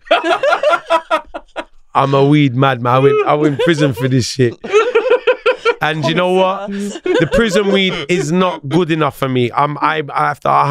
I need a high THC content. I need strong weed, I need some real good weed. And the regular prison weed is just bush. It's rubbish. Yeah. It's like smoking cigarette. It don't do you nothing. Even from the jailhouse, I got weed smuggled in from jail before I went prison.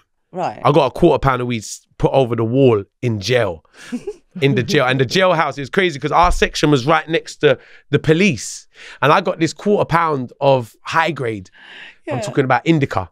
Some really strong indica thrown over the wall in jail. Now, they don't mind you smoking weed. I'll give you a story about the weed in the jail and the prison. They don't mind you smoking weed. Like, as I said, I smoke weed in front of the prisoners, and the warders, the police. It's only a few warders you can't smoke in front of and a couple top you wouldn't smoke in front of. Yeah. But I got this weed, it was so strong, I stunk out the whole station. The policeman, this is while I'm in the jail, the policeman come over and say, yo, you can't smoke that one. He says, you can't, he says, you're taking the piss now. Like, honestly, because I got this weed thrown over, it was the strongest shit, and it stank out the whole police station. Oh. And down to the police was like, we don't mind you smoking weed, but that shit's taking. Honestly, it was like, nah, you can't smoke that one. It stinks. When the guys come, they're so stinking out there by the office. Like where they are with the decks, it's just stinking. You know what I mean? So yeah, I used to get high grade weed sent in for me because the weed they got in the prison wasn't cutting it for me. No. And then when that run out, I'd be searching around the whole prison. I'd go around the whole fucking prison to find who's got the best weed. Yeah. I'd find, I said, who's got, because like my section would have dead weed. On my section, like no one in my section would have good weed. So I was like, okay, who's got over ship, grass? Do you give it away or sell it in there? Huh? Do you give it away when you get the good weed and the other sort of inmates want it? Do you give it away or sell it? I was selling weed from the first day in prison. Okay. So my first day in prison, I went to go and I bought 4 ounces of weed to sell for my first day. Wow. Yeah, because I had cash on me and I know I'm just going to buy. No. So I went and bought 4 ounces from a guy called Mackerel on the second floor. And it was all wrapped up already. So I got all the wraps already. It was like 50 wraps already. And I bought it for like 1,500 Jamaican dollars or something like that. I can't remember exactly what it was. And then I bought Rizla and I bought cigarettes. So from my first day in prison, I was selling weed, cigarette, Rizla, and then eventually phone cards. Oh, get in. Yeah, from the first day. And then the weed selling didn't last long though, because I was smoking too much of it. I ended up smoking it all. I didn't sell that much of it. I ended up just smoking it all, to be honest, because I'm in prison, I'm stressed, I'm just smoking spliff after fucking spliff. And I like what I said, I did smoke more weed than I got nicked for in there, to be honest. I did, yeah. But it's like a lot of people, you gotta know what you're doing, because you got to know what you're doing in there. Because most of the foreigners get extorted. Okay. So most of the foreigners get extorted. They can't really buy stuff like that. They'll get money taken off of them, or they got to let someone look after the money for them, or something like that, you know? But that wasn't the case with me. Yeah. Get in. So this is the story of, as asked, did Tuggawar meet any English female prisoners in the Jamaican jail called either Justine or Tammy? One was tall with dark hair, the other was a fit blonde. Both caught smuggling at different times, who were friends of mine. Wow, what's their names? Tammy, a fit blonde, and Justine, dark hair. I can't say I know by the names. Yeah. Well, the men and the women aren't together, are they? Are they? No. So you wouldn't even mix what you with the females unless you were at court or something?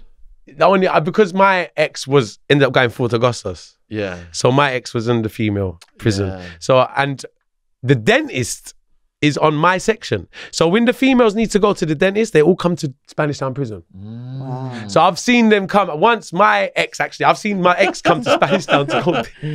I'm dead. I'm waving. You all right? See me out? Like you see them from the distance, and they come to see the doctor or the dentist in Spanish Town prison, and that's as close as we get. And there's a couple jails where the men and the women are close together, but never mixed. Does anything ever happen that you're aware of? No, not that I'm aware of, to be honest with you. No. Got it. Nah, I'd say so as well. I'd say so as well. But not in Spanish Town. No? Nah. Unfortunately. Wayne Sargent wants to know, what was one of your worst days in prison? My worst days? Yeah. Wow. You're having a particularly bad day? After my ex got sentenced, I was going back and forth to court. Yeah. So, which was nice. I got a day out of the prison. Every time I go to court, I was really like towards the prison. I'm going out, here we go, going on the town. And that's me, like, we used to pretend to go to the club. I'd come back to the prison. Remember we used to pretend to go to the club? Yeah. I'd come back to the prison. I just went to the club. I just drove past the club. I was looking at all the girls on the road. I drove downtown. I'd come in the club, bossy. I'm like, I got escorted by police because one time I missed the prison truck from the court because they had me going back to court 4 times and I didn't even see the judge yet. It just got me sitting in the bloody booth. I just made sure I had enough weed. And I was there. One time that I missed the prison truck, I got escorted by a police car from Kingston all the way back to Spanish Town. Nice drive out. Come back and say, I've been on the drive, me. What you lot been doing? You know what I mean? But yeah, one of my worst days in the prison would have been when my ex got sentenced and my visits kind of stopped. And I find then because I was living good at my first half of my sentence. I was living good in the sense of I had loads of food coming in. Yeah. You know, I had money situation was good. I was okay. And then when my ex got sentenced, my visits slowed. I wasn't getting visits no more. Food wasn't coming in no more. And then I remember going like 4 or 5 days without eating. And I remember her sister having to come into, because I didn't eat prison food. And we'd cook the food in our cell, because the prison food would run your belly and you can't shit in your cell. So the prison foods are no. The only thing I would eat from the prison was a bit of steamed callaloo, which was grown in the prison, which was safe. You can't poo in your cell? Remember the piss pots in this part 1? Yeah, you can't shit in your cell. Shit. Yeah, you can't shit in your cell. So you have to program your body to go toilet at a certain time of the Have you ever day. had an accident? No. Oh, thank God. No, thank God. Yeah. But, Yeah, and I've seen people have accidents. yeah. And it's a horrible thing. You've actually got they've all got to lift up their mattresses. He's got to go in the corner and do his business, and he wraps it up in a bag and has to put it outside the front of the cell. If you put that bit too close to the person in the other cell, that's another fight in the morning. It's just designed for problems. Well, exactly. So yeah, if you got whatever you do, don't shit yourself. Yeah. Just hold it. So you got to program your body to eat food that's not going to run your belly. Yeah. Don't drink milk. Don't drink this. Like, don't drink anything eat anything that's going to upset your stomach and make you want to go toilet, because you can't afford to go toilet. So I ended up living off of callaloo and rice. I would. Or callaloo and bread. I was shitting green for 6 months. Baby Literally. poo. Yeah. So I remember nearly fainting. I remember going for my visit and she brought me a little food. And I remember going and walking back with it. I nearly fainted in the sun, because I'd be like 4 or 5 days without food. And it was more, not because I couldn't, like, because of my release date situation. I didn't know my release date. I was going through a big depression period in the prison where I was really pissed off. And I wasn't eating, I was smoking, and I was really run down, depressed. I was probably my lowest time in the prison. And my dad was getting run up on, so my dad was having a really hard time in England. So it was really depressing for me, because I'm getting news from England that his life's in danger because they keep trying to rob him with guns and run upon him and all of that. So I'm getting all of that news while I'm in prison. Then I don't know my fucking release date. I haven't seen the embassy. I'm running around trying to stay alive every day. It was really depressing. So about that, and that was towards the end of the sentence. And I got so used to the place. The day of my release, I didn't even rush to walk out. It's like I didn't want to go. Yeah. It was mad, because like the whole journey outside the prison was a whole nother mission for me. That my release was a whole nother journey in Jamaica, where it was a whole nother dangerous grounds I stepped into in Jamaica. Doing the music and running around Kingston and stuff like that. But yeah, I had some low points in the prison. Yeah. So just a few questions coming on the music then. Yeah. So this is from Masagana. For Tuggy, I ask this as a massive fan of reggae dancehall and being white. Yeah. But how did you find it being a white guy in a genre of music like that? And does you feel fully accepted by that community, especially in Jamaica? I've personally never encountered any issues in abashment, etc. But maybe it's different for an actual artist, much like how minority artists in this country are blackballed by record labels, etc. I've never felt like that. Jamaica is a special place for music. And they really appreciate talent over there. And no matter what, and not even just Jamaica music, they appreciate every type of music over there. Yeah. If you got a talent for music over there, they really appreciate you and they uplift you. My career started over there because of the support I got from Jamaican people and Jamaicans. That's what lifted me up. Yeah. You always gonna, no matter, I'm an outcast, 'cause I'm a white guy doing reggae music. So it's always gonna be that aspect of it. But what did he say? Did I feel what, sorry? Did you feel like how minority artists in this country are blackballed by record labels? Did you feel fully accepted by that community, especially in Jamaica? Fully accepted. 100%. I got made feel like one of them in Jamaica. I am accepted. That was the beauty of it. And I didn't want to leave Jamaica. Like the whole industry accepted me from the prison onwards. to be honest with you, when it comes to the music. Like my career started in the music in the prison, and like they accepted me from the prison and from the road and everything because they could see how good I am and how pure I was at it. You know, and that was just uplifted me, really accepted me. That was what was so powerful about your story, how you ended it last time. Mashup Central wants to know your favourite current dancehall artists. Have you heard of or checked out Intense or Iwata? Yeah. Intense is pretty cool. Yeah, he's a new act. I like a new artist called Skilly Bang. He's quite good. I like his voice. He's got a good style. I like Popcorn. He's one of my favourite artists, dancehall artists. Mavado has always been, I've been a fan of Mavado, but modern artists nowadays, maybe Alkaline, people like that. I listen to so much of myself. I'm the biggest fan of Tuggawar. It's my favourite artist is Tuggawar. Well, the next question from Sound Vision is, who is Tuggawar's biggest musical influence? My biggest musical influence? Yeah. I've got a few. Yeah. I've got a few. So it would be Supercat, Biggie Smalls, Ninja Man,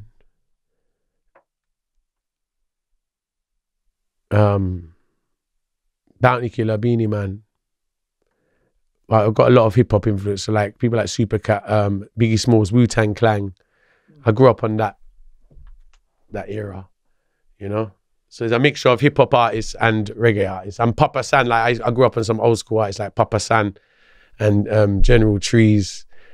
Over here, veteran UK artist Smiley Culture. Yeah. Have you ever heard of Smiley Culture? He's actually a good friend of mine as well. Before he died, R.I.P. Smiley. Saxon Sound from England. Saxon and Coxon. I grew up on English reggae. That's what inspired me to be an English reggae artist, is when I heard the English reggae artists. Yeah. Like Smiley, because they did it with the English accent. So like even my Pato, I speak English. I'm not Jamaican. So obviously we speak the Pato, but even the English artists, we got a different twang to it. So we don't sound like that. Yeah. You understand what I'm saying? That's what attracted me to dancehall music in the first place. The English reggae artists, like from Saxon Sound, people like Smiley Culture, Papa Levi, some of these veteran artists from the 80s. I was big fans of them. So Hillbilly Amy in Alabama, she's probably just finished her Viddles and Grits. Now. You got Hillbilly Amy. Yeah. She said, she's been looking at the food that you put on Instagram, which is to die for. Yeah. And she's wondering if Mama War will adopt her. I'm gonna have to ask Mum that one. My mum's an amazing cook. Oh right, okay. Yeah, amazing cook. I'm really spoiled. I'm really lucky to have a mum who cooks such lovely food for me, and she cooks every day. It's really healthy. A lot of it is vegan and vegetarian, so I don't eat a lot of meat. After prison? Not after prison, after my father died. Yeah. After my father died, I started comfort eating a lot after my father died, and I put a lot of weight on. I went into a bit of depression and started comfort eating, and then I decided to turn my life around totally, and that's when I started losing the weight. I dedicated myself. Even like I work out 5-6 days a week. I eat healthy, and I've when I do something, I do it to the fullest, and I've been like that for the last 10-12 years now. Okay. Yeah. Well done. Bibby wants to know what was the situation. Bibby. Go on, let me hear this. What situation made you most fear for your life? Oh. What situation made me more fear for my life? I've had so bloody many. You know what? When I left Spanish, in prison or overall? Throughout your entire life? Yeah, general. Oh, wow. I've had too many. I lost sense of fear when I come out of prison. My fear levels really disappeared when I come out of prison. Yeah, it's like there wasn't much, like, that's why when I come out of prison, and what I did in Jamaica after prison was phenomenal, because I lost all sense of fear. So a lot of the stuff I did, I wouldn't have dreamed of doing before prison. I wouldn't have dreamed of doing it before prison. But being in the prison's really bad in Jamaica. So that's like the worst of Jamaica. Prison in Jamaica is the worst of Jamaica. So when I come out of prison, there was nothing in Jamaica to scare me. or anywhere in the world. The world seems a safe place, doesn't it? Once you come out. Once I come out, Environment it's like, oh, this is. I'm not in there. Oh, I'm all right. I don't care. Like the only thing I don't like over there is the Jamaican police. I'm scared of them motherfuckers. The police over there are horrible. You know, but like sense of fear, my fear levels really disappeared in Jamaica because your back gets put against the wall so many times, and over my life as well. What is fear? Yeah. I think my fear ended up consuming itself. My fear ended up consuming itself. Like it just disappeared because it just consumed itself. Where's the fear? Just disappeared. There's no more left. There's nothing left. There's no more fear left. You're gonna like obviously everyone's got a certain level of fear, but my fear kind of disappeared because of all the things I've been through. Yeah. Especially after prison. Yeah, if you adapt to a dangerous environment like that, it just becomes routine, doesn't it? This is it. Yeah. It's just this is how it began to feel. And you know, I've been growing up in a dangerous environments from before prison. So as you can hear some of my stories, I've been so accustomed to these things. That's why I think I dealt with prison pretty okay, because I was accustomed to certain levels of badness and stuff before even getting there. So it's like bring anything, you're ready for it kind of thing. So Fifi L'Amour. Fifi L'Amour. That one, don't you? What's Fifi L'Amour? Porn star name or something. Sounds like, innit? Fifi L'Amour. Sorry. It's like a porn sponsor. Christ. Oh man. Can Tugger tell us a story, one that you've not told before on this podcast about Papa War? Yeah, definitely. Tell you a story about Papa War. Everyone wants to hear some Papa War stories. Where's my notes? You know, I had to make notes last night, man. I made so many things that sometimes I don't like to forget things. And I was thinking about it. I knew they was going to ask me some things about Papa War. I told you the Heathrow story. Yeah, we got the Heathrow. We got the Heathrow story. Okay, I'll tell you which one we didn't tell you. I'll tell you which one didn't I tell you. That was a hell of a Oh, yeah.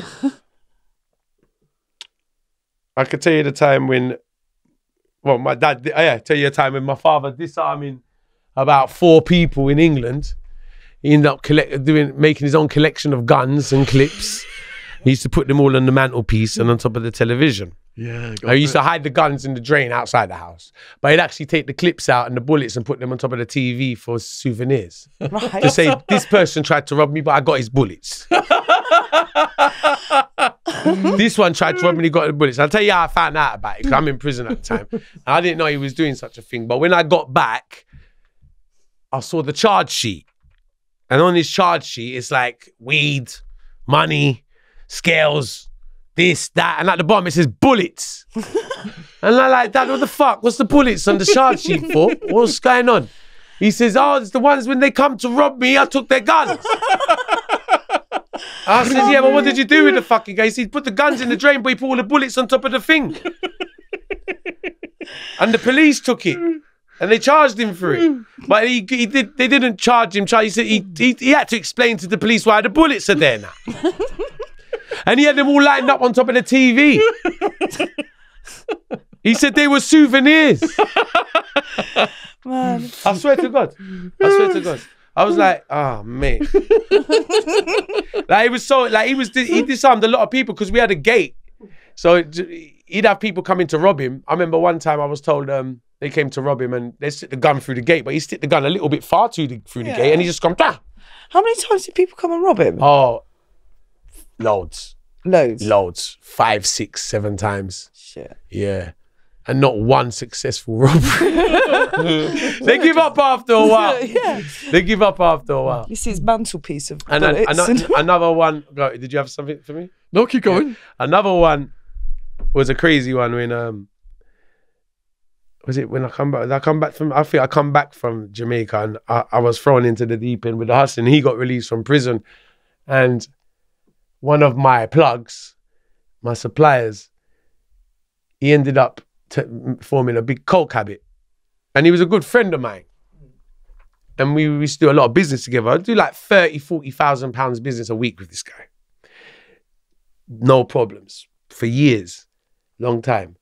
And we was good friends as well. We'd go partying together. And then I see when he started getting a bit under pressure with money. And I owed him £7,000 and he started changing up on me and he started turning up at my door early in the morning for like this £7,000. And I was like, £7,000 to me is nothing at the time because we're doing a lot more business than that. Like, I'd give him 30 grand in a week. So I'm thinking this £7,000 is nothing for you to be moaning about. But he kept turning up for this £7,000. I remember one morning he turned up for this £7,000. He's like, I'm not a morning person. And he turned up 9 o'clock in the morning for this £7,000. And my mum and dad actually let him in. And I would come downstairs to have a cup of tea. And he's sitting downstairs on my kitchen table having a cup of tea. And I know why he's there. I'm like, motherfucker, I just got up out of bed. What the fuck you doing here? And he's being, because he's my mate as well. He's like, oh, miss, and I can see. And I'm like, bro, like, no, I'm not going today. And he's telling me he's under pressure. And I could see you just fucked up and you just fucked up your money and you've done a coke habit and I ain't got the money today. And he weren't really taking, it was some weed that went missing. I ended up getting £30 of weed off of him. £4 of it was no good. The guy who I held the weed, he ended up nicking the £4 of weed. So it was £7,000 outstanding to pay off this little debt. So I ended up have to sort it out. So we're all having this little meeting in the kitchen over about this £7,000. And I'm like, oh, this is just ridiculous. I had to call the guy that stole the weed to come down. He offered him £50 a week. He was like, that's not good enough. I was like, look, just chill yourself. It's not a problem. We'll sort it out. It's just not going to happen today. And he's like, do you understand what I'm saying? And he's like, he's not taking no for an answer. Not literally, but he's still hanging around. And I'm like, get the fuck out of the house. Let me carry on my day. I'll talk to you tomorrow, next week, whatever. Not today. He's there, 1 o'clock, 2 o'clock. Some friends have come around now, and he's still in the kitchen. And I'm like, it's uncomfortable you being here now, bro. Like, it's like you're waiting, because my house was a dealing house at the time. He's there trying to wait to see what money's coming in today, obviously. He's staying now. He's hanging around. He's that desperate. He's hanging around now because he knows I turn over at this house. So he's hanging around to see what's going on. I'm like, no, not today. But he ain't really hearing me. Anyway, I don't get a little bit pissed off. I said, bro, come upstairs. I want to have a word with you. So my dad sort of sees me, get a bit fed up of him and take him upstairs to the living room. And I sat him down and I says, bro, look, all good, but today is a no-no. Like, let me sort something out. I'll give you a ring tomorrow. Like, today's not a good day. Like, it's not a good day. Full stop. He ends up banging his hand on my marble table, at the marble table in the living room, and he goes, I need it today! Bang! And I'm like, I jumped and I've went to strangle him. So I'm strangling him now on top of my sofa. I'm with my knee in his thing, and I've had it up to here now. He's pissed me off. It's too many hours. He's pushed it too far. We're friends, but this is ridiculous. I'm going to kill you now. My dad knows I lost it on him and it was a bit too much. The way he banged, it was disrespectful. I wasn't expecting it from him. He didn't know me that well to do that. Even though we're friends, we're not that good of friends and no one's banging on my fucking table like that. My dad thinks I'm going to kill him. So because he thinks I'm going to kill him, he goes for the machete. So he comes in with a big sword to kill him. And we're arguing who's going to kill him. Oh, family love. That was envy. Because he don't want me to. He's like, I go to prison now, bro. I don't care. I kill him. And he's got the knife in his hand. And he's like, we're having a Barney about who's going to kill him. In the living room. I've got my foot on his neck. I'm strangling. I've got my foot on his throat. I'm fed up of him. I'm showing like I don't want to kill him, but he's forced me. He's pissed me off, this guy. So my dad said, no, you ain't killing him, I'm killing him. Right. So he's coming with the sword to kill him. Now, remember, I've got mates downstairs in the kitchen. They hear all the rumblings upstairs. They've all run upstairs. And they've, by the grace of God, dragged me and my dad off of him. You never see somebody, he didn't touch the floor, the guy. He's just, you ever see like a cat go on the sofas, go, he flew out the yard so fast. And then he ended up getting carried out the yard by someone. He was trying to kick my car on the way out. Don't do that, mate. But yeah, he didn't get his money after that. Fuck it. Quite a long question from David Arthur. Yeah. Do you know the scene in Goodfellas at the end of the movie? I do. It's one of my favourite movies. Well, he goes outside to pick up a newspaper in his dressing gown. Yeah. And he's lamenting that he's just an everyday schmuck now. Yeah. Are you happy with life on the straight and narrow now? Or like Henry Hill, do you yearn for the glory days? Oh, what a fucking question. Isn't it? Oh, Nice one, David. Oh, man. Well, no, what's the glory days, though? Because let me tell you something. Glory days, we're here. We're still here. This is the glory. That wasn't the glory. That wasn't the. This is the glory. Being here with you guys, this is the glory. They were the dark days. Those are the dark days. Yeah. Those are the dark days. Yeah. Like, listen, we talk about everything, and listen, it might sound glamorizing and gangster and all of that. It's not fun. It's not fun. It's not like, all right, I can understand what you're saying. You got that. We still got that thing. We can go, but we have to control. But we got to control ourselves. We're grown. You understand what I'm saying? And it's because of the person we are. That ain't glory. What I consider glory? Well, maybe what I considered glory then, I don't consider glory now. Yeah. So in that sense, no, I wouldn't strive for them glory days, because that's not glory. When I think to the shit I did, I look back and I say, Tuggy, you're fucking crazy. Like, even coming here to talk to you about it, like, it's the stuff I try not to talk about.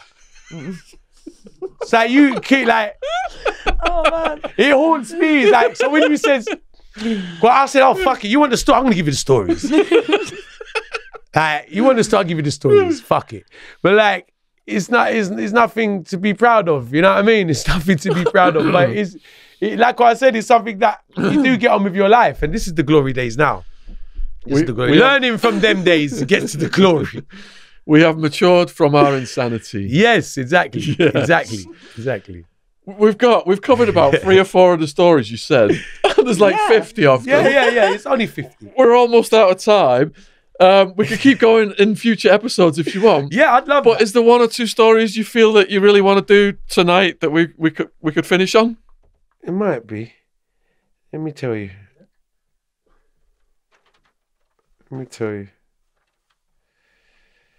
Hey. Is that better? Yeah, you're right. Did I tell you about me partying That's with Christopher Coke, yeah? Yeah, let's do that one. And Tivoli. Oh, I'll tell you about, yeah, because that night I got shot at. When he as well. jumped over the mic, James, we got to put that one in the trailer. Which one? When he just jumped over the mic. So that's a good one for your trailer. I remember I went New Year's Eve party. First time I went to Tivoli Gardens to perform. And I met Christopher Coke. He's like 15 gunmen around him with big machine guns. Just to go and talk to him. Just to go near him. And because I mash up the crowd, they say, oh, he wants to meet you. Dodos, his nickname. He said, Dodos, why I meet you? So he takes me backstage to go and see him, and I'm there, and we're chilling with him. It was fucking hardcore around there. Really, really hardcore. That same night, I went to another ghetto around the corner, I performed, and police shot up the whole event, and I'm on stage I've just finished performing and getting shot at by police on the fucking stage, hiding behind the fucking speaker. Oh, man. It's like, it's an orchestra of gunshots in them areas, and you don't feel safe without a gun. That's the only thing, like, in Jamaica is a lot of guns, a lot of crime activity like that. And like I said, you don't feel safe without one, to be honest with you. So you mentioned about the shower posse in the prison. Yeah. After you got out, did you have dealings with the shower posse? Yes. Yeah. I became friends with a lot of them because they're entwined in the music business in sense of they do a lot of events. Like I performed at Christopher Coke's event, and then I got to know one of his right-hand man called Popcorn from Tivoli. I was friends with his sister. I'd go around there. The shower posse, I knew a lot of people from the shower posse because artists, friends of mine are from the shower posse as well. But I'll tell you something, I don't get involved in any politics at all because I'm not shower posse. I'm not that posse. I'm not no posse. I'm not gang at all. I'm Tuggawar. I'm myself. I just respect everybody. Yeah. You understand what I'm saying? So I'm not here to get... I never have. In Jamaica, things that I stay away from is politics I don't get involved in politics arguments. I don't get involved in religious arguments. I don't get involved in racial arguments and things like that. It's things I don't get involved in. And I'm not Jamaican. So it's not my place to be involved in these parties. It's their politics is between themselves because of the issues in that country, because of the culture. You understand what I'm saying? Now, I know both sides because I know people from the Shower Posse and I know people from the opposition and I know people from me. I know all sorts, you know? They are who they are, and I respect everybody, and you just treat everybody how everyone is. Everyone's the same. You understand what I mean? I never got too tied up with any gangs. Someone did ask about religion. Yeah. So is there like religious services in prison in Jamaica? Yeah. How's that then? You can go church every Sunday. My barber was the leader of the church in prison. So you can go church every Sunday. Okay. In the prison. Yeah, there is religious services in prison, of course. And is that where everybody gets to go from different parts of the prison and they can switch contraband and share stories? No. That's what it was like when we was. Really? Yeah. I never actually went. Okay. I never actually went. I didn't see many people go either, to be honest with you. There are two sections, the prison, the church section and the music section, because Jamaica's a very Christian country. You know, it's a very religious country as well. So they've got that in the prisons over there as well, of course. But I never went. I didn't even get to see it, to be honest with you. I didn't really trust anything like that. I just better the devil you know than the devil you don't. You Because they would bring musicians into our religious services. In the services? Yeah. Like Church on the Street had this guy called Jumping Bill with his guitar. Everybody was pogo dancing and everything. Is it? The guards shit themselves, thought it was going to be a riot. That's crazy. Yeah. People's IDs were flying off and people were throwing sandals across the room. Wow. Whole room pogo dancing. Yeah. Well, in the Spanish town, they'd have artists come in to perform. Yeah. Like on the stage. Remember I said, remember the stage show I did? Yeah. From the first episode. Yeah. And this is like everyone on our section. 1,800 people all on our section from all around the prison on our section. Like with all the bands set up, the speakers, it's crazy, crazy. Like, and the warders even are watching the show. Everyone's watching the show. It's really nice. Everyone there but women. And did everybody just chill? There wasn't any tension? No, it was really chill that day. The music, I'll tell you something, that's like music keeps the place sane. Music really keeps the place sane, man. I think without music in Spanish Town prison or anywhere, any prison in Jamaica, I think you'd have a lot more. It's really bad, but it would be really worse. Music really keeps people sane over there. Because you go back to your cell on a high, don't you, after being at somewhere like that? Totally. And everybody's like... I remember today the buzz of coming off of that stage and going back to my cell. I remember Sean Paul's father coming up to me and telling me, remember I told you he come up to me. I remember I remember the buzz. You're on a high. Everyone's happy. The whole like music uplifts and the whole prison was respecting me after that because they realized, he's an artist. So artists get a different kind of respect. You understand what I'm saying? So like when they realize I'm an artist, it's like, it was a whole different, you're an artist. It's like when you're an artist, you're a voice for the people, you know? So it's deep like that. So it's like you're speaking for them. Yeah. You know what I mean? It's a nice way to fit in. Very, very nice way to fit in. And yeah, very, very nice way to fit in. Because like that even probably made me who I was in the prison because of my music skills as well. You understand what I'm saying? Because people who can't fit in one way or the other, it doesn't end well for them usually. No, it doesn't. I saw a lot of foreigners over there have really hard time. And I looked at them and I really felt sorry for them because I could see it's just a culture shock for them. Yeah. Were they mostly smugglers? You know? Yes. They were I think all of them. I didn't see many foreigners that wasn't smugglers. Most of them were smugglers. Most of the foreigners. There was other charges as well, of course, but like most of them were smugglers. And a lot of them had a really hard time because they're not used to it's a whole culture shock for them. They're not used to the surroundings, the language barrier as well. A lot of them, the patois, people don't know patois as good as I do, for instance. You understand what I'm saying? Or haven't been grown up around Jamaicans, not so much experience with Jamaican people. So they're automatically going to find it a bit harder. Yeah. In the prison straight away. And it's not their fault. They just don't. You understand what I'm saying? I've seen a lot of that. I've seen some guys in there. Like I see one guy doing about 7-8 years for coke. Lovely guy. guy from London, really cool, just try to keep himself to himself. And he was there like 3-4 years before I got there. But you can see, he's still, like, I was comfortable after 2 weeks. This guy's still not comfortable. He's there for years more than me.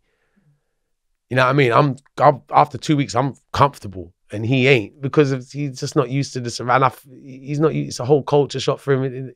It's a whole barrier. Yeah. You understand what I'm saying? Yeah. Did you make many friends in prison? Many. Yeah. Oh, many. Like solid. Yeah. Yeah. Absolutely. Yeah. Even people that I still talk to up to today. Okay. Yeah. Even people I still talk to up to today. Yeah. Many friends. Yeah. Many, many friends. Like, it's a university of life. Like, even I met people in prison that changed my life. Like Garth Henriquez, R.I.P. He's the one that arranged for me to stay in Jamaica. You know, so many people, a lot of good people. Yeah. A lot of good people. Yeah, definitely. It's so intense. It's like you feel bonded with them. You Because do. they're the only ones who understand it, really. You do. Yeah. You do. Even though you can tell the story. That's right. It's like people in the military say when it's so intense, they're bonded with their people. That's Yeah. right. Prisoners as well, it's so dangerous and at times, yeah. You really do bond with them. Like, Yeah. I kept in contact with a lot of my cellmates after I left as well. Send them money, things I had to look after them. And I was doing that for a while. And I still, even up to recent years, have ins and outs of people that was there when I was there, and keep in contact where you can. And then you move on with your life. You don't want to keep dwelling on the past as well. So you do have to move on with your life as well, so to speak. But yeah, you do really bond with these people. You do really bond with them, absolutely. Like my cellmates and many people in there. They're the only ones who can really relate to you, because they was in the same position as you. Yeah. You understand what I'm saying? Yeah, totally. So you're all in hell together. Basically. And that's what Jamaican prisons refer to as hell. Yeah. It's referred to as hell. Yeah. That's what they call it, hell. So that's how you go into hell. Really? That's how you got him there, hell. Yeah. Mm-hmm. All right, so finishing this then, what do you want to say to the people in conclusion, and like having read all the comments and the feedback and the love that's come in from part one? Oh, I'm blown away by the feedback and the comments. It's just, you guys are amazing, man. And to all of you guys that's said that you've checked out the interview and you've gone to check out my music, that just makes me feel so happy, because like what I said, I've worked my whole life for my music career, and my story is a lot to do with my path. So when people can understand the story, they can understand of who I am and what I stand for, more than just seeing this white guy doing reggae music. You understand what I'm saying? And just think, oh, why does he sound like that? Why is he like that? But now this platform has given me a chance for a lot of people that don't even know about me before to know that. And big up everybody who's come over to my YouTube channel, subscribed, many lovely comments on the YouTube, because the feedback's just been phenomenal. It's just been amazing, Sean. Really amazing. Nothing but love and support. Nothing but love and support, man. It's been phenomenal. And we appreciate you joining the chat on the day of the premiere as well. That was fun. Nah, definitely. That was mad fun. That was mad fun. And I love to see people's questions and that. Like what I said from the beginning, like for me to share these stories with the people, and then for them to feel it like that, it's amazing, because it's all from the heart. It's all real shit. And it's really, it touches me for you guys to feel it. You understand what I'm saying? And I appreciate the love from everybody. I really appreciate it. It just goes so fast every time. I said at the end of the last one. I can't believe it. I know. Really fast, isn't it? You're such a good speaker, so charismatic. Thank you. Yeah, and it's amazing every time. Yeah. So please support Tuggawar. All the links will be in the description box below this video. Jen's links will be down there as well if you want some non-smuggling, organic cotton clothing. Do not put in a suitcase to Jamaica. Don't do that. Jen is not involved in manufacturing shoes of any kind that Pablo Escobar would use. No, not even the flip-flops. Huge thank you also to Claudio for sending me these shirts. Wow, look at that. These shirts. I mean, look at the coloured buttons on these. Oh, no, I like that. The detail. Oh, wow. Yeah, the links will be down there in the description box. Huge thanks to Joe and James coming out, filming. And John and James, bless up. their links are always in the description box as well if you need to hire a sound engineer or a cameraman. So huge thank you to the new subscribers. Can't wait to read the comments on this one. Definitely, yeah. And let's give us a hug, man. Yes, my Yeah, brother. cheers. Come here. Well done, brilliant. Thank you. Thank you. We have to do part 3 now. We got to do part 3. Totally. Jen, thank you so much. Lovely to meet you as well. Thank you so much. Thank you so much. It's been a pleasure Really being here. entertaining.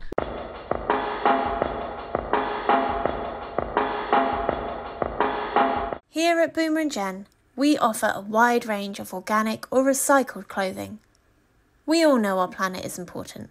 We only have this one, so it's vital that we all work together to slow down and reverse the changes to the environment.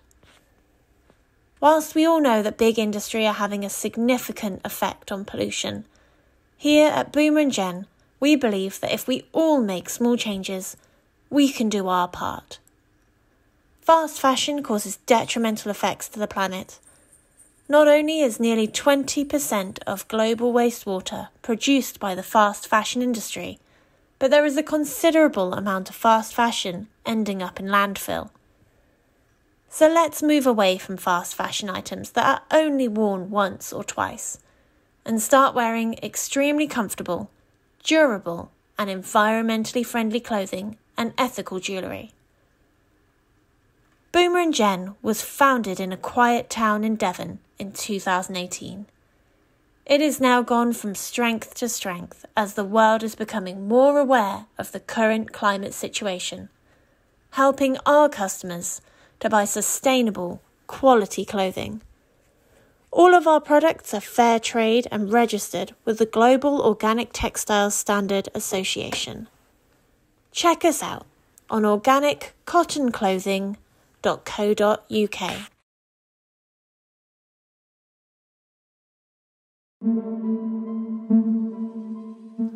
The toughest time in the prison is the first couple weeks. Yeah. The first couple weeks, I'm sure you know yourself, the toughest time to adapt in is the toughest time. But the jail is a whole different experience to the prison. So the jail can actually be more dangerous than the prison as well, because there's so many unstable people in the jail. That is just, it's designed, basically the prison's designed for the people to kill each other. That's how I see it. I thought it was just atrocious. I've never seen anything like it in my life. And the whole section got upset. It was early in the morning and they beat the guy to death. They beat him to death, they carried him out, we never saw him again. They've seen the white man and them one take the piss. They want to set me up, something and I something. So I start to get paranoid now and thinking they're setting me up. It's a setup. It's the fittest of the fittest survive in Hackney. And it's a great place to learn about life. I started selling weed at about 16, 17 years old.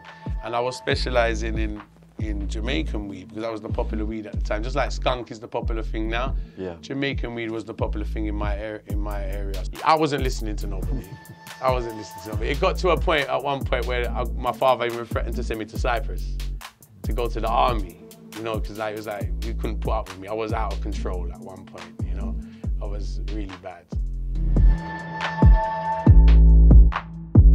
It still was £30,000 English money. So I thought, yeah, I'm gonna try to bring this back. And I honestly thought the worst that was gonna happen to me was gonna be fined and sent home. You get charged for weed, like me, you get considered a freedom fighter.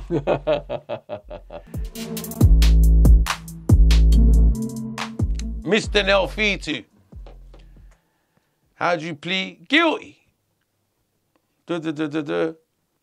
I sentenced you for 1 year. I said, what?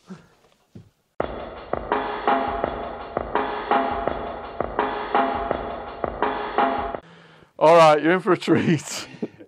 Tuggawar was in prison in Jamaica.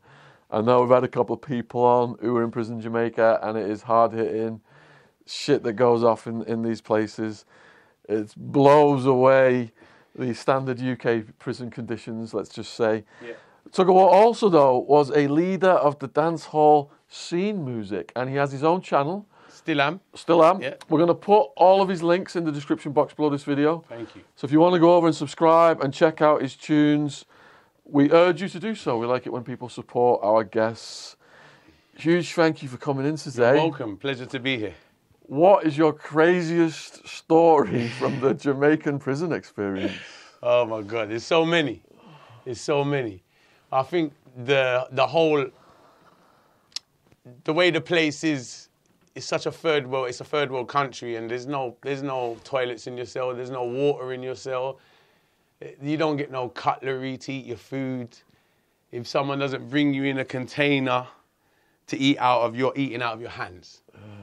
No knives, no forks, no plates, nothing. And one of the most daunting things is a thing you get introduced to as soon as you go into the prison is a thing called a piss gyal.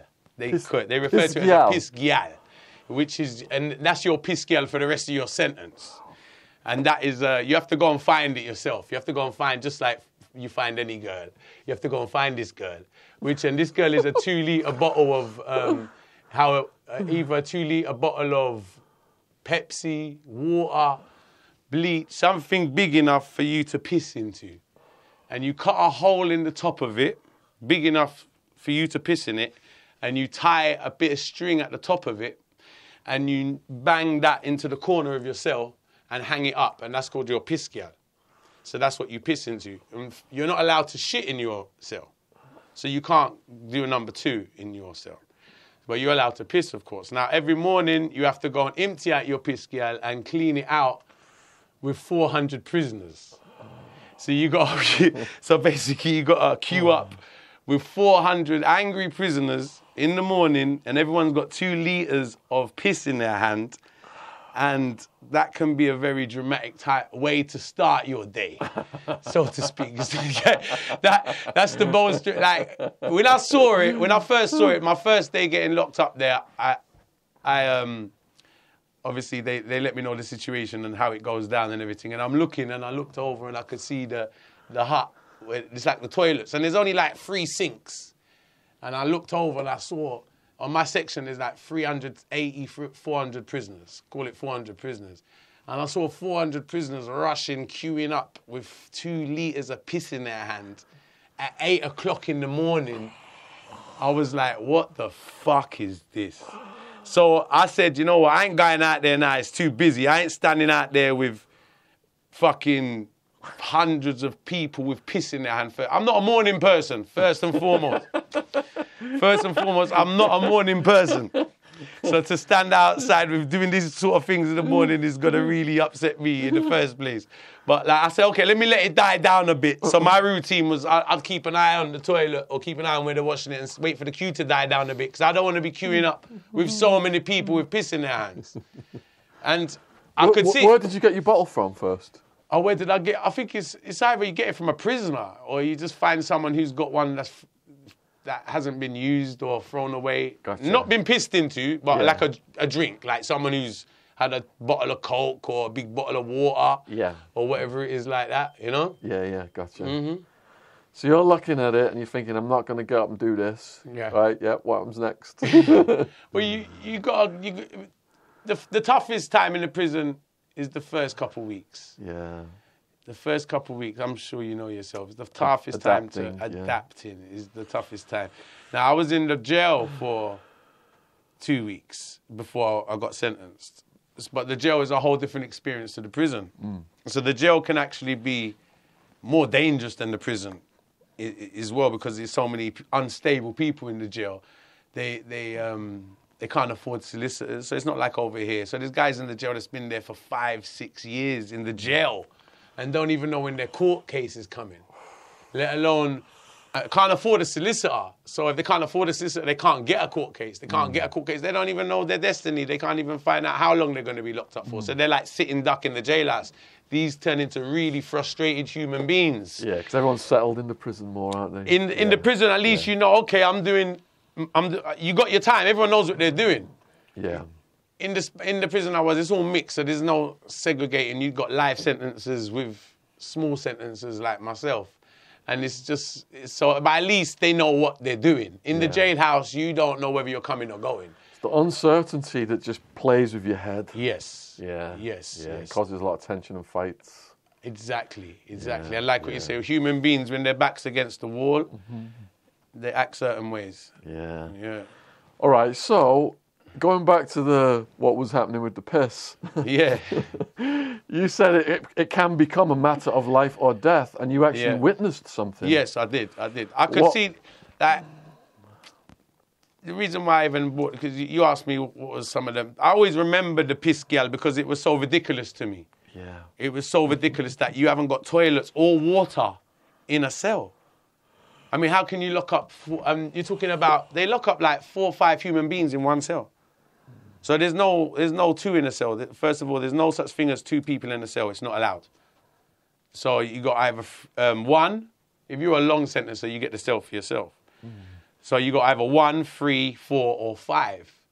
So that's 5 bottles of piss hanging up in that small little cell, which is smaller than this little section we're even talking in here. So you'd have like 3 on the floor and 2 hammocks if it's a 5-people cell, or 3 on the floor and 1 hammock if it's a 4-people cell. Yeah. And so seeing how the setup is, that is just, it's designed, basically the prison's designed for the people to kill each other. That's how I see it. And this stuck with me, the piss gal, so much because that was one of the, like, really, you're making human beings do that first thing in the morning? I mean, I thought it was just atrocious. I've never seen anything like it in my life. And like what you said, I could see it happening because there's some young kids. So I'm on the ground floor of the section. I'm on a section called South Block in Spanish Town Prison, which I told you consists of about 400 people. Yeah. I'm on the ground floor. So you got the ground floor, the first floor, and the second floor.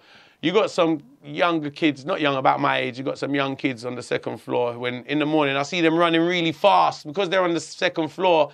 They're moving really fast in the morning to go and wash out their piss gyal. And I could see them. He's moving too fast with this bottle of 2-litre piss in his hand. He's sprinting literally. He's doing a semi-Usain Bolt with 2 litres of piss in his hand. And I'm watching him for myself because he's walking by and I'm like, you're going to fall over one day. That's going to go wrong. Oh, shit. And one day it did. One day it went wrong. He's coming down, he's running, he slips, he falls, he drops his piss, and it all goes on the floor outside about 2 or 3 cells. A couple of them are life sentences. And the whole section got upset. It was early in the morning, and they beat the guy to death. They beat him to death. They carried him out. We never saw him again. Bloody hell, man. Yeah, and things like that. It's like an everyday thing in there.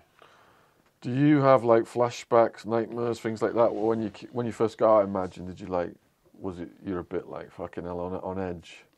Yeah. Because you're just like steeled, aren't you, constantly for battle and anything could happen? Yeah. Yeah, I think it changed me for life. Yeah. Changed me for life. I think it's in certain ways, or certain aspects of how it affected me is embedded in me up to today. I can imagine, yeah. You know, I wouldn't say it's for the bad or the wrong, I mean for the good or the bad, sorry, because I look at it as like a university of life. I don't actually regret it. I don't regret anything I've done in life. And I learn from it. I learn a lot from it. And it makes you the person you are. It's made me who I am. Yeah, yeah. It's made me who I am. You know, like, I grew up in Hackney, a very multicultural area, around a lot of crime and stuff like that. And I was toughened before I went in there. But that was so I was already quite a tough kid before I went in there. I was ready for a lot of stuff. But that was a whole different experience for me. And it really opened my eyes to life, a lot of things in life, people, and how human beings are when their back's against the wall as well, and survival, and shows you can survive anywhere in the world. Human beings are human beings, no matter where they're from. You know. Yeah. All right. Before we go back then to the prison stuff, let's let the viewers understand what led to this. Then. Yeah. Like we'll go back to your childhood. What was that like? My childhood? Yeah. Yeah, I grew up, my mother's Irish from Cork in Ireland, and my father's Greek Cypriot from Limassol. Right. So I grew up in Hackney, born in Hackney, Mother's Hospital. I went to Highbury Grove School. Always aspired to be an artist, musician from a very young age. So I was spitting on like radio stations and stuff like that from 15, 16 years old. So I come up around a lot of music and been writing and doing music from a very young age and fell in love with reggae, Jamaican culture from a very young age. I grew up in a big Jamaican community, a big black community in Hackney, not just Jamaicans. And not just black people, all types of people. I think I'm very lucky because Hackney is one of the most multicultural cities in the world, I think. And growing up there, it was really a nice experience because I got to, all of my friends are so many different cultures and it's a lovely, I had a nice growing up in that sense. Hackney was very tough. The Hackney I grew up in was very, very violent, a lot of crime. It's before the CCTV and everything, so it was really, really hardcore, you know? Yeah. And I dropped out of school early. My father and my mother run a rag trade business and I started working for them and then I started selling weed and got into street activity and started being your average Hackney bad boy, so to speak. Was you the know? gangs back then? Yes. How was it structured in Hackney? There's always been gangs in Hackney. There's always been gangs in Hackney. What do you mean by structured? Like, so in America, it's like, 29th Street Crips versus this Street Bloods or whatever, all that shit. How does it work in Hackney? Well, growing up in Hackney, it was a bit more unified than it is today. So it wasn't all these postcode wars that you see now. Yeah. Which I could never get my head around. I couldn't get my head around postcode wars. It was more more areas. So it was like Hackney against Tottenham and stuff like that, or Brixton, or like, it was like literally, and it was a more money orientated. The gangs was money orientated. So we didn't really have a problem unless if someone was making money, then we'd have a problem with that gang. And it was always over money rather than now it seems to be over stupid things and just areas and stuff like that, you know what I mean? Yeah. So it was always money orientated, a lot of drugs. I mean, Hackney was like crack city. So a big cocaine epidemic in Hackney from, I'd say, like the 80s, the 90s. Yeah. A lot of hard drugs, a lot of poverty. I'd say a lot of mental health is what I've seen Hackney have a big effect on the youth in their mental health. I think even if you look into the statistics, Hackney's got one of the highest mental health cases in. Does it? Yeah. So it's stemmed from it's the fittest of the fittest survive in Hackney, and it's a great place to learn about life, in my sense. But I learned a lot. I was in gangs when I was young, so I was in gangs in Hackney when I was growing up. What was your relationship like with your parents during your teenage years? Very close. Very close. Yeah, I was always been very close. I'm the only child. Yeah. Only child from my mum and dad. Always been very close with them. Maybe before I went to Jamaica in my late teenage years, as I was getting really bad and into gangs and crime and stuff like that, I wasn't as close with my parents at that stage. Were they having a word with you at that point? I wasn't listening to nobody. It got to at one point where my father even threatened to send me to Cyprus to go to the army, because it was like, he couldn't put up with me. I was out of control at one point, I was really bad. So was you on a lot of drugs that was scrambling your decision-making a bit? In my teenage years, I'd messed around with a lot of things, yeah. Yeah. What years were those? Like, I'd say like all my life until I went to Jamaica when I was 19, 20. What year was that? To the year 2001, I went to Jamaica. 2001. Yeah. Okay, I see. Yeah. I'm just trying to think about where we were of all the drugs in this country in the 1990s. Well, it's before. 1990s is when you was a teenager. Yeah, I was teenager in the 90s. Yeah. Got you. Yeah. Because I was part of like that ecstasy scene, the rave scene, and all that. Yes, I heard. Yeah. And did you ever get into that?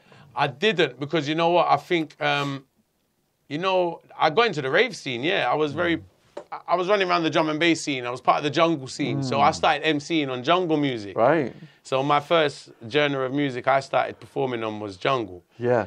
you know, but always aspiring to be a dancehall act, but jungle was the popular thing in the country at the time, so that's what we was gonna. Yeah. That's what everyone was trying to do. So I was around the raving scene for a long time. I know many friends. I've got many friends in the raving scene, and the drum and bass scene as well. But I missed the actual acid days and the acid house. Yeah, acid house. Yeah, that's after my generation. I'm a bit too young for that scene. But like a lot of my friends, funny when you said about ecstasy, because I saw the ecstasy pandemic hit the young kids at that stage. Even though it's one of the drugs I never actually took, so I've never taken ecstasy. Oh wow. No. Yeah, my sister was into jungle. I was into trance. Oh really? I'm on the ecstasy, giving it that. Oh, the trance crew, yeah. Jungle's hard to dance to. Yeah. Well, you know what? Jungle. Would you say so? Yeah, for me it is personally. To me, trance is hard to dance to. Trance is hard to dance to me. Jungle, because jungle was reggae influenced. Yeah. Jungle's reggae influenced, so it's like from reggae music. So it had, and what I fell in love with jungle was because it had all these reggae samples and dancehall samples in it. So it just felt like when it turned into drum and bass, I stopped being a fan.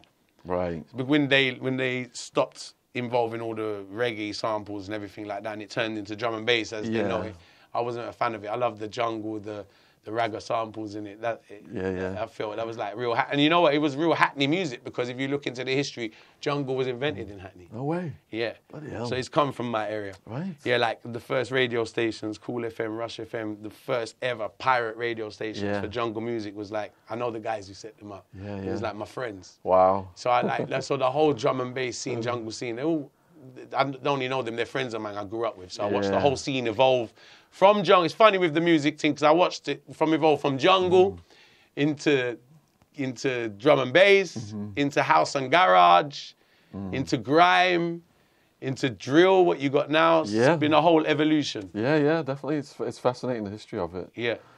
All right, so what led to you then going to Jamaica? Right. I went with an ex-girlfriend. Yeah. Yeah, so I only planned to go for 2 weeks originally. So it was a 2-week holiday. So before I went to Jamaica, I was a high-grade dealer. I sell a lot of high-grade Jamaican weed. So I started selling weed at about 16, 17 years old. And I was specialising in Jamaican weed, because that was the popular weed at the time. Just like skunk is the popular thing now. Yeah. Jamaican weed was the popular thing in my area. So I was selling that, and my first girlfriend was Jamaican. And I always, because of my love for the culture, and I fell in love with the music from a young age, but I'd never had gone to Jamaica. Yeah. So I made plans with my girlfriend to go for a 2-week holiday.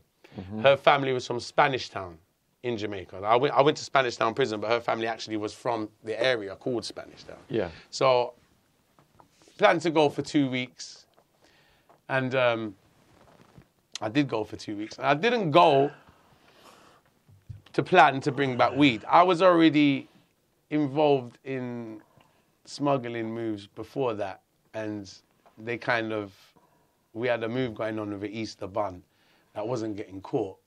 So it was only a very small amount. It was only like £6, £3 in each bun. So it was because it was only a small amount of weed, it was coming through and no one was checking the bun, and no one thought that even if you did get caught with £6 of weed, usually you just get a fine and sent home. You understand what I mean? Yeah. But on this particular occasion, they didn't fine me. They made an example of me and gave me a long sentence. But I only went there for 2 weeks holiday with my ex-girlfriend originally. All right, so you're on holiday. Yeah.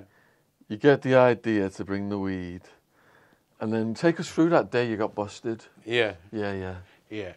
Well, my original plan, I went there with my ex-girlfriend and her sister and her sister's daughter. And like what I said, I didn't plan to bring the weed back. But I've got all the links over there, and because it's the first time I went to the country, I went to see the farmer, and I ended up buying £7 of weed. I smoked £1 of weed before I got back, and I said, it still was £30,000 English money.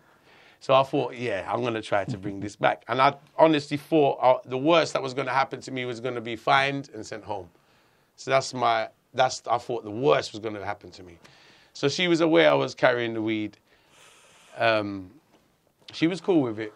So I missed the first plane because it was like 3 months after the 9/11 situation. Ooh. So I had my plane tickets booked for one day in January, and we gone to the airport 2 hours before the flight. And I remember getting to the airport and going outside the door, and they wouldn't let us into the airport because they said you got a booking 4 hours before your flight because of a new emergency breach since 9/11. So I was like, oh, wow. So we ended up turning back and had to rebook the tickets. And her sister and the sister's daughter decided to stay in Jamaica. So we got the weed in the cases, and we've had to turn back from the airport. So the first time we've gone to the airport to go home, couldn't get in the airport, sent us back home. Rebooked 2 days later, gone there again. So we're in the cab on the way to the airport. I look at my ex. She didn't look worried the first time, on the first day. But when we was on the cab 2 days later on the way to the airport, I see her smoking the cigarettes really fast in the cab, and I was thinking, you look a bit nervous. I said, you okay? She says, yeah. Anyway, by the time we get to the airport now, and them days you had to queue up to pay £50 on your ticket because we missed our flight, so we had to pay £50 at the counter. So we get into the airport, go up to the counter to pay the £50 extra fee to board the plane. And I'm watching her when I'm paying, and she's looking really like nervous. I can tell by her face, but I'm thinking, oh my God, she don't look. And I'm looking at her, and I can see she looks a bit nervous. But so I'm thinking, bloody hell, she looks nervous. Well, fuck it, it's got. But we're not turning back now. We're gonna do it. So we pay for the tickets, pay the £50 each for the tickets, jump in the queue, start queuing up now, and then there's a guy who takes your cases and puts them on the table to search them before you go onto the machine that drags them off to the plane. So we're queuing up, and he says, yeah, put the cases on the table. So I've got 3 suitcases with me. I've got 2 cases of clothes and 1 suitcase of food. Now, the suitcase of the food is where the weed's at. And in the suitcase of the food, I've got every type of fruit and smelly fruit from Jamaica you could ever imagine in there to try and contain the smell of the weed. How's the weed wrapped? Yes, it's wrapped really well. So I've got the weed compressed in 2 Easter buns, £3 in each Easter bun. I don't know if you're familiar with a Jamaican Easter bun, but it's like a loaf. It looks like a small loaf of bread that comes in a box, and it's called a spiced bun, basically. And I had a style where I cut the top of the bread and I squeeze the weed. So I actually make the weed look like it's still a loaf, and it goes back into the packet. And if I pass you the packet, it still looks like an Easter bun. So I've got that in the suitcase mixed up with other Easter buns, sugar cane, June plum, other Jamaican fruits, smelly fruits, everything, you name it, oranges, pears, everything's in this fucking case. Anyway, so the guy picks up the cases, puts them on a table like this. Case number 1, the clothes. Starts going through the clothes, puts them all back in. Picks up the case with the food now. Done the 2 closes first. Picks up the case with the food. Takes out the Easter bun. I'm watching him. He puts it back in and zips back up the case. And I'm like, yeah, wicked. We're gone. Gatwick, here we come. I think, that's it, wicked. Literally, as he zips back up the case, I've got the cases back. We're back in the queue. No way. I swear to God. Oh my God. Holy shit. I'm back in the queue. Oh. I'm buzzing in my head thinking, yes! Easy. Within it wasn't even 5 minutes in the queue. Oh no. Listen to this. I wasn't even 5. So he searched them, and he searched every case he searched, and he's even picked up the items in the case, taking them out, put them back in. I see him take the weed out and put it back in and zip it back up again. And I'm like, yeah, my man, wicked. So I'm like, yeah, so we're queuing up, and then within 2 minutes, I roughly remember, weren't 5 minutes, but it was more than a minute. So within a few minutes, I got a tap on my shoulder. Can't remember what shoulder it was. I got a tap on my shoulder, and I look round, and I see this lady. Police, Jamaican. She was about late 40s, say between 40 and 50 years old. She was She wasn't young. And she looked like she wasn't a regular police officer. Because I can tell by the Jamaican police because they wear different colour clothes, you know. So she wasn't your average just blue suit police or green suit. She had a couple stripes on her or something. She looked a little bit high up. I can't remember her position. She was a sergeant or something or general. I don't know. Anyway, she says, she taps me on my shoulder. Says, "Excuse me." I says, "Yeah." So I like to search your cases. I'm like, the gentleman here has just searched my cases. I'm confused. I'm looking at it. He's just searched them. She says to me, "I know, but I want to search them again." I'm like, oh, for fuck's sake, what the fuck is going on here? So, as soon as she said that, I'm like, fucking hell. So I've gone from, wow, we're through, to what the fuck's going on here now? Within no time. Excuse me. So, she takes back up the cases on the same table. He's just searched him on. She takes back up the cases. She starts with the clothes. Do you know what ice pick is? An ice pick? Yeah. A weapon? Yeah. Yeah. She's got one of them on her. I'm looking at her. She's got this ice pick, and I'm thinking, what the hell is she doing with that? So, as she's got the ice pick, she's picking up the clothes, and she's got the ice pick, and she's got the socks out of my clothes. John! I'm like, what the hell you do? She starts destroying, like, she's literally destroying my clothes. She ain't got to the food yet. But she's on the back of the clothes, and she's destroying them with this ice pick.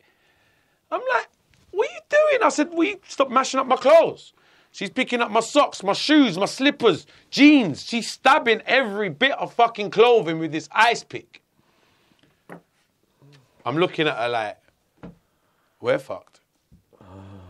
Because she ain't got to the weed yet. But the way she started searching the clothes, I'm like, we ain't surviving this one. Anyway, so she carries on. Clothes number one, ironic. Case number two is the clothes again.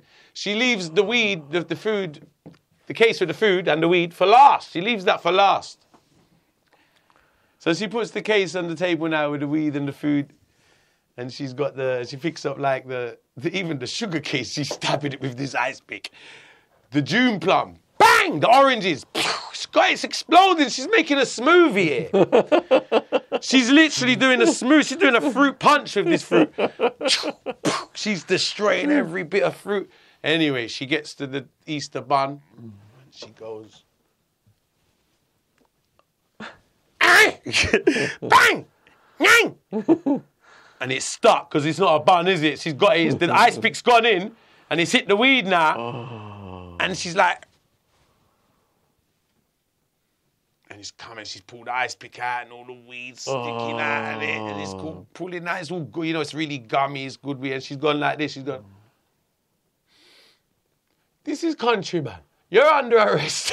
And I was like, oh, for fuck's sake. So that's it, the walk of shame now. Because the airport's rammed. The airport's at its capacity because of the 9/11, like I said a few months ago, and a lot of people must have been missing flights because of the new rule. I shouldn't have even tried to do it because when they said to me 4 hours, booking 4 hours before your flight, extra security breach since 9/11, I should have gone, Tuggy, what the fuck are you trying to do smuggle weed now for? This ain't the time. Do you know what I mean? Yeah. But here I've gone, not listened to nothing, I've gone and done it anyway. And that's it, walk of shame now through the whole airport's at capacity. They're walking me through, I look like Pablo Escobar who's just been nicked with 50 keys of coke, because they don't know what you've been nicked with. You know the people looking at you? You just look like you've been nicked with like 100 keys of heroin or something, or coke, like, so they walk you through the whole, everyone's looking at you. Go through Kingston Airport, Norman Manley Airport, to the police section of the airport. Oh, sorry, before I go any further, as soon as she finds the weed, this is the little problem we have as well. As soon as she finds the weed and said, this is country, man, you're under arrest, my ex jumps up and said, it's mine! No. I'm stopping her feet like, shut the fuck up. Because I've got a receipt in my pocket for this Easter bun.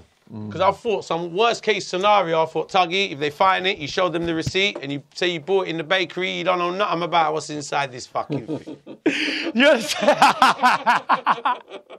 I said, that was my little idiot getaway plan. I was like, Tuggy, keep the receipt for the buns. I did, I actually bought the receipt.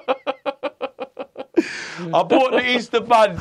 I bought the Easter buns in a place called some supermarket, and I actually kept the receipts. So I've got them. So that's my getaway car. But she's gonna say it's mine. So I'm like, I'm about to pull the receipts out. I'm just about to pull the receipts out to show this woman. Say, look, I bought it in. It's mine. I'm like, what the fucking shut up. And then what did you say? So she's noted it. I'm like, then she says, oh, it's not mine. And then like, oh, but you've already opened your mouth, love. Do you understand what I'm saying? It makes things that little bit more complicated, right? Because better you just keep your mouth shut in that situation, right? Anyway, so we get wheeled off to the police department of the airport, and then the lady says to me, I'm there. I'm still trying to bribe her because I'm like, Jamaican police is very corrupt, very corrupt. The police force out there. And they are bribable. They are bribable. But this particular woman wasn't. It's like, they gave me officer, you could have had £1 million, she don't want it. She was like, it's a church woman. She's like, it's probably, 99% of the police force out there is probably corrupt, and they gave me the 1% that ain't. No, literally, they gave me, you're getting the 1%. You didn't get no corrupt today, Tuggy. You ain't getting out of this one. So as we're walking through the airport, I'm like, why did you want to search? I was intrigued. Why the hell did you want to search my case again? That's what was pissing me off, because I was through. You already searched it. I'm through. I'm walking through. We're about to board the fucking plane, and you come and tap me on my shoulder to ask me to search it again. I want to know why you want to search it again. So I said to her, why did you want to search my cases again? What made you want to search my cases again? I said to her. She said to me, the law told me you had drugs on you. I'm like, oh, for fuck's sake. And then I says, no, come be honest now. Why did you want to do it? And she says, when I looked at your girlfriend's face, I knew you had drugs.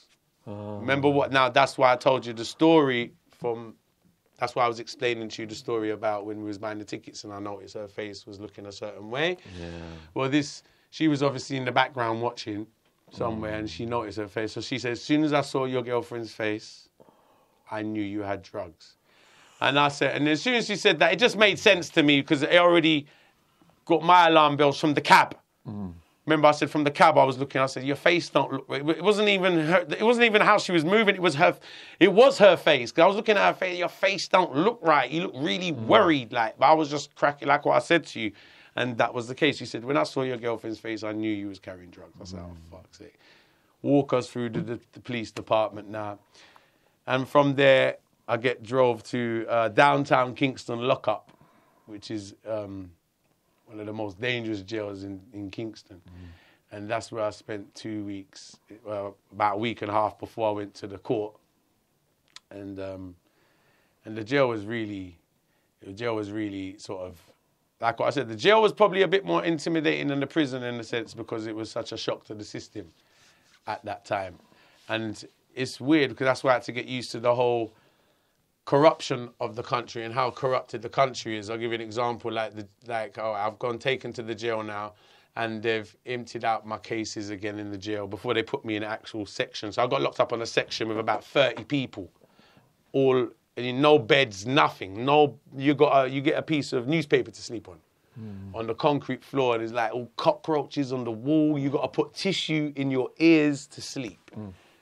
'Cause I was wondering why people had all tissues in their ears. And the guy said to me, if you don't put tissue in your ears, the insects will crawl into your ears. And I'm like, are you fucking serious? And I can see another geezer fell to sleep and I can see insects all crawling around his face. And I was like, how the fuck am I going to sleep in this fucking shit here? That kind of way. But and literally just to even make a phone call. So the first thing I got in, and I've got locked up with like, I had a £1,500 Rolex on. So I've gone in the cell and like straight away I could see all eyes on my watch. But I'm that pissed off. I didn't even realise I had the watch on until I got in the cell. It just occurred, oh shit, Tuggy, you're in a fucking Jamaican jail with a £1,500 Rolex on your wrist. what are you doing? Like, this is another problem that could occur. Do you understand what I'm saying? No, but like, I was so pissed off with what would happen. And it's like even the policeman who locked me up in the cell, I don't know if they could see I don't know, I'm a man. You see, when I'm upset, everyone around me knows. When I'm upset, everyone can feel it. And it's like, people don't want me to be upset or something. Because even the policeman, he was nice of him because he found a bag of weed in my suitcase from England, believe it or not. This weed was from England. So this weed travelled from England to Jamaica. I didn't even know it was in the fucking bag. But when they found it, and you know, he brought it over to the cell and gave it to me. Wow. He actually brought, I was like, wow, that was really nice. And the same policeman, I gave him my money, and then he went out and put credit on his phone, and then I phoned because there's no phones in the jail. I've got to phone my father now to tell my father the bad news. How did that feel? That's the worst. That's the worst experience. That's the worst part. That's the. It's all fun until you got to do shit like that. You know, that's when it hits home that you're in a bad fucking position. Because even if you can deal with the situation you're in, you start thinking about how your loved ones, like your mum and your dad and whoever, how are they dealing with it? How did you explain it to him, what had happened? Pretty straightforward. I've got a very, very good relationship with my father. Very good. We wasn't just father and son, best friends, partners as well as a very special father and son relationship, but best friends as partners. So I never had to, I never felt like I had to explain something to him. It was always straightforward. So he knew what I was doing. He knew what I was doing, you know. Like, he knew. So I phoned him. I said, they caught me. He says, I didn't even have to tell him I tried to smuggle weed because he knew. He knew. He was like, he knew. I told him I was going to try and bring back £6 of weed, and he was aware of all of that. And I said, they caught me, and he was like, oh, you know, he was really upset about it, obviously, and he was left in a situation where, because I was sort of running the business while I was in England, the weed business, so my father didn't do any illegal business. Weed business while I was there. So now I've got locked up. The money's dried up over in England. And he was forced to take over that business. I've got the customers coming to the house anyway, like I told you. So he was like, oh, he took it over. So he had to take over doing that business. And I even needed money for the solicitors, money for that. We didn't have no money. We have no money. And my dad started hustling the weed in England, mile a minute, to finance me. And wow. Yeah. What was your mum's reaction? My mum's reaction, you know, my mum at the time, she was in Ireland at the time with family. So we didn't tell her till I got out. I didn't tell my mum till I got out because I didn't want my mum to know while my mum didn't find out until it was all over. To be honest with you, good strategy. Yes, yeah. It was very good. So my dad can handle it, and my mum, I don't want that worry on her. Exactly. Yeah. I wouldn't have wanted her to be stressed over that at all. So it hit her hard enough when she found out about it after I survived it all. That was difficult enough then to tell her while it was going on was a no-no. No, if I could avoid it, which I did avoid it, and it was the best strategy, like you said. What was it like going up in court? It was very daunting. I thought it was luck of the draw, because like what I said, I thought I was going to be fined and sent home. And you get put in a halfway tree courthouse in Kingston. And there's many different courtrooms, as many courthouses have. And it depends what judge you get is going to determine your sentence now. What he's had for breakfast. What he's had for breakfast. So they're like telling me, so while I'm in the jailhouse, all the prisoners are telling me, okay, if you get him, you're all right. It's what they're telling me. If you get him, you're all right. He don't mind weed. This one, he don't like murderers. This one, and then he says, look, you see this one, Tuggy? This one's called, what's his name? Martin Gale. You don't want him. He hates traffickers. I can't stress to you more. This one hates traffickers. They're telling me in the court, in the jail. Nelfi, you got martingale. I said, oh, for fuck's sake. They gave me the one who hates the traffickers. I'll never forget it because they're all in the jail. It says, you don't want martingale. You don't want martingale. Anyone else will give you a fine. Martingale, he hates traffickers. This geezer, he don't mind a murderer, this one. But if you if you murdered, it's all right. You took drugs? Nah, lock him up. He hates traffickers, this one. So, like, and I'll tell you another thing as well. I didn't work with the system because... If you want more of Tuggawar, his channel link is in the description box. I got to say at this point, I've interviewed a lot of people, man. You're one of the most charismatic people I've ever met. You really have presence, yeah. Respect, I really enjoying the way you tell your story. Thank you, brother. Thank you. I'm sure the viewers think the same. Let us know in the comments. Thank you, respect, man. Appreciate it. So you get the hanging judge. Yeah, I get the hanging judge. So I've got in that.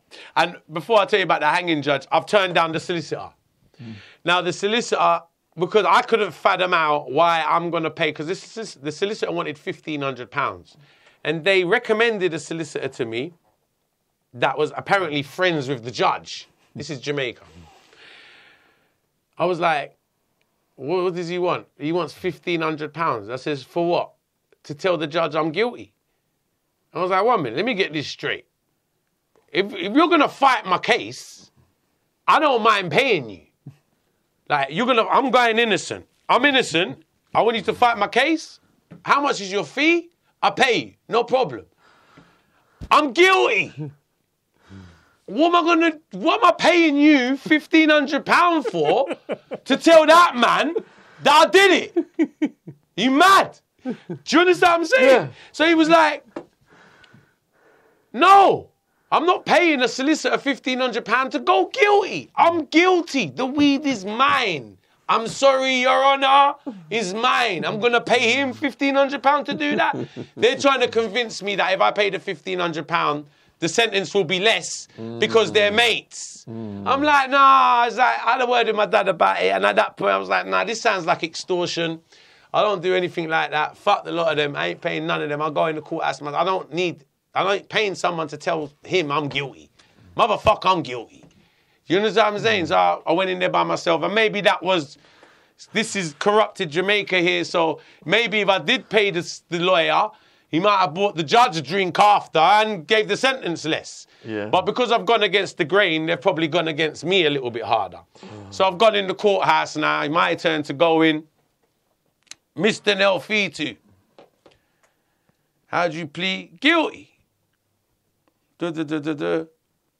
I sentenced you for 1 year. I said, what? Come again? 1 year, dang. I said, excuse me? He said, 1 year for £6 of weed? Like, I was getting friends. I know people who take £50 of weed and don't get such a long sentence. Even when I got locked up there, my friend who is in my documentary, we got Dan Man got caught with £20 of weed and done 4 months. I get caught with £6 of weed and give me a year. Fine and confine. So you pay. So I ended up paying £1,500 confine to get the sentence down to 8 months. So you got the 1,500 out of you one way or the other. One way or the other, they got the 1,500 out of me. You know what I mean? Unbelievable. So once you're sentenced, where do you go to then? What, from that point? Do you get moved to a different facility? Well, when they sentence you in the court, yeah, you get taken back to the jailhouse. Prison truck only leaves the jailhouse once a week on a Saturday. So I can't remember what day. It was during the week. So I think it was like a Tuesday I went court, if I remember correctly. It was about a Tuesday. So I still had another Wednesday, Thursday, Friday. So I still had another 4 days in the jail before the prison truck comes. What crazy shit did you see in the jail? In the jailhouse. Yeah. In the jailhouse, I saw everyone that... They're robbing people in there. Everyone that gets locked up gets robbed, get tipped up. I was the only one that didn't. Everyone gets locked up in there, you tip you upside down. It's me, because like what I said, when I first got locked up, now I had my Rolex on, and my girlfriend my ex at the time was coming to visit me saying, you can't wear that in there, give me the fucking Rolex. Yeah. You can't. And I was being stubborn for the first week. I was like, nah, leave them fucking try. I'll fucking kill them.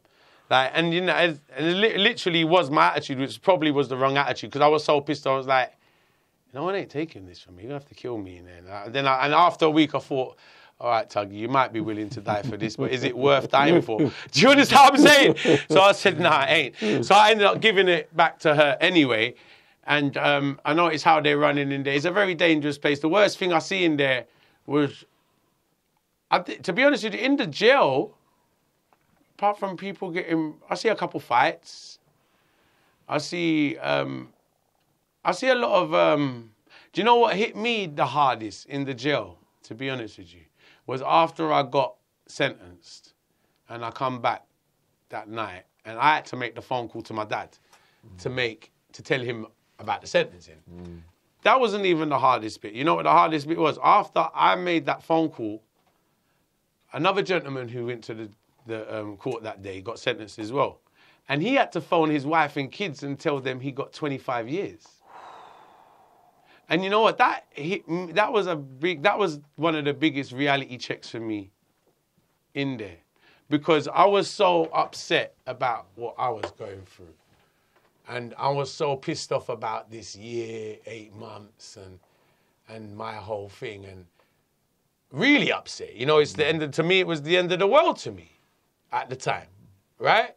It was literally really upsetting, you know, I'm worried about all of that. And then when this guy went on to I come off the phone, he used the same phone, because we was only using one mobile phone in the jailhouse. So when he come and he phoned his missus, and I could hear him, and he's sort of trying to keep his spirits up as well. And he had to go on the phone to his missus and his 2 kids and tell them it was 22 years.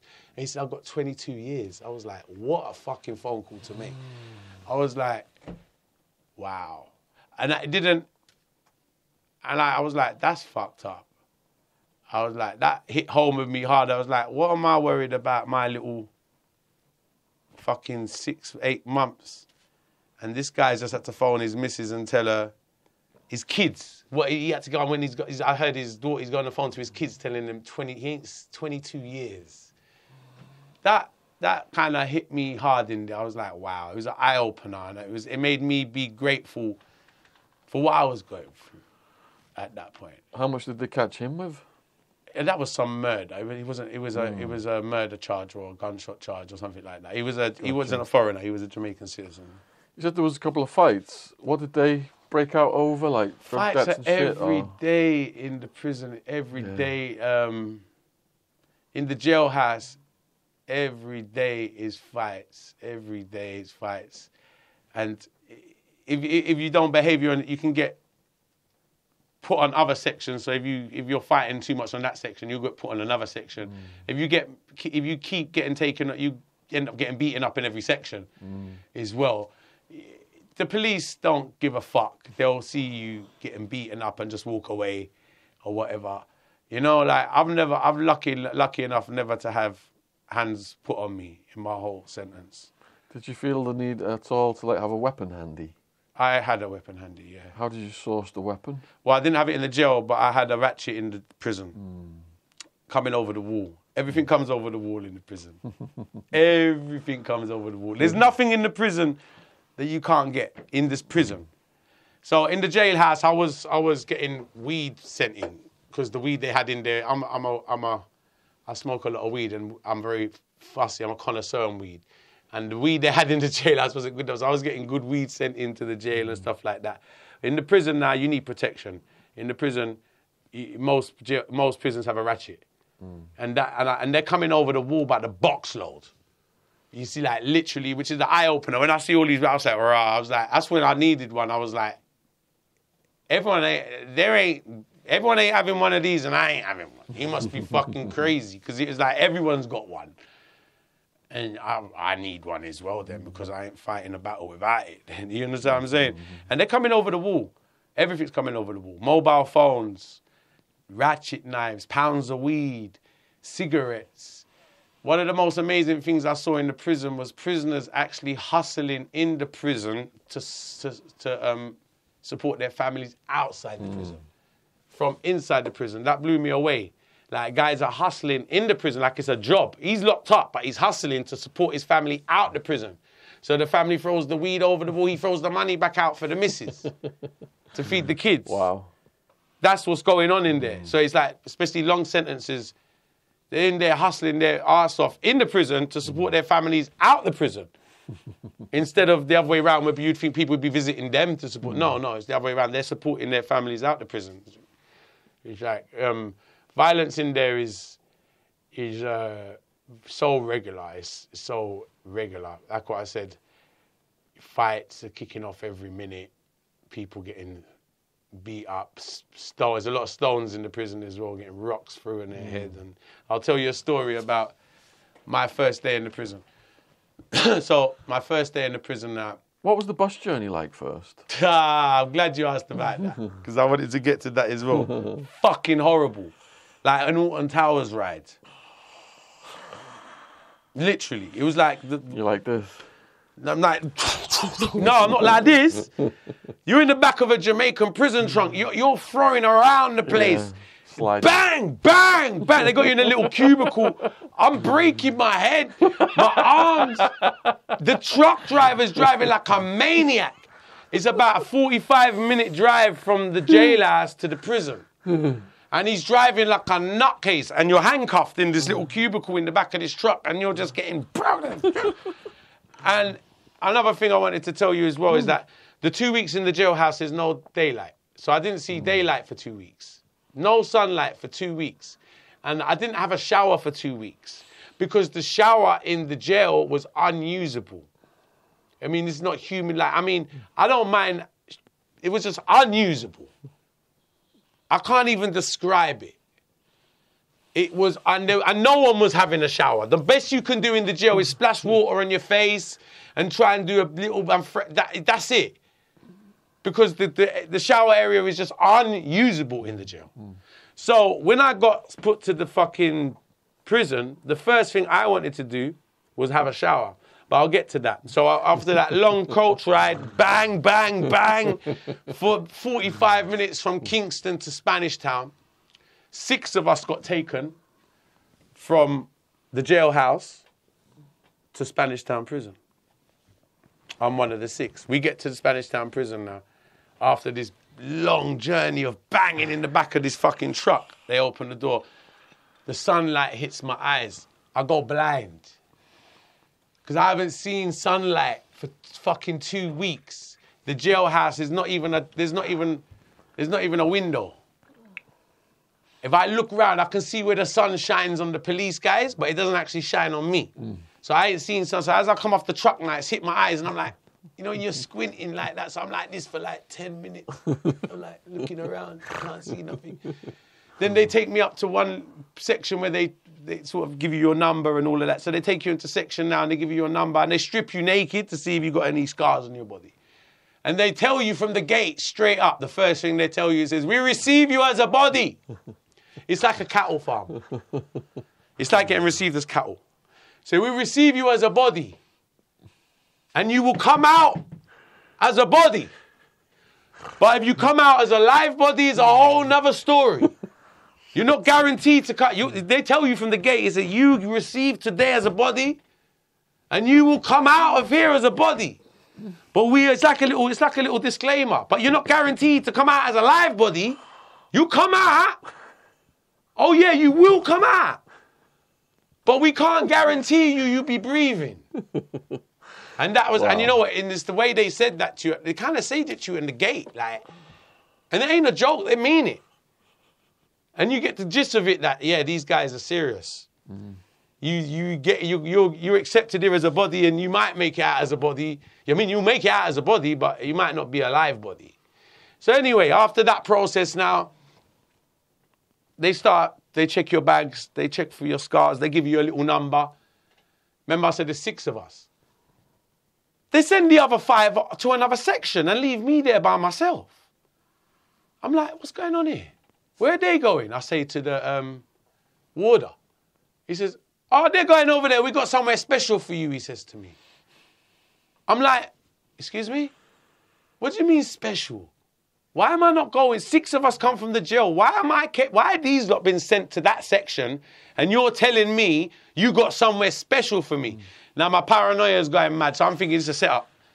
They've seen the white man and them one take the piss. They want to set me up. Something and I something. So I start to get paranoid now and thinking they're setting me up. It's a setup because they've sent them 6 guys over there and they're telling me they got somewhere special for me. What the fuck's going on? So I'll start to get agitated. I'm still in that main bit. And I'm getting a bit agitated and like frustrated now. And I'm like, this is a setup. And my spirit ain't sitting right with me. Especially how the warder's talking. He says, yeah, I got somewhere special. I said, what you fucking talking about? And he says, yeah, someone over in that section. I'm like, what the fuck? And then he come up to me, he says, come over here. And he says, look over there. This is the warder. The warder says, come here. I said, what? He says, look through here. So I look through the gate. And he points at some guy. He's a prisoner. On the other side of the thing. I've never seen the guy in my life. Some short black guy. And I'm like, who the fuck's that? He said, yeah, see him there? And I'm like, nah, this is a fucking setup, mate. Nah, fuck that. I was like, it's a setup. Who the fuck? I was like, what the fuck's going on? So, but you ain't got no choice but to do what they're saying at that point. So he's like, yeah, you're going with him. And he's telling me I'm going with this prisoner. I've never seen him in my motherfucking life. There's other 5 guys have gone to another section. I'm like, what the fuck? Anyway. So I start saying, who are you? So the prisoner starts shouting a name to me. I can see the prisoner through the gate. And he starts shouting a name to me. I'm like, who? And I can't understand a word he's saying. He's saying a name I've never heard before. I've got a friend in the prison that I totally forgot was there. From England. Friend of the family. Dan man, big up Dan man. Now Dan man must have sent this guy. So what they've done, but I didn't understand what was going on at the time. They've actually paid off the warders to put me on that section. Ah, that's good. Yeah. But at that particular moment, you're paranoid. I didn't know what the fuck is. I don't know about any of this warder shit. I don't know. I didn't even remember he was there. So it's just hitting me simultaneously at the time, and I was like really paranoid. So when I finally, so I'm on the section, I'm actually walking with the guy now, going towards the section, and it's only when I'm walking towards the block, and he says, because he's calling my mate's real name, and I know his nickname, and he's calling my mate's real name, and I still don't know the fuck. I say, who are you fucking talking about? And then he says, Dan. I said, oh, and then it all clicked, fucking hell. And then it was like my heart felt a lot better. I was like, oh, wicked, my brethren sent for me. Like, wow. And you know what? Because I was on page 3, not on the Sun newspaper, not with my tits out, but they're Daily Star, sorry. They had me in the Daily Star, so they had that whole write-up on me in the Daily Star. And so that's how he found out I was coming. So you'd arranged with the warders. They paid off the warders, so when he comes, put him on our section. Sweet.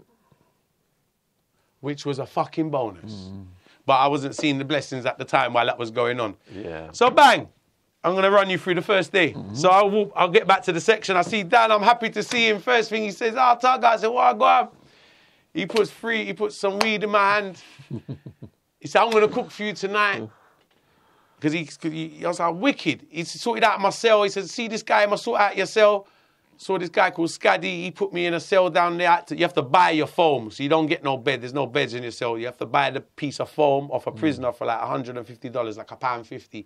You buy a piece of foam about an inch thick to sleep on for the night. So I sorted out all of that, and I said, Dan, and I went back up to Dan, and I said, Dan, I need to fucking have a shower, mate. I had a shower for 2 weeks. Where can I have a shower? He said to me, well, listen to this. You got 2 choices. He says, there's an indoor shower place where all the foreigners bathe. Foreigners meaning English people like myself. Or you got the outdoor shower where the Jamaicans bathe. And he said, that's where I bathe. It's a lot cleaner, he says, because outdoor, he says, because the inside one stinks like shit because it's next to the shit house. So I'm like, fuck going to that one. I'm going to the outdoor one. Because he says his choice. He says, but yeah, he said, water's not cold, obviously, because it's so hot. So it's lovely and refreshing. And I haven't had a shower for 2 weeks. So I'm really looking forward to it. So I walk up to this section. I'm walking. As I get closer, I see there's people around there having a shower. Remember, it's only Jamaicans really allowed to use this, but he's told me to go over there and use it. So as I get closer, 6 Jamaican guys run up to me and pick up rocks on the stone and run up to me and say, "Where you go, boy? You can't be it over here, sir. No man wear sock, pussy and fuck natty can be it round here, sir. No white man can be it round here, sir, boy, with the blood count that day,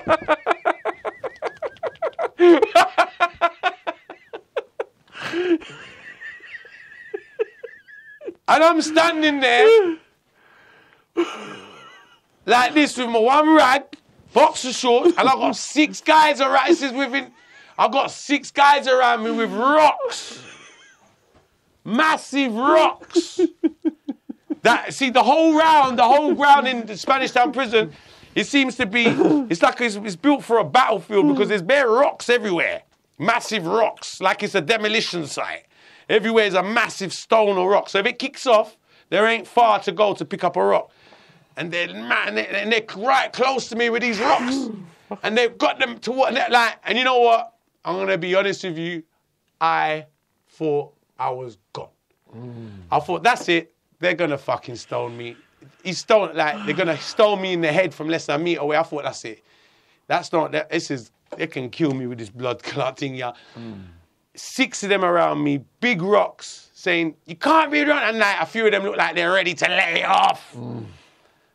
You get me? And they're like, within this distance of where I am with you, with the rock, right to throw, about 6 of them. And I thought I was gone. I was like, and they were telling me I can't bathe round there. One bag of ting. I'm standing there in my boxer shorts, and I lost it. I lost it on them. I said, what the the human being can only take so much.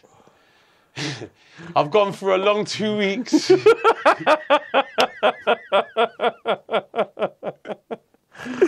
I've had a long 2 weeks, Sean. But a bad 2 weeks. All I want to do is have a shower.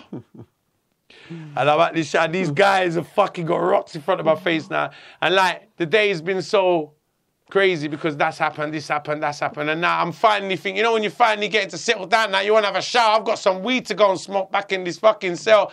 All I want to do is crack on with my day, and I got this now. I thought, that's it. I fucking fed up with this now. Fuck that. Fuck you, I said to them. I'm fucking Tuggawar from fucking Hackney. Fuck all of you. I swear. I went crazy on all of 6 of them. Do you know, it's crazy because I thought I got it out because I lost it on them because I thought, that's it, it's my last words. You know when you get your last words? This is my last words here. I'm going to go out with a bang. Are you going to hear about me before you throw these stones? Before this stone hits my head, you're going to know who I was. Because I'm thinking it's going to hit me. So I've told them, anyway, out of the blue, one of the most dangerous guys in the prison, a guy called Zaga, his nickname was, yeah? Zaga, he's actually right-hand man of Christopher Coke from the Shower Posse. And he's running the whole prison. And he's at the shower while this is happening. So he's actually watching this happen. He saw me lose it on all of them. When I lost it on all of them, he's come up today. He's like, as soon as he's like, I thought they're going to fucking do me. He's come up. He's tried to put his arm around me. He said, Tuggawar, who you know from the show-up posse? I don't know who this guy is. My first day in the jail, I've pushed him away. This is the baddest man in the blood clot prison. Swear.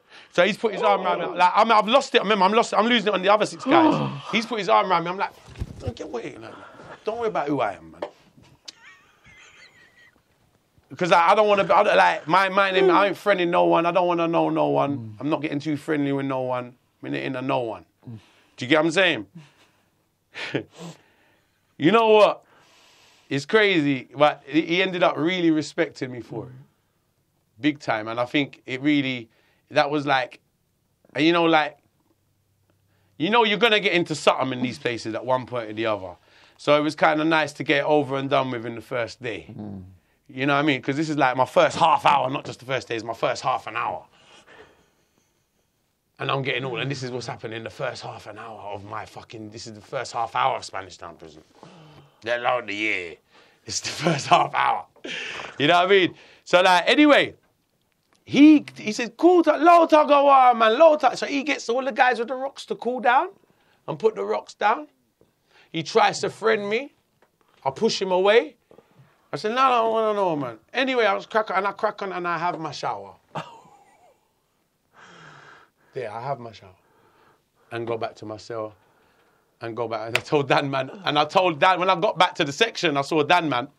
And I told him what happened.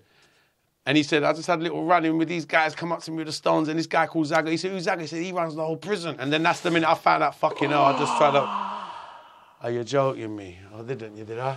You're joking me. I was like, but it was cool. So, like, Zaga's on my section as well. So every time, from that day on, he walks past the cell and he says, Tuggawar, you all right? He actually respected me for it. And he's doing a long sentence. He's doing some triple life sentence. This guy. Big, long sentence. And, you know, from that day on, every time he passed my cell, he asked for me, like, to ask if I'm okay. Genuinely. He was actually a cool guy. He was actually, I remember one time, he didn't smoke weed either, but anytime he got weed, he'd come and give it to me. And phone call, just out of being nice. And he knew nothing back from it. He just respected me. And but this guy, if he tells you to do something, you got to do it. So if you don't, because he runs the prison like that, he's one like the prisoners, the warders are scared of him. So if the warders see him beating up someone, they walk the other way. I've seen him beat the shit out of someone, and warders didn't know who it was. And they come and they see him and say, oh, you didn't see nothing. Like they don't. He's the last one in his cell, and he's the first one let out in the morning. Wow. He's having a shower, walking around. You can look at your cell and you see him. He's already had his shower and everything, mate, and you're still locked up. He's the first one let out in the morning and the last one let in at night. He even got a weekend out. I swear, he's got that because of the shower pussy links, and the warders can't fuck with him. Is it that one gang then that dominates the prison? That section, shower pussy, dominates the section I was on. What other gangs are there? Well, you got shower pussy, you got socialists, PMP, but they're not on that section. Socialists? Yeah. So it's like a political thing, is it? Yeah, shower pussy is it's Jamaica's torn with political politics. It's a lot of politics. So even the gangs are politically driven. You know, I don't know if you know much about the shower pussy, but it's JLP. You got two main parties in Jamaica, JLP and PLP. So you got Labour Rights and Socialists. You understand what I'm saying? So Labour Rights is shower pussy, and Socialists are PMP. Gotcha. You get what I'm saying? Are they at war in the prison system, or? Not too much. They're at war in general, but it's more I mean, it's Jamaica's come a long way with the politics war, so it's not what it used to be, because it used to be a lot bad. It used to be really bad in the 70s and the 80s. It used to be really, really bad. The politics. So it's still driven because basically the politicians in Jamaica, like that party, will give that group X amount of guns, and that party will get that group X amount of guns and go kill each other to see who wins the fucking election. So it's a crime thing. Even, why do you think Christopher Coke was so powerful? Because of his connection to the politicians. Exactly. And his connection with the politicians is because he responses for the community, for the politician. You know what I'm saying? So so that's how deep it is. So he's like, he's the control of that community because of the politician. So you said, the guy said he was going to cook you some food. Yes. Was that nice? Yeah, really nice. I never ate prison food the whole sentence. Really? So, yeah. Wow. And I'll tell you why. Because you can't. Now, there's no toilet in your cell. So you can't go toilet. I mean, number two, you can't shit in your cell. You got to program your body to shit within. Now, you only get a couple hours out your cell, so it's like a 21-hour lockup, basically. 20 to 21-hour lockup. So you only get a couple hours out the cell. So you got to sort of program your body to do your business in them few hours. Now, the prison food will run your belly. The prison food ain't cooked in the prison. It comes on a truck called Clara, and it's like dog food. Even the rice is uneatable. I've never seen such disgusting food in my whole entire life. It is uneatable, even for the most starving man. And even if you was the most starving man and you ate it, you're going to have diarrhea tonight. And you can't afford to have diarrhea. So you got to be very careful what you eat in the prison because you can't afford to have diarrhea, because if you shit in your cell, that ain't going to work out well for you. So you can't do that. So you got to end up eating. So what I ended up eating is like callaloo, which we cook inside the prison and grow inside the prison and buy inside the prison, and rice or callaloo and bread or whatever that we cook inside our cell with a one burner and a pot. So we take the electric from the lighting on the landing, because there's no lights in the cell either. There's nothing in the cell. No lights, no electric, nothing. So we get a bit of wire and wire a one little dragon, one burner to cook. And the prison's like a market. So as the prisons, when I say a market, you got people up and down selling rice. You want to just buy oil to cook with for the day, you can buy oil for a prisoner for $10, which is 10p. So you can buy enough oil to cook one meal, or rice, or callaloo, or corned beef in a tin, or this. It's like a market. It's like a literally up and down prisoners selling weed, cigarettes, food, everything you could imagine on the section. As 8 o'clock in the morning, the minute the cells are open, it turns into a market space. Literally. Even if a warder wants a cigarette, he has to buy off a prisoner. So a lot of prisoners have to get the hustle on then to survive. Yeah. Big time. Big time. Did you have people sending you money from the outs? Yeah, my father was supporting me. Like I said, my father was supporting me. Yeah. And we had visitors. And luckily enough, what got me through really well, like I said, my girlfriend who I was with at the time, she was in Spanish Town. Her family lived in Spanish Town. So she was out for my first half of my sentence. She ended up doing 3 months on the last of my, because they ended up sentencing. I'm going back and forth to court for her now because of what she said. Do you remember what she said? Yeah. It's mine. It's mine. So she's in conspiracy for intelligence of knowing. Straight away. So she's back and forth to court. They're out on bail. So she was out on bail visiting me. So I'm getting visits. No one in the prison can understand how this white man is getting so much visits. They don't understand my girlfriend at the time lives across the road. Literally. Because there's Jamaicans there that ain't getting visits like me. And they're thinking, who's this guy? Because you know if you get visits, you look like really important. They're thinking, this geezer, he's getting visits 7 days a week. Like, I'm getting things sent in the prison. They're thinking, how is he so okay? You don't know my girl lives across the road. So I was getting the money sent over, and I was getting it into the prison through warders or whatever. So the first half of my sentence, I was okay in that sense. Second half, when she got sentenced, that's when things got a bit badder in the prison, in sense of me surviving and that, because I wasn't getting so much visits. If there's no one to bring the money to me, it doesn't matter who my dad sends it to. He can't send the money direct to me. So he was sending it to her sister at the time, but her sister wasn't doing what she was doing at the time for her, you know what I mean? How did the guards treat you? It was all right, to be honest with you. You had a couple that you don't want to fuck with, you just keep out of their way. So you get to know who's who. So most of the warders are pretty cool. To be honest with you, I smoke weed in front of the warders. You have no problem with that. Like, it was pretty weird. The most weirdest thing for me was getting locked up for weed, for £6 of weed, and maybe smoking more than £6 of weed in the fucking prison itself. So I'm getting locked down every night by, there's a warder called Miss Mantle. There's a lady warder. I like to see lady warders lock me up. It's nicer. And I never had no problems. There was only a few warders I couldn't smoke my weed in front of. It was like, okay, you can't. They said don't smoke in front of the green suit. So if the warder had on a blue suit, I was all right. If it was only the green suit warders, I wouldn't smoke in front of.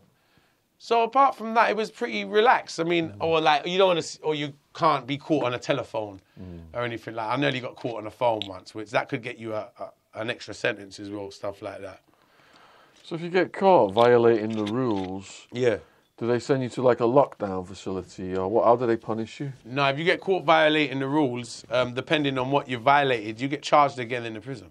So they add more time on? Yeah. Yeah. That sucks. Yeah, and a lot of prisoners in there end up in arguments and stuff and end up doing something in there. I've seen prisoners to go in on a light sentence and end up doing something stupid in there. I've seen, like, he'll commit murder in there. He's gone in for thieving, but he's committed murder in the prison now. Because it's that crazy where the place is made for you to it's designed. One thing I noticed with that prison, the only thing I saw keeping people sane in there was two things: music and weed. And not everyone smokes weed. So it kind of relied on music. It was the only thing to keep people sane. Music and weed. And not everyone smokes weed, so it was just solely music. Apart from that, the place is designed for them to kill each other. It's ridiculous. Because if you look into the Amnesty International report on the prison, they done a write-up on the prison about a year before I got sentenced. And the reason why they did it, because of the despicable conditions of the prison, like unlivable, like one of the most unlivable prisons in the world. Like ridiculously, just the standard of human living is just not on. Basically. Did you see anyone get stabbed? Stabbed, yeah. I did, yeah. I saw someone get shot in there as well. They had guns. Well, I was shot by the guard. Oh, by the guards, So yeah. a madman tried to run up into the main warder's office one day, and they shot him in the head.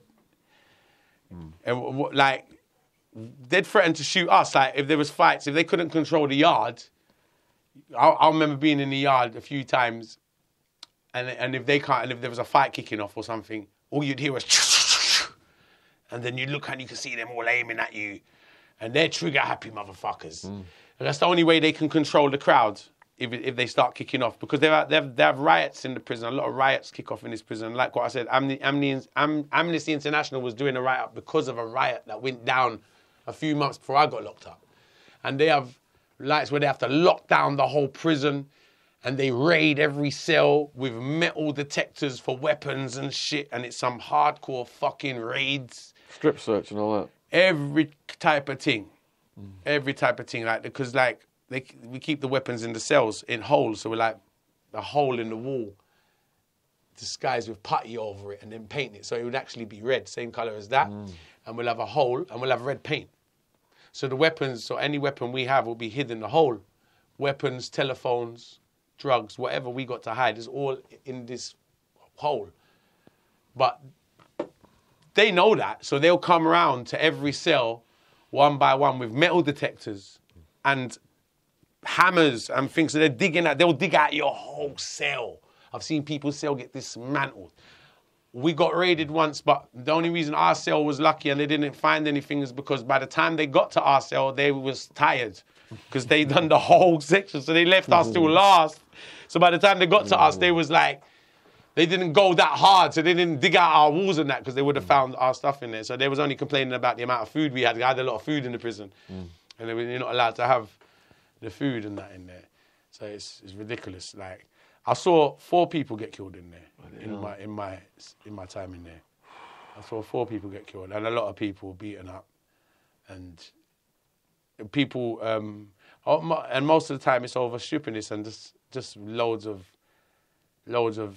confrontations, just like fights over the most silly thing. Like nighttime, people be arguing and getting up in the morning, and as the cells open, they're fighting. And stuff like that, just because of an argument that went on at the night time over a fucking lighter. Like, literally, and they would kill each other in the morning now. It's frustrated people. You know, it's frustrated people. You know what I'm saying? So it's like, so the arguments can happen over the least little fucking thing can escalate into something stupid. You know what I mean? I've had a couple close ones myself in there where it wasn't even me in the fight, but I've nearly, like, rocks have been thrown, it ricocheted off the bar, nearly hit my head. You know what I mean? I had to not beat a guy up one day, but that same Zaga guy, someone was running away from him in the prison, and he was he was after them or something, and then he was running in my cell, and I was told to catch. I had to hold the guy and pin him down for them to come and fuck him up. And if I didn't do that, I would have been helping the guy to get away. And then I would have got fucked up. This is things like, you got to be very, what the main rule in there, what I learned, the main rule is use your eyes, use your ears as much as possible. Use this as less as possible. You know, now we're on a podcast, we can use this a lot. Yeah. But in there, your eyes and your ears, I'm sure it's the same rules, like you've been through the same kind of shit. You Lay gotta low, use take it all in. That's it. Yeah. That's it. And try not to talk too much. Because the talking will get you into fucking problems. People who go in and brag about all the crimes and shit. Exactly. They get humbled very fast. Very fast. And what you got in there is people lying a lot. Like, no, that's, I'm sure you've experienced. I was the biggest bank robber in the history of America. Yeah. I go Vegas and had all these showgirls. Yeah. In Jamaica, is a lot of time where they different. You get looked at. You get rated as your charge in the Jamaican prison. So if you get charged for murder, you get considered a bad man. If you get charged for gunshot, you get considered a bad man. If you get charged for thieving, you get considered to be an idiot. If you get charged for smuggling coke, you're considered as a fucking idiot, as a cokehead mule, right? If you get charged for petty shit, you get taken for an idiot. You get charged for weed, like me, you get considered a freedom fighter, which is pretty nice. So, like, because weed is a natural thing, you know? So it's a whole different look. So they say, oh, what did you get nicked with? So getting nicked for smuggling weed and smuggling coke is two different aspects. So you get nicked for smuggling coke in Spanish Town Prison, you don't get no ratings. No ratings at all. You get nicked for smuggling weed, you're actually respected as a freedom fighter. Especially when it's for yourself, you're not a mule. Because I wasn't a mule, I'm doing this shit for myself. You're extra special freedom fighter. Because they're like, why you not meant to lock up this guy? He's smuggling good weed. You know what I mean? Yeah. Yeah. What about when you finally adapted then? How was an average day once you'd settled in? I got on really well. Like I'm a man. I really adapted in pretty well, very, very well. If Dan Man will tell you, people that was in there will tell you, I was like a prison celebrity within weeks. Sweet. I was a celebrity in there within weeks. And me having my skill towards the music was a lot to do with that. As soon as they found out I could chat lyrics and I'm an artist, so they had on Easter Monday, they let us out all day. And we have an event, a stage show, a massive stage show. Now, they got a music section in the prison, first of all.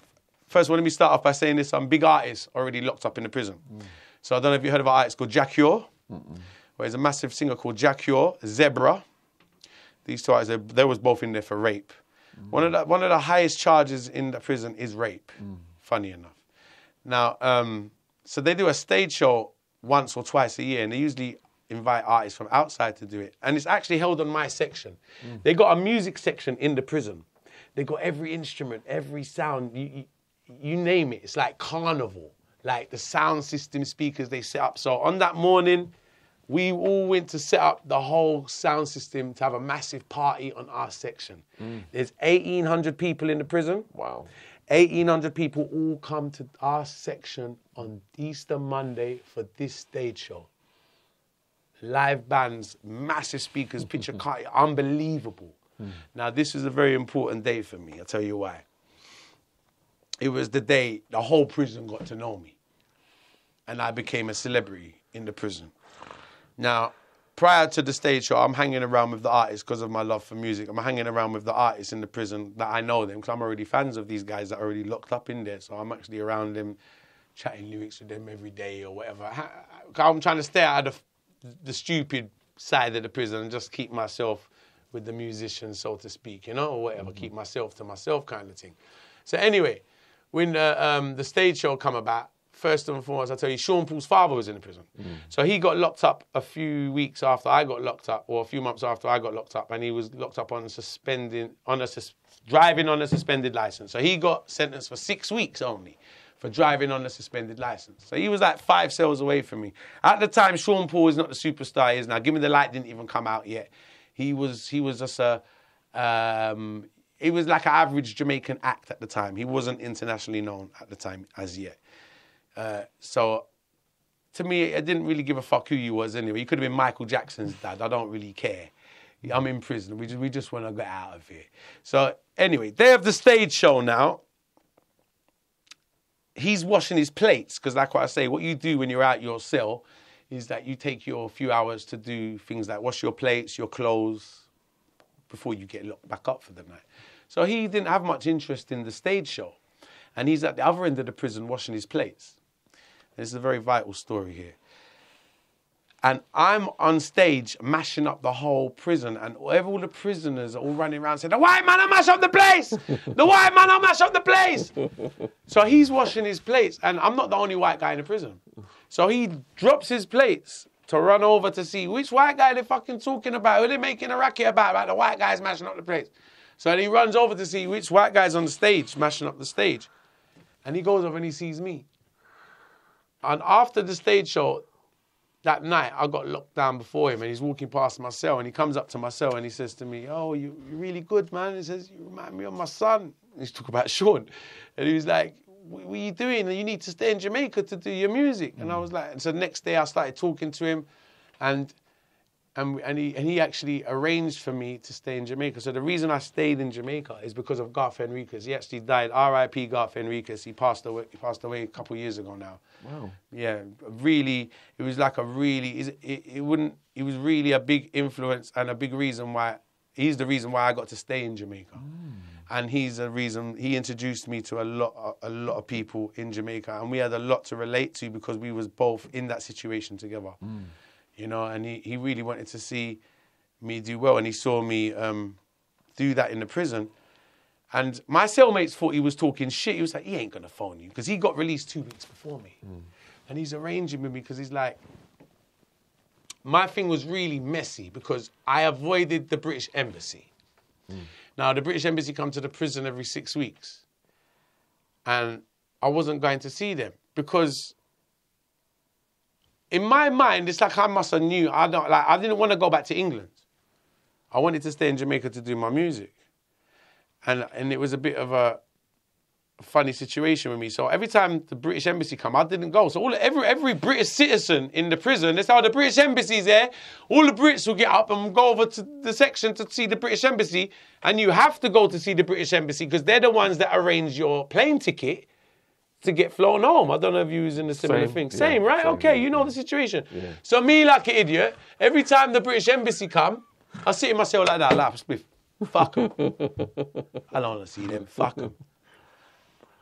So I avoid the British Embassy every time they come. The only Brit. I knew prisoners who faked being British just so they could go and speak to someone from the British Embassy. I'm there. I don't want to know. I don't know what's wrong with me. I don't want to know. I'm telling you, this is the truth. They say, have you seen the British? I don't want to go to see them for.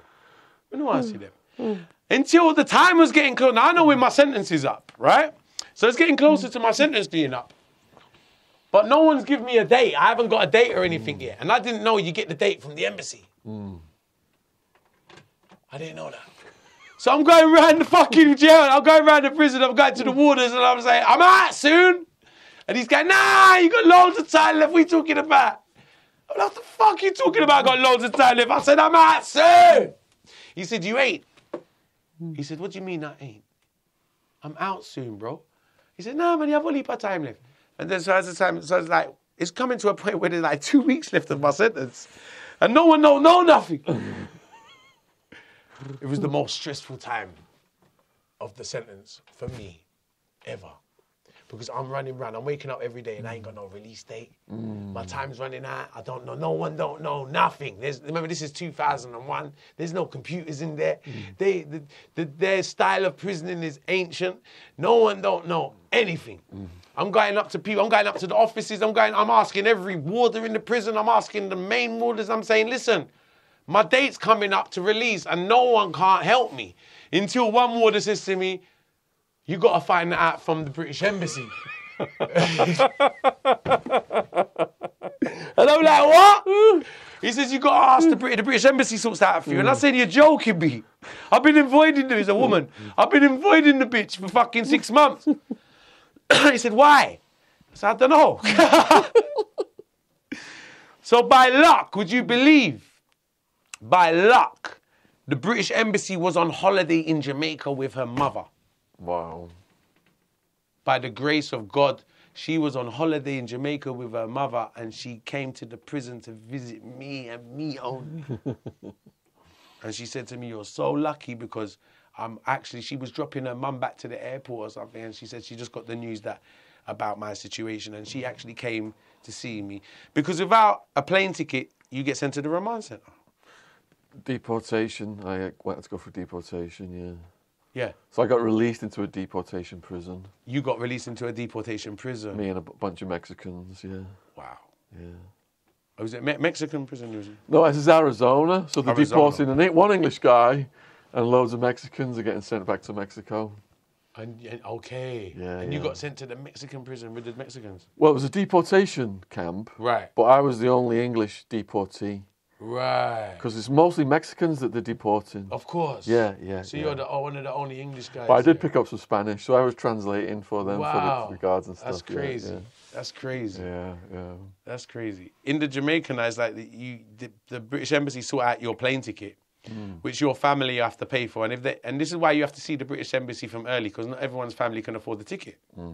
So if you can't afford the ticket, they arrange to sort out a ticket for you. Without the ticket, you won't be released.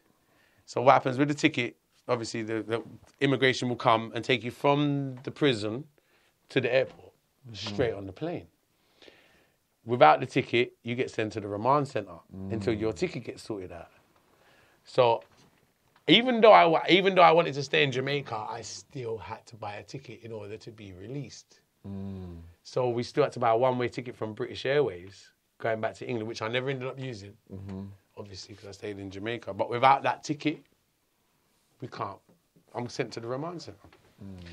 So by the grace of God, I got all of that sorted out, and I got the ticket, and my dad bought the ticket for me, and then I got my release date. And Sean Paul's father phoned me.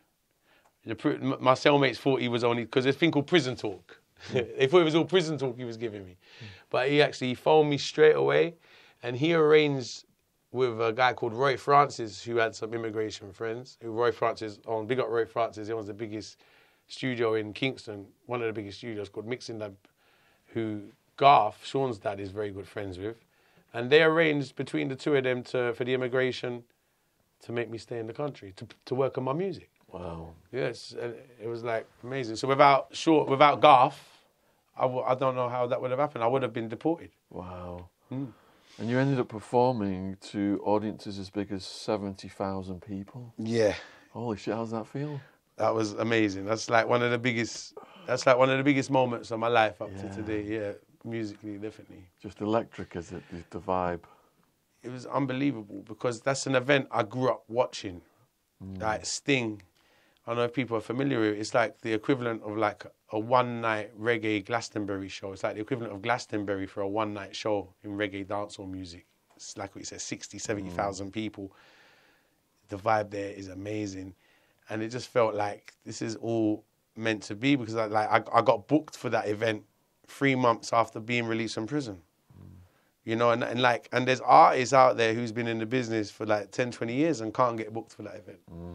So it was such a massive accomplishment for me. And I did it 2 years in a row. Yeah. 2 years in a row. That was like, that made me that set the pace for me and really made me who I am as an artist and threw me in the deep end very early in my career as well, where I had to go and perform to such a massive crowd. And it was like the start of my career as well. Fresh out of jail. Yeah. On the day of your release, what kind of like adjustments did you make then? Was it like a reverse adjustment thing? And were you like relaxing a bit because you're no longer around all these dangerous people? And was it like traits you maintained from prison? Yeah, you know what? My thing wasn't relaxing because I'll tell you something, because I knew I had this whole adventure ahead of me, a whole mission ahead of me. So it was more than just getting released for me. It was like, what is in store for me now? Because I'm about to stay in Jamaica and a lot of things were going around in my mind. And also, while I was in prison, they was trying to rob my father in England. So my father's life has been put out at risk because he was, like I said, my father, to finance the whole situation, was selling weed mile a minute in England. And where I'm in Hackney is a very tough area, and everyone, a lot of rubber man. And they got the gist that this old Greek man is turning over thousands and thousands of pounds a day in weed. So he became a target of nearly every rubber man in Hackney. Really? Who thought they could, because they think it's an easy rob, because they thought it's an old Greek guy. Oh, let's go and rob the old Greek guy. He's moving weight round there. He's an easy rob. They didn't know that he's an ex-commando. He killed him. But looking on the outside, they think, oh, let's just grab a strap. We'll go and rob this guy. It's easy. It never ended up to be so easy. So they tried, did they? 5 times. 5 times. 5 times. So while I'm in prison, and these things would never have been going on if I was there, obviously. But they've taken the chance now because I'm not there. They see him by himself. They know the situation. They know I'm in prison in Jamaica. He's over there by himself. And he phoned me. He phoned me one night in the prison. It was fun because, you know, like, my dad's a warrior. And to him it was like fun initially. He was like, oh, they come to rob me. I disarmed them, he says. Yeah. What a guy. Yeah, unbelievable. Brilliant. The thing is with him, the way I became to worry is that we had a massive Greek gate on our house, built on the door, obviously for safety reasons. And I'm like, why did you let them in? He said to me, as soon as I saw them, I knew they came to rob me. I'm like, if you knew they came to rob you, why did you let them in the gate? Because you've got this big, massive gate. You've actually got to open this gate and let them in. The house. We've got a 3-bedroom house at the time. Yeah? And he's got a big gate. You ain't got to let them in. Got cameras on the gate, everything. You haven't got to let them in. He says, I knew they came to rob me. I said, why'd you let them in? I want the challenge. I'm like, oh, for fuck's sake. So this is his mentality. And I was like, oh my God. And he actually did really want the challenge. And he let them in, and he tried, he disarmed a few of the guys that come to rob him. One time they came to rob him. He had a girlfriend of his upstairs, called Anita.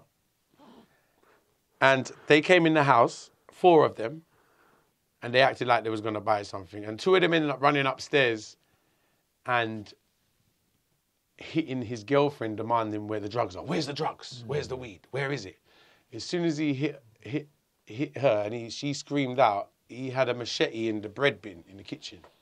So he's standing next to the bread bin with the 2 guys there. As she screamed out, he's bust the drip down, he's taken out the machete and he's sliced, gone to chop, and he's nearly chopped off one of their hand. So the blood's gone everywhere. They've run out. The 2 guys upstairs are scared to come back stairs. They run through the window. Yeah. So 2 of them run through the window. One of them's run out the thing. One of them with the guns dropped the gun. Now, the one with the hands dropped the gun. His girlfriend come down. The clips come out the gun. She's chased him down the road with the gun with no clip. And all of them. Wow. And this was like a regular night at my house.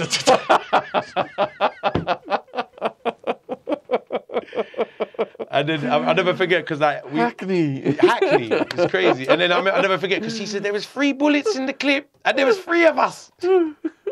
They wanted to kill all of us, she said. So he's like, this is until what happened? Like, that was fun saying it until he phones me up and they kept doing it. They kept trying him.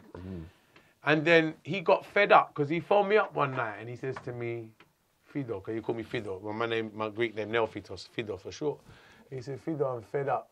If they come again, I'm going to kill them. And I was like, oh, shit. And he meant it. And the thing is, I didn't want him to do that and get himself into a situation where he's going to kill someone and go to prison for a long time, or something else bad could happen. They might get the better of the situation and he can get hurt.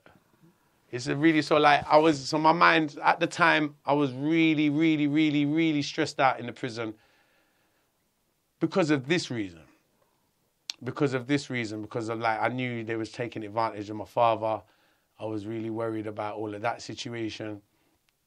And it felt like I've got to see my music career, and I stayed over there to build a music career and start a career. So it's like I was in a place, like I'm on autopilot to doing this, and I have to do it, and I was doing it for, like, if I don't do this, I'm letting my father down.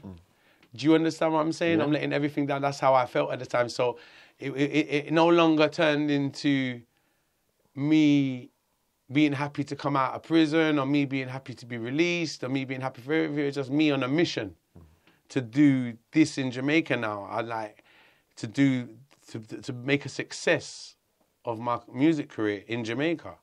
You understand what I'm saying? And that was my whole mission and my whole goal, and always has been up to today. You understand what I'm saying? That was my whole mission and goal, and just made it like, I can't afford to go wrong. I can't afford to not do well. I can't afford to not, I've got to do this properly, and I have to make this work, because I didn't have no choice. So my mind was like that, you know. So I was like, what's in front of me?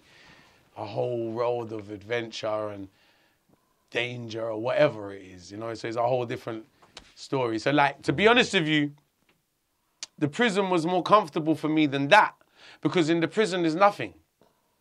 You understand what I'm saying? What are you going to do in prison? There's nothing. You just got to worry about keeping yourself safe. But the whole anxiety of thinking about what's going to happen next was more fucking disturbing than the prison, because of everything was going on, and like, I have to make this work now. I have to stay in Jamaica. I'm going to stay in Jamaica and make it. I didn't want to go back to England and fall into the same pattern I was already in. I already tried to smuggle. I was already doing. I was in a go nowhere zone. You know what I mean? I was just trying to be Tony Montana at fucking ganja in Hackney, and I was just friends around me are getting killed left, right, and centre. It wasn't a good look for me at that time. So I just really was important to me to stay and make something of myself. A lot of people get out, they got no direction, They got no plan. No plan. It sounds like music was your salvation. Yes, absolutely. Yeah. Big time. Powerful. Yeah. Big time. But then there comes a point where your dad gets busted. Yes. Yeah. What year was that? What happened? Well, he was getting busted. He was getting raided because, bless him, he done so well. He probably hustled better than I ever hustled, in sense of how much he did it. But he didn't. He sold to anybody. So he ended up like his turnover. He was doing like £10,000 a day turnover in £10 draws. Wow. No joke. A lot of fucking. And could you imagine the house was running like a sweet shop. It's a sweet shop, and he had a thing. He was selling to any and everybody. He didn't give a fuck who the customer was, as long as they had money. To me, it was like he was selling bananas. It was like, I don't care, is it peanuts, whatever it is, this is what we're selling? Okay, cool. It's for sale. Come buy it. Do you understand what I'm saying? And we're right behind, remember, this is in Stoke Newton, behind Stoke Newton police station, right behind the police station. May I remind you? I used to have a girlfriend at Stoke Newington. Really? Yeah, yeah, I enjoy it, Stoke Newington, yeah. It's the Thai restaurant and the eclectic mix of shops and people. Yeah. Yeah, it's got a buzz. Yeah, you know the police station, right? I can't remember where the police station was. No, okay, no. It's on the high road. It's before the Thai restaurant. Yeah. It's actually one of the biggest police stations. It's nearly as big as Scotland Yard. Really? It's massive. So that was probably good cover, though, because the cops would probably think, no one's got the balls to do this. Yeah, no, exactly. No one's that stupid. But it was too... Like, we're selling to everybody. So the cars outside the house, the queues, the baby mothers with prams. Like, everything you imagine is there. Like, It was unreal. So it was only gonna happen. He was gonna get raided. He was gonna get locked up. It was only a matter of time before that happened, to be honest with you. And what happened is that he got raided loads of times. Like, it's when they caught him with enough to sentence him. You know, unless a few times they didn't catch enough or whatever, and you know, they was onto him for a long time. I think he got raided about 5 times. You know what I mean? He got raided loads of times, and then when you get raided that many times, that's when you're a real target of the police as well. And they had a whole operation on us. It was called Operation Tugger. Like, it was a whole operation on us at the time because it actually seemed more than what it was. It was actually seemed more than what it was, even though it was just weed. Yeah. We were selling so much of it, and there was so much activity. They thought it was hard drugs as well, which I never dealt hard drugs in my life. But it was easy to look on the outside and you'd think, yeah, this is something, you'd think some sort of hard drug business was going on, even though it wasn't. It's like a one-stop shop. Yeah, it looked like a one-stop shop, exactly. That's why it was like that, you know? So obviously he got locked up. He eventually getting locked up. But what year was that? He got locked up in 2005, if I remember correctly. And you got released in 2002? Yeah, 2002. So you had and then you came home then to support your dad? Yes. Yeah. How did that feel then? Did you go visit him and stuff? Yes, of course. Yeah. I did. It was heartbreaking because what happened was that I came so far in Jamaica and I became the hottest young act in Jamaica. Yeah. In the space of a year and a half. But even in the space of 6 months, I got booked on Sting and everything, and I got offered a record contract from one of the biggest producers in Jamaica, called Steely and Clevie. R.I.P. Steely. He died in 2009. He's like the equivalent of Dr. Dre in dancehall. So I had a record contract with Steely, ready to sign. I had the whole streets in a frenzy, and then my dad got locked up, and I had to fly back. And it's like I had to go and start all over again because the Jamaican community knew me and they knew what I'd done. But England, it was like, they didn't know me. Like, so I already made such a big name for myself over there and done so well. And it felt like just a few more months and I would have done something crazier, you know. But then I was forced to come back and thrown in the deep end again with the hustling, which was the hardest part as well. So I'm still trying to, I said, I can't stop being the artist. I've got to carry on my music career and do all of that. But I was thrown in the deep end, back into the deep end with the juggling because we're in crazy debt. You know, I left us in debt before we went. You know, I've got a mortgage on the house. You know, so as much as the money you're making, we're spending a lot. It's not cheap to survive in Jamaica. You understand what I'm saying? And then when you smoke weed like me, you can't really make that much profit out of it anyway. Do you understand what I'm saying? Yeah.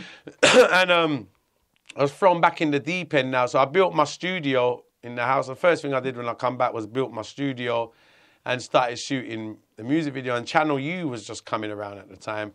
And I put a video on Channel U and it blew up and I ended up getting called The Surf. I put a couple of videos on Channel U and they ended up getting popular and I ended up getting a record deal with Jetstar over here. So I ended up getting a record deal over here and making some good money out of it eventually. But I was thrown back into the deep end with the hustling, which is what I didn't want to do. So it was like I was staying in Jamaica looking for a #1 song or something. I was like, I can't come back without it. I don't want to go back and hustle. And it felt like I was this close. Yeah. You know? Almost tasting it and everything. I'm tasting it. Yeah. I'm tasting it, you know, and the last thing I want to do is come back and start weighing up fucking weed back in Stoke Newton again. Do you understand what I'm saying? So it's like, but I was forced to do that and come back and do that and then get back involved with the street life and put myself into create. And then and then Dad got let out of prison and we got raided again. And like, probably the biggest raid of my life then. I got raided with like 18 keys of weed and 4 keys of skunk. And it put me in loads of debt with some gangsters and I was in debt for years. And this is in the middle of my career starting to take off over here. So it's like, as I got the deal, I was dealing with a whole new bunch of problems that I've encountered over here now. Did you beat that case? What, for the weed and the skunk? Well, not really. No, the police nicked it. Biggest mafia? Biggest mafia. Yeah. So if you want to call it beating it like that, yeah. I remember sitting in the interview room and there wasn't even space to fucking sit with the amount of weed in there. And we went to court and they charged us for 1.5 keys. And what caused the biggest problem is when they charged us for 1.5 keys, all of this weed is on consignment. The people that gave it to me on consignment thought I was lying. Yeah. And then they start putting, then they wanted, and this whole money added up to like 40, 50,000 pound debt. I'm in with these people and they started threatening my life for the money. And then I started threatening their life and it was back and forward with that. So there was a whole situation because they thought I was lying. And then I got booked again for Sting. I'd done Sting 2 years in a row. When I got booked again for Sting, I'm back in Jamaica and they thought I've robbed them. So they thought, oh, what are you doing out in Jamaica? And they said they was at the court and I only got nicked for 1.5 keys. What happened to the 18? Ask the police what happened to the 18. They thought you were spending their money. Exactly. Yeah. So this a whole new problem. Is that all that beef squashed now then? Yeah. Good. Yeah. Did you like the challenge though of having to rebuild? Yeah. Did you enjoy that challenge, or did it frustrate you a bit? Yeah, it's always frustrating. It's always frustrating, but I think it makes us who we are. Yeah. It makes us who we are. I strive under pressure because I'm built like that. So I think if it's not a challenge, it's boring, isn't it? So I think because I'm so used to it as well, I suppose. But this is life, isn't it? Life is not, in any situation, life is not perfect, is it? I think if life doesn't present you a challenge, something's not right. Yeah, exactly. Yeah, I mean, even just today, coming today, you want to say there was a flood on the motorway, and you know, it's just little things. Did you see, like, just little things? Stuck, didn't you? I mean, did you go through it as well? Same thing. Yeah. I nearly had to get the dinghy boat out. You know, life, it presents you with challenges. Like, you can wake up in the morning and there's a new challenge that's presented to you, you know, like, so this is life. I mean... So these big successes then in music, how did you stay grounded? Because you don't strike me as egotistical. No. So a lot of people would have got swept away by that attention? Because I know what I'm in it for. I'm not in it for the egotistical thing. Like what you said, this is something that I'm very, very appreciate I can do, and I'm very grateful I can do music.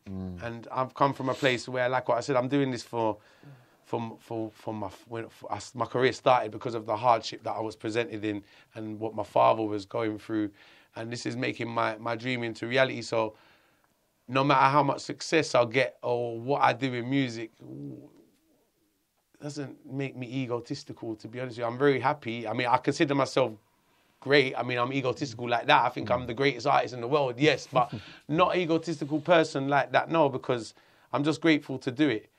I'm just grateful to do it. And I know what it means, and I don't believe, like, it's just like any other job that you're good at. I'm good at music.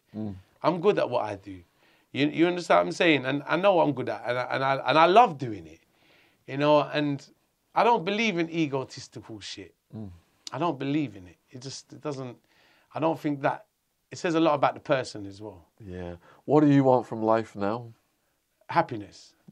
What's your definition of happiness? No stress. No stress. No stress. Yeah, I mean, happiness is the main thing in life because you can have money, you can have all these things, and I know millionaires that commit suicide. Totally. You know, so what is money? Did you appreciate the small things now after going through all that? Definitely. Yeah. Definitely. The magic of the ordinary. Absolutely. Yeah, absolutely. I really do appreciate the small things. That's why I had to learn. I had to be humbled. You have to be. Like, exactly. I appreciate the small things. That's probably why I'm not so egotistical like other people who's in this business, because of what I appreciate. I appreciate it. Yeah. I appreciate it. You know, and I couldn't, there's many ways that I might not have been here to do it. You know, and I really appreciate it. And I don't take it lightly. Yeah. Either. I don't take it lightly. And I never forget why I'm here and why I'm doing it and where I started. You know, and like, we're all human. No man is bigger than another man. You know, I never believe that. I don't believe no man is bigger than another man. No man's problem is bigger than another man's problem. You know, I think we're all, you know, there's no reason for someone to be egotistical. That one's done this or this one's got that. Or that's neither here or there, isn't it? It's the little things in life that's more important. Yeah, definitely. Yeah.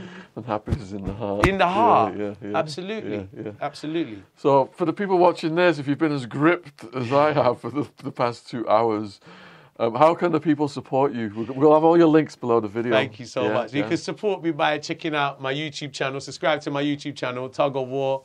Follow me on Spotify, check out my latest album, Contemplating War, check out my latest music videos. We got Frostbite Films and the whole gang.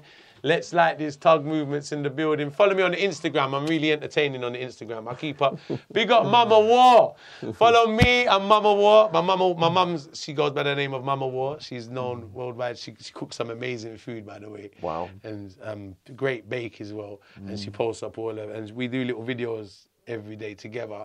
And we got loads of people that log on to us. I'm really grateful for the small things in life. Yeah. I'm really grateful for the small things in life. And people know, man, just keep it real. I'm just myself in every situation. You can only be yourself in this world, you know? Yeah. So, like, follow me on the Instagram, on the Twitter, @Tuggawar, Tuggawar. Check out the music, all of that stuff. If you want to come on the podcast and you're thinking, how do I tell a story? We've had a masterclass today.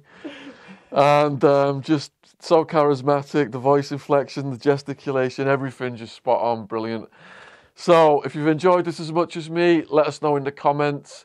Huge thank you to all the new subscribers, subscription logos in the corner of the screen.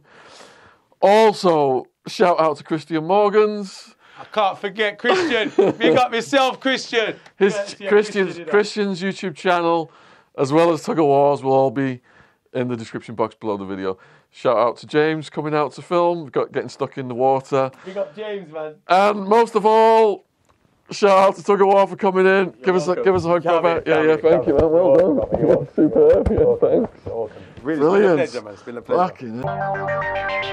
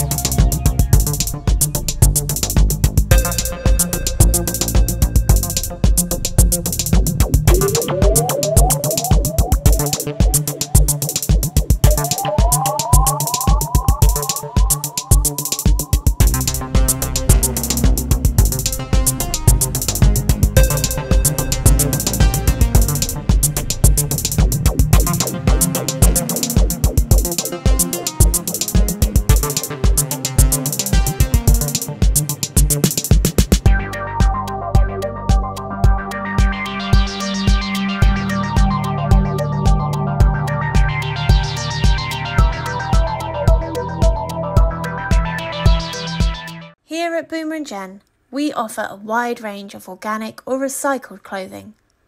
We all know our planet is important. We only have this one, so it's vital that we all work together to slow down and reverse the changes to the environment. Whilst we all know that big industry are having a significant effect on pollution, here at Boomer & Jen, we believe that if we all make small changes, we can do our part. Fast fashion causes detrimental effects to the planet. Not only is nearly 20% of global wastewater produced by the fast fashion industry, but there is a considerable amount of fast fashion ending up in landfill. So let's move away from fast fashion items that are only worn once or twice, and start wearing extremely comfortable, durable, and environmentally friendly clothing and ethical jewellery. Boomer & Jen was founded in a quiet town in Devon in 2018. It has now gone from strength to strength as the world is becoming more aware of the current climate situation, helping our customers to buy sustainable, quality clothing. All of our products are fair trade and registered with the Global Organic Textiles Standard Association. Check us out on organiccottonclothing.co.uk.